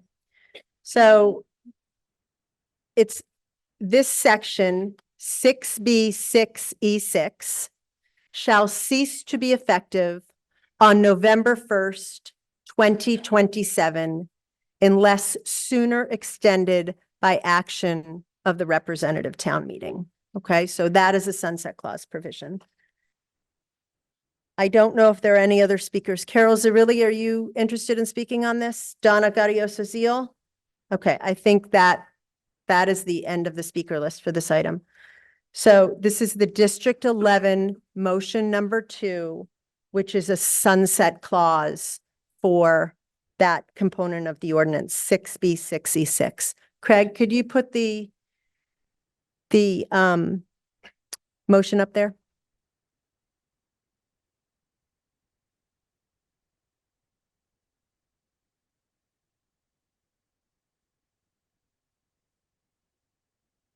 Okay.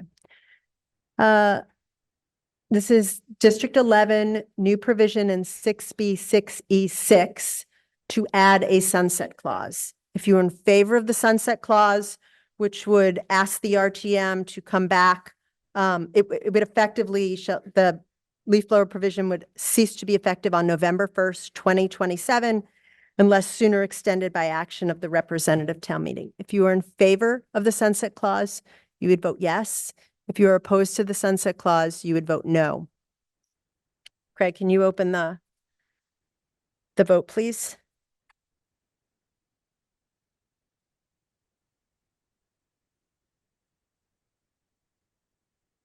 Jay, where's Jay? Jay.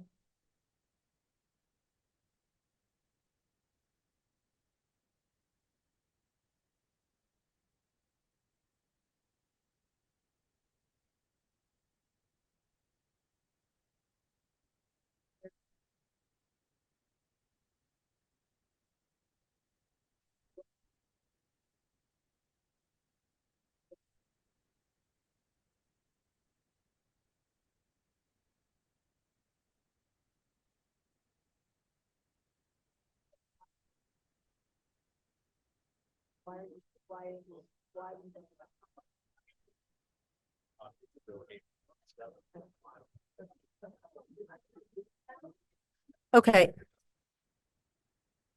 Okay. The next motion, just so, is going to be the one that's being offered from D10. So if they want to get up online, that would be helpful, just so we can move things along.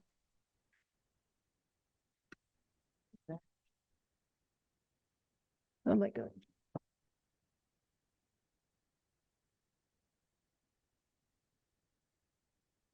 This is the worst thing to do. I know.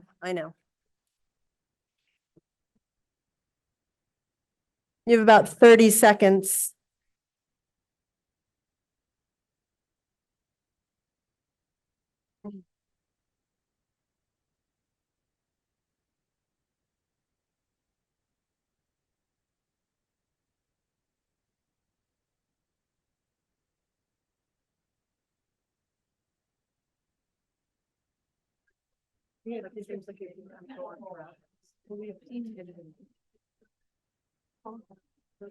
Okay, we're going to close the vote on this item.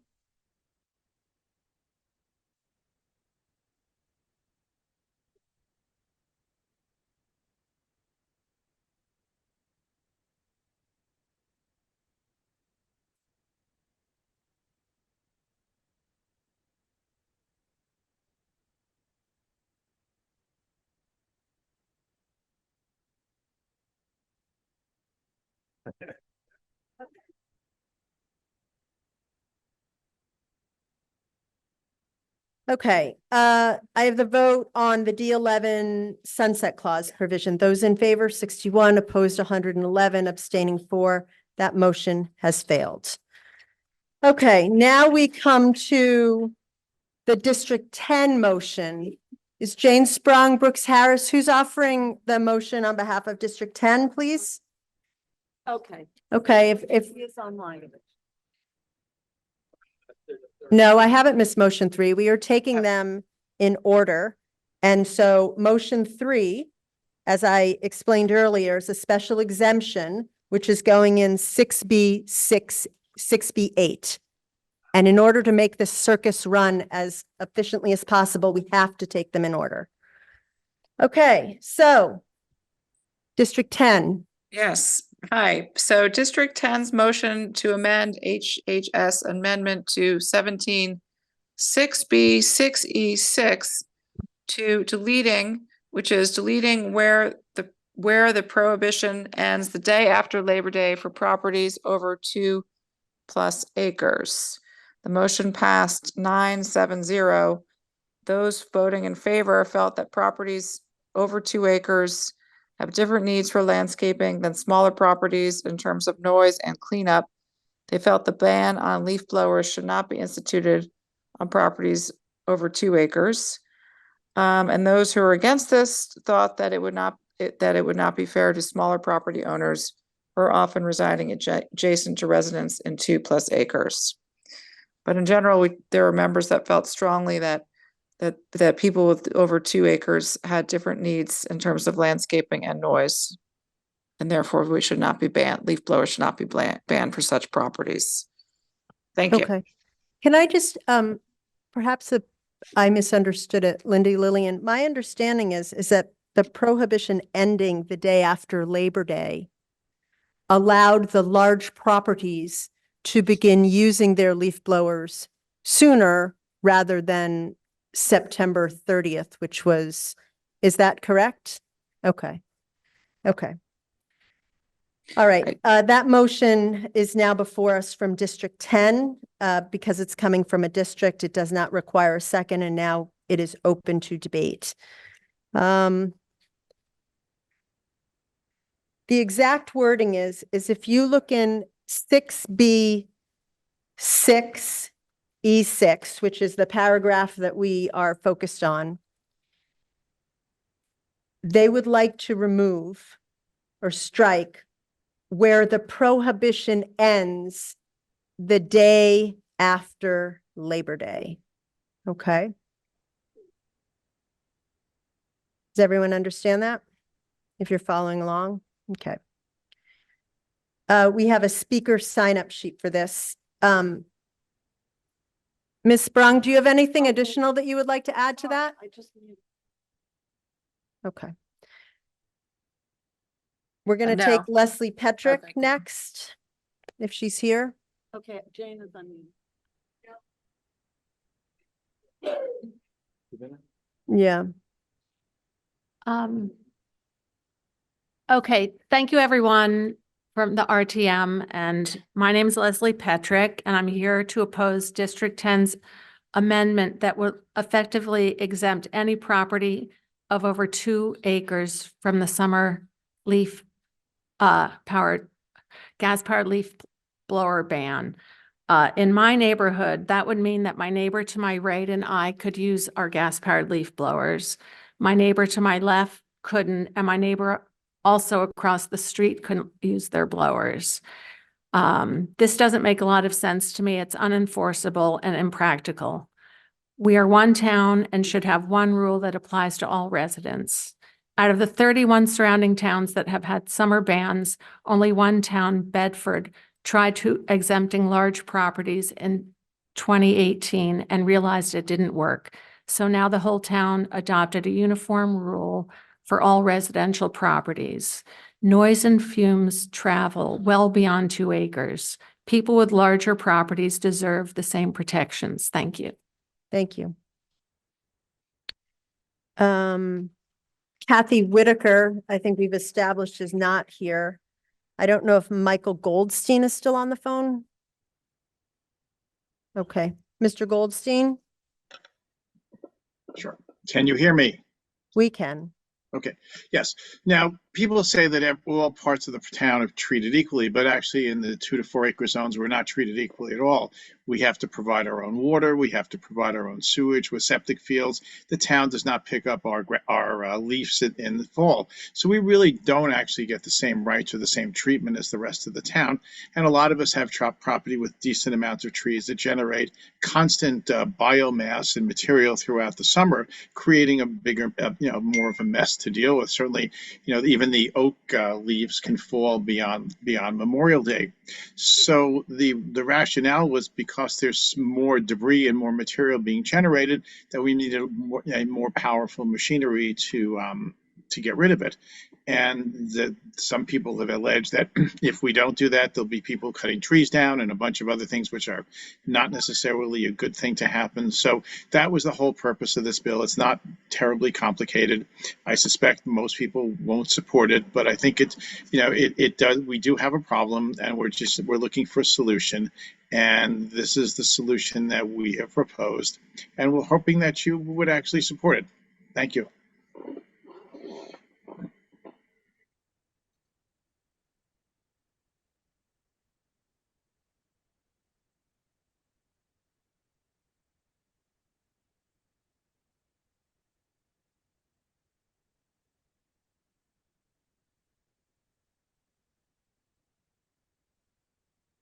I just have a question for District 10. and maybe somebody can answer this, and this is why amendments like this are sometimes challenging on the floor. It says the use of gasoline-powered leaf blowers. So if 10 could answer this for me, that would be helpful. Maybe Ms. Sprung or somebody. The use of gasoline-powered leaf blowers on premises in residential zones is prohibited from 6 p.m. the Friday before Memorial Day through September 30th, inclusive, except for properties of 2+ acres. That would be where the sentence would stop if you strike where the prohibition ends the day after Labor Day. I'm not sure that you're making it clear at that point. I don't know if anyone from 10 has. Okay. All right. Well, we'll just have to. Sorry, Alexis, I'm sorry, can you repeat? I'm not sure what your question is. Can you repeat that, please? Okay. If you strike where the prohibition ends after Labor Day, okay, you end that sentence with is prohibited from 6 p.m. the Friday before Memorial Day through September 30th, inclusive. And then it says, except for properties of 2+ acres. Is that where your intention was to have that end? It may be. I'm just asking for clarification. The intention was that properties of 2+ acres are not prohibited from using gas or electric leaf blowers. I think that was the issue, is that not at all. Like they would be excluded from this ban.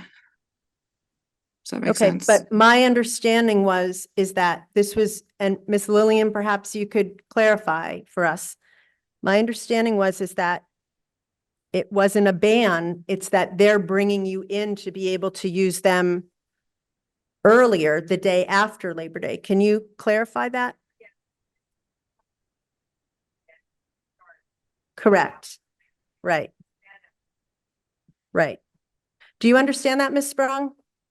So the provision in the Health and Human Services motion that we have adopted allows 2+ acres to begin to use a leaf blower the day after Labor Day, and everyone with less than 2+ acres still has the leaf blower ban until September 30th. So is your intention to remove that provision for the 2+ acres, effectively,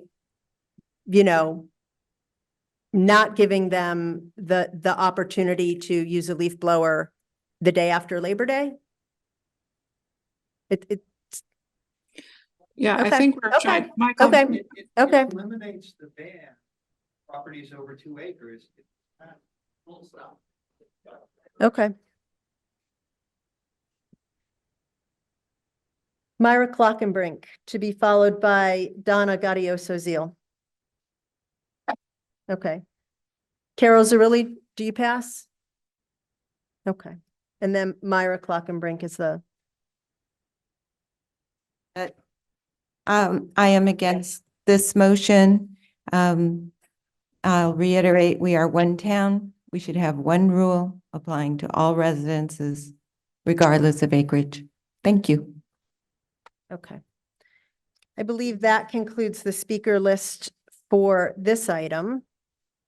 So this is going to be the District 10 motion to amend 6B, 6E6 by striking the language where the prohibition ends the day after Labor Day.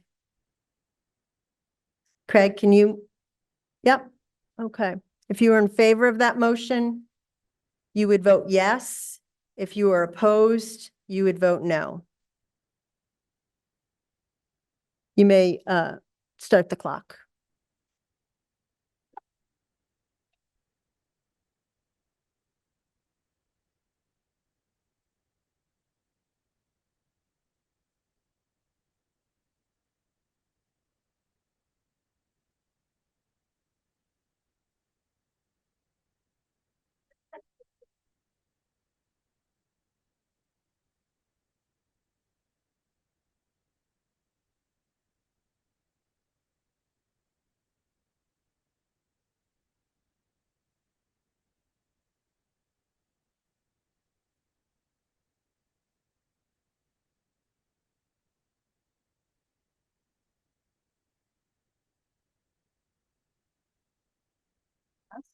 And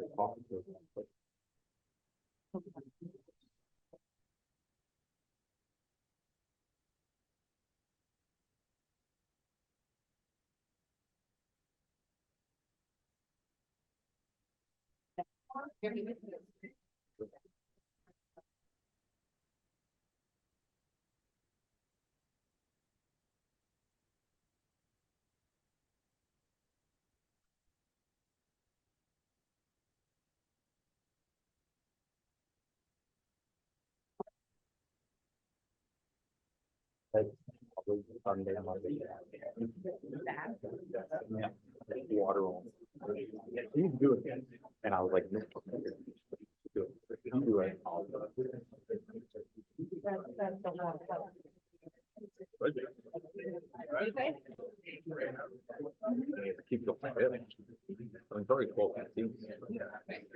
You have about 15 seconds left.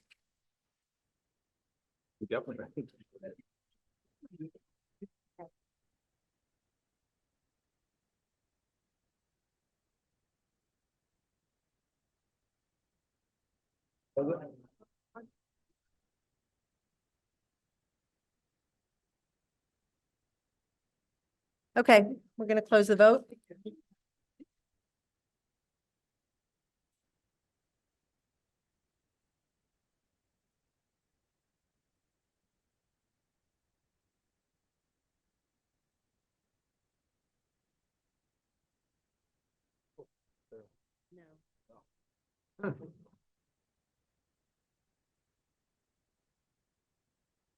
Okay. The vote on the D10 motion to amend 6B66, those in favor 29, opposed 135, abstaining 4. That motion has failed. That now brings us to, we are going to a new section, which is going to be 6B8, special exemption, where we will have the District 11 third proposed motion. Who's offering that? If you could get that before us, please. This is motion to amend item 17 as amended by adding the following new provision. Section 6B8F, noise generated by gasoline leaf blowers used solely for lawn installations and renovations, including but not limited to aeration and dethatching. Okay, that motion being offered on behalf of a district does not require a second and is now before us. Ms. Pearson, are you going to serve as the principal advocate for that motion?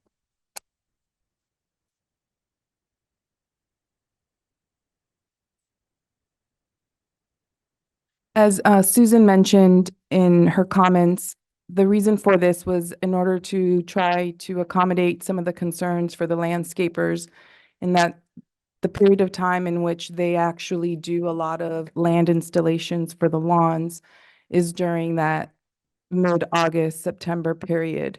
And especially for larger pieces of property, it could prove to be a bit difficult for them to do that work. So, and given that the dates had been pushed to September 30th for the band, it was an effort to compromise with them for the work that they had to do as an exemption to the leaf ban. Okay, Leaf but blower I ban. just want to reiterate what I heard you say.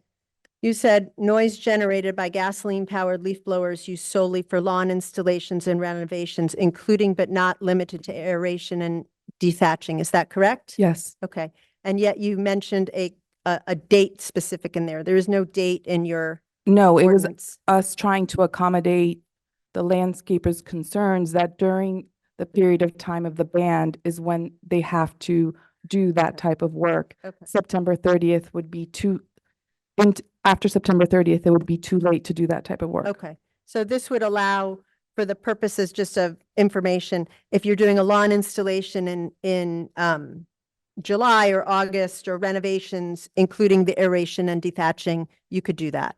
Yes, specifically only to lawn installations. So not planting or anything like that. Okay, okay. All right, let's see who's on this speaker list. Carol Zarilli? Ms. Zarilli? Peter Berg? Brooks Harris? Svetlana Wasserman? Is Svetlana Wasserman right online? here. Oh, you're Yeah, right there. I sorry. didn't even see you. Okay. Members of the RTM, I urge you to vote against this motion to allow gas leaf blowers in the summer for lawn installations and renovations. This motion introduces a huge and unnecessary loophole that complicates enforcement and undermines the chances of success for the program as a whole.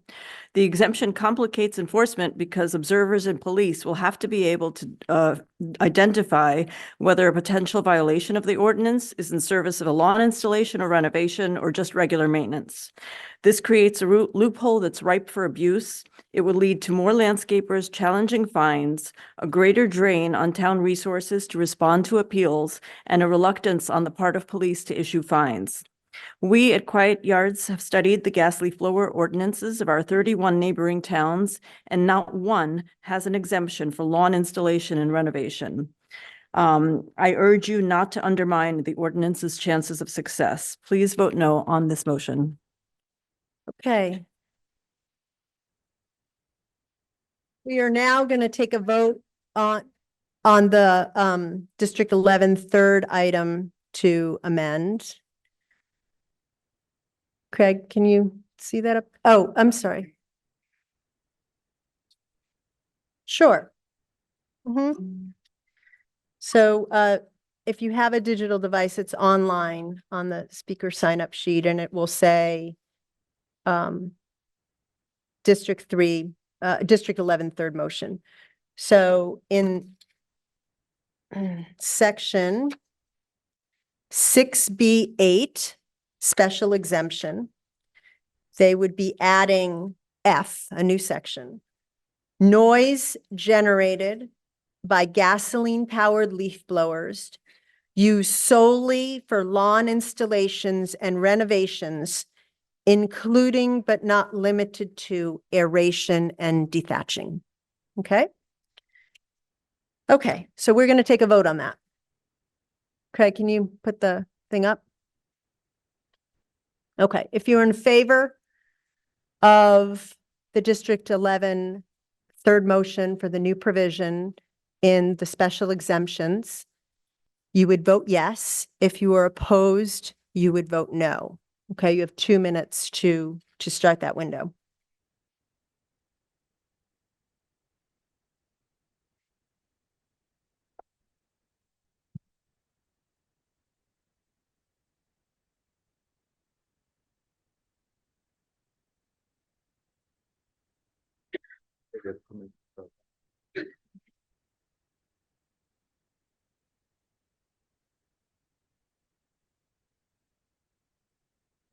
When you're in it. Oh.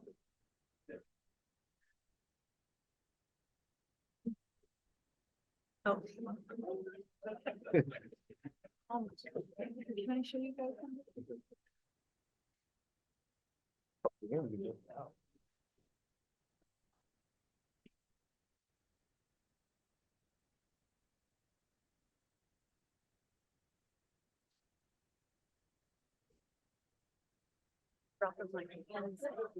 I'm gonna go. There is a what? But they're still voting, so I think a lot of people are leaving the government. Jacquet. I'm gonna go. There's a water. I saw cans out there. Oh, it's in the bathroom. I was like, I think they water. They may have the. That's what I said. Yeah. It's on the same pipe. Don't touch that. Go, just go. I would give you my bite drink out of it. Sorry.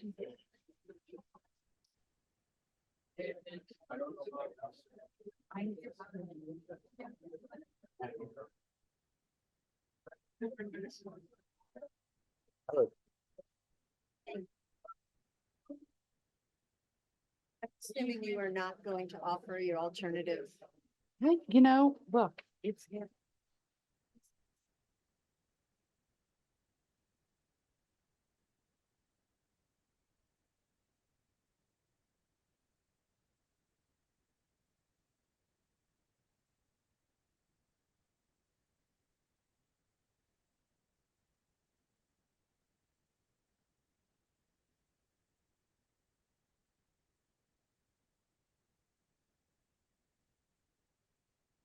Okay, I'm sorry. The vote is now closed.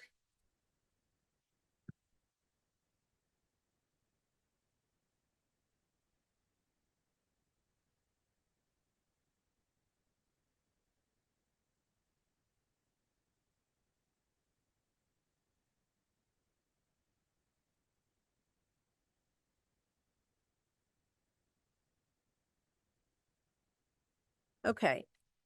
The vote on the third motion offered by District 11, the result is 37 in favor, 115 opposed with 6 abstaining. That motion has failed. Okay.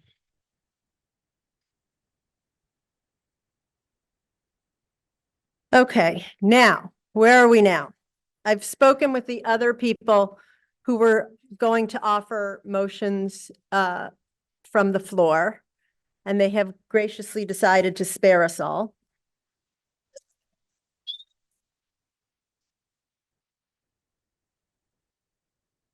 So where are we now? We've adopted some motions. We've adopted the HHS motions. If we want to take an up or down vote on this item as amended, who knows what we have to do? We have to suspend the second read rule. Okay, and that requires a 2/3 majority to pass. If that passes, we will then be able to take a vote up or down on the item as amended. Okay, so we'll start with that and then we'll discuss next steps, okay? So is there a motion to, okay, it's been moved and seconded to suspend the second? Yes. Why don't, please come to the podium.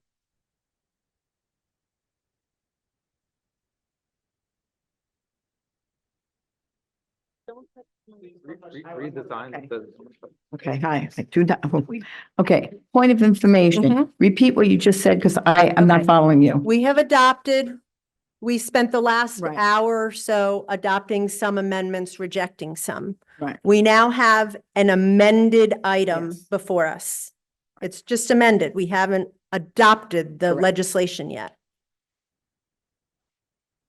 If we would like to adopt this, because it's an ordinance and it's subject to our second read rule, we must make a motion, which has already been moved and seconded and it's not debatable, to suspend the rule.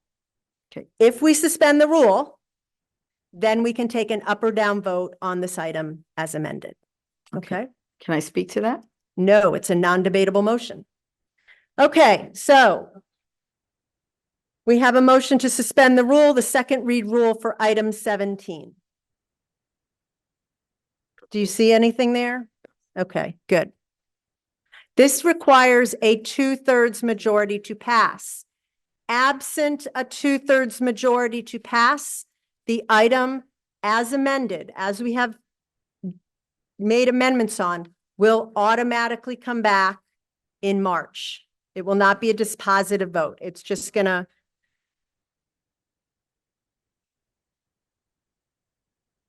I'm sorry, what? Please come to the podium, Ms. Zarilli. I'm not screaming across. Please come to the podium. It's 12:30 in the morning. I think we all would like to move forward with our lives. I would like to know prior to the vote, what that 2/3 number is that you're telling us we need. I do not know how many people are online right now, and I do not know how many people are in the room, and I do not know how many people will exercise their right to vote. If you are in favor of the motion to suspend the rules, you would vote yes. If you are opposed, you would vote no. It needs a 2/3 majority to carry. The 2-minute window is open.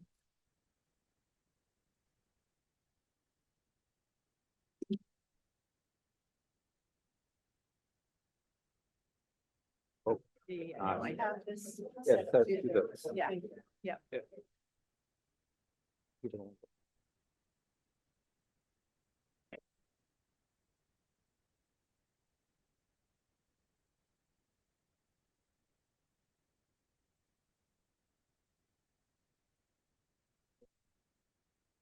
It's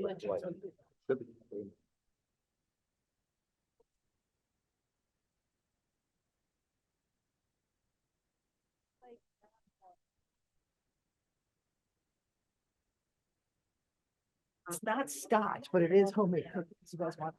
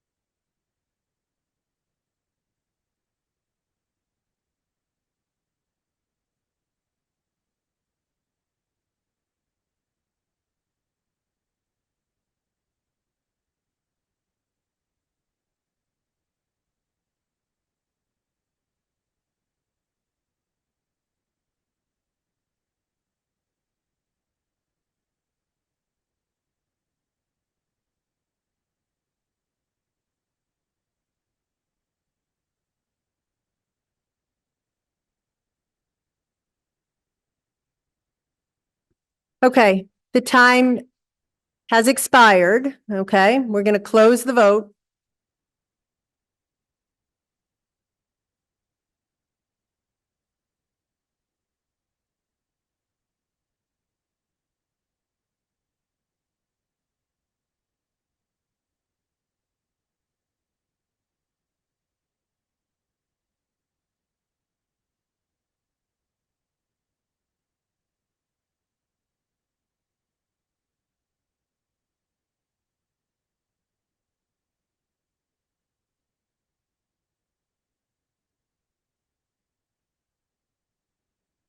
Okay, the motion to suspend the second read rule.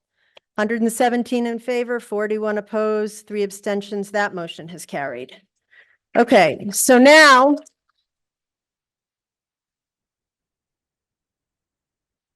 where that leaves you is you have the opportunity to vote on item 17 as amended, okay? Which includes at this point the provisions that were included and you adopted earlier for Health and Human Services, okay? So this is going to be the final vote of the evening.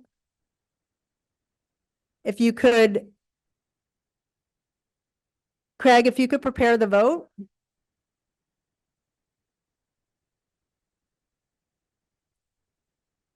Item 17 as amended. If you're in favor of this item, you would vote yes. If you are opposed, you would vote no. Does everyone understand what they're voting on now? Okay. This is the HHS amendment. It's item 17 as amended, which now has the noise and the leaf blower component in there. Yeah, you can open it.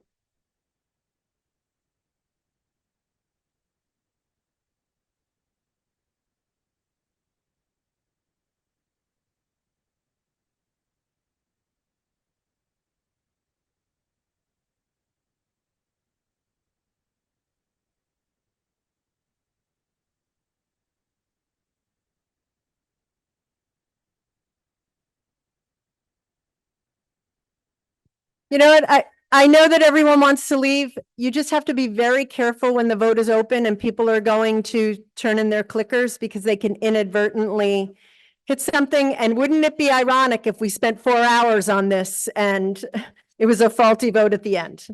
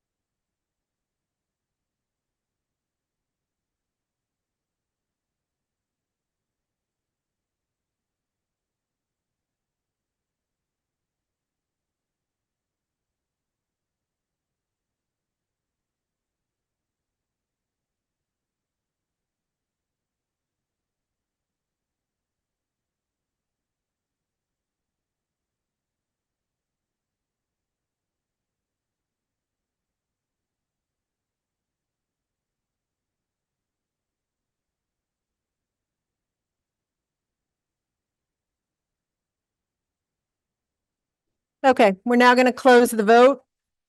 Craig, could you close the vote?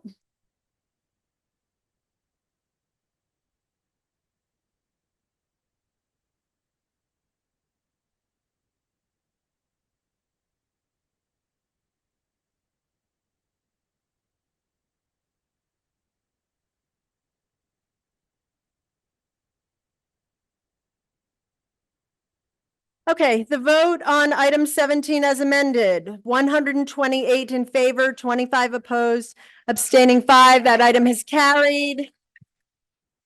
That being the last item to come before us this evening, this meeting stands adjourned.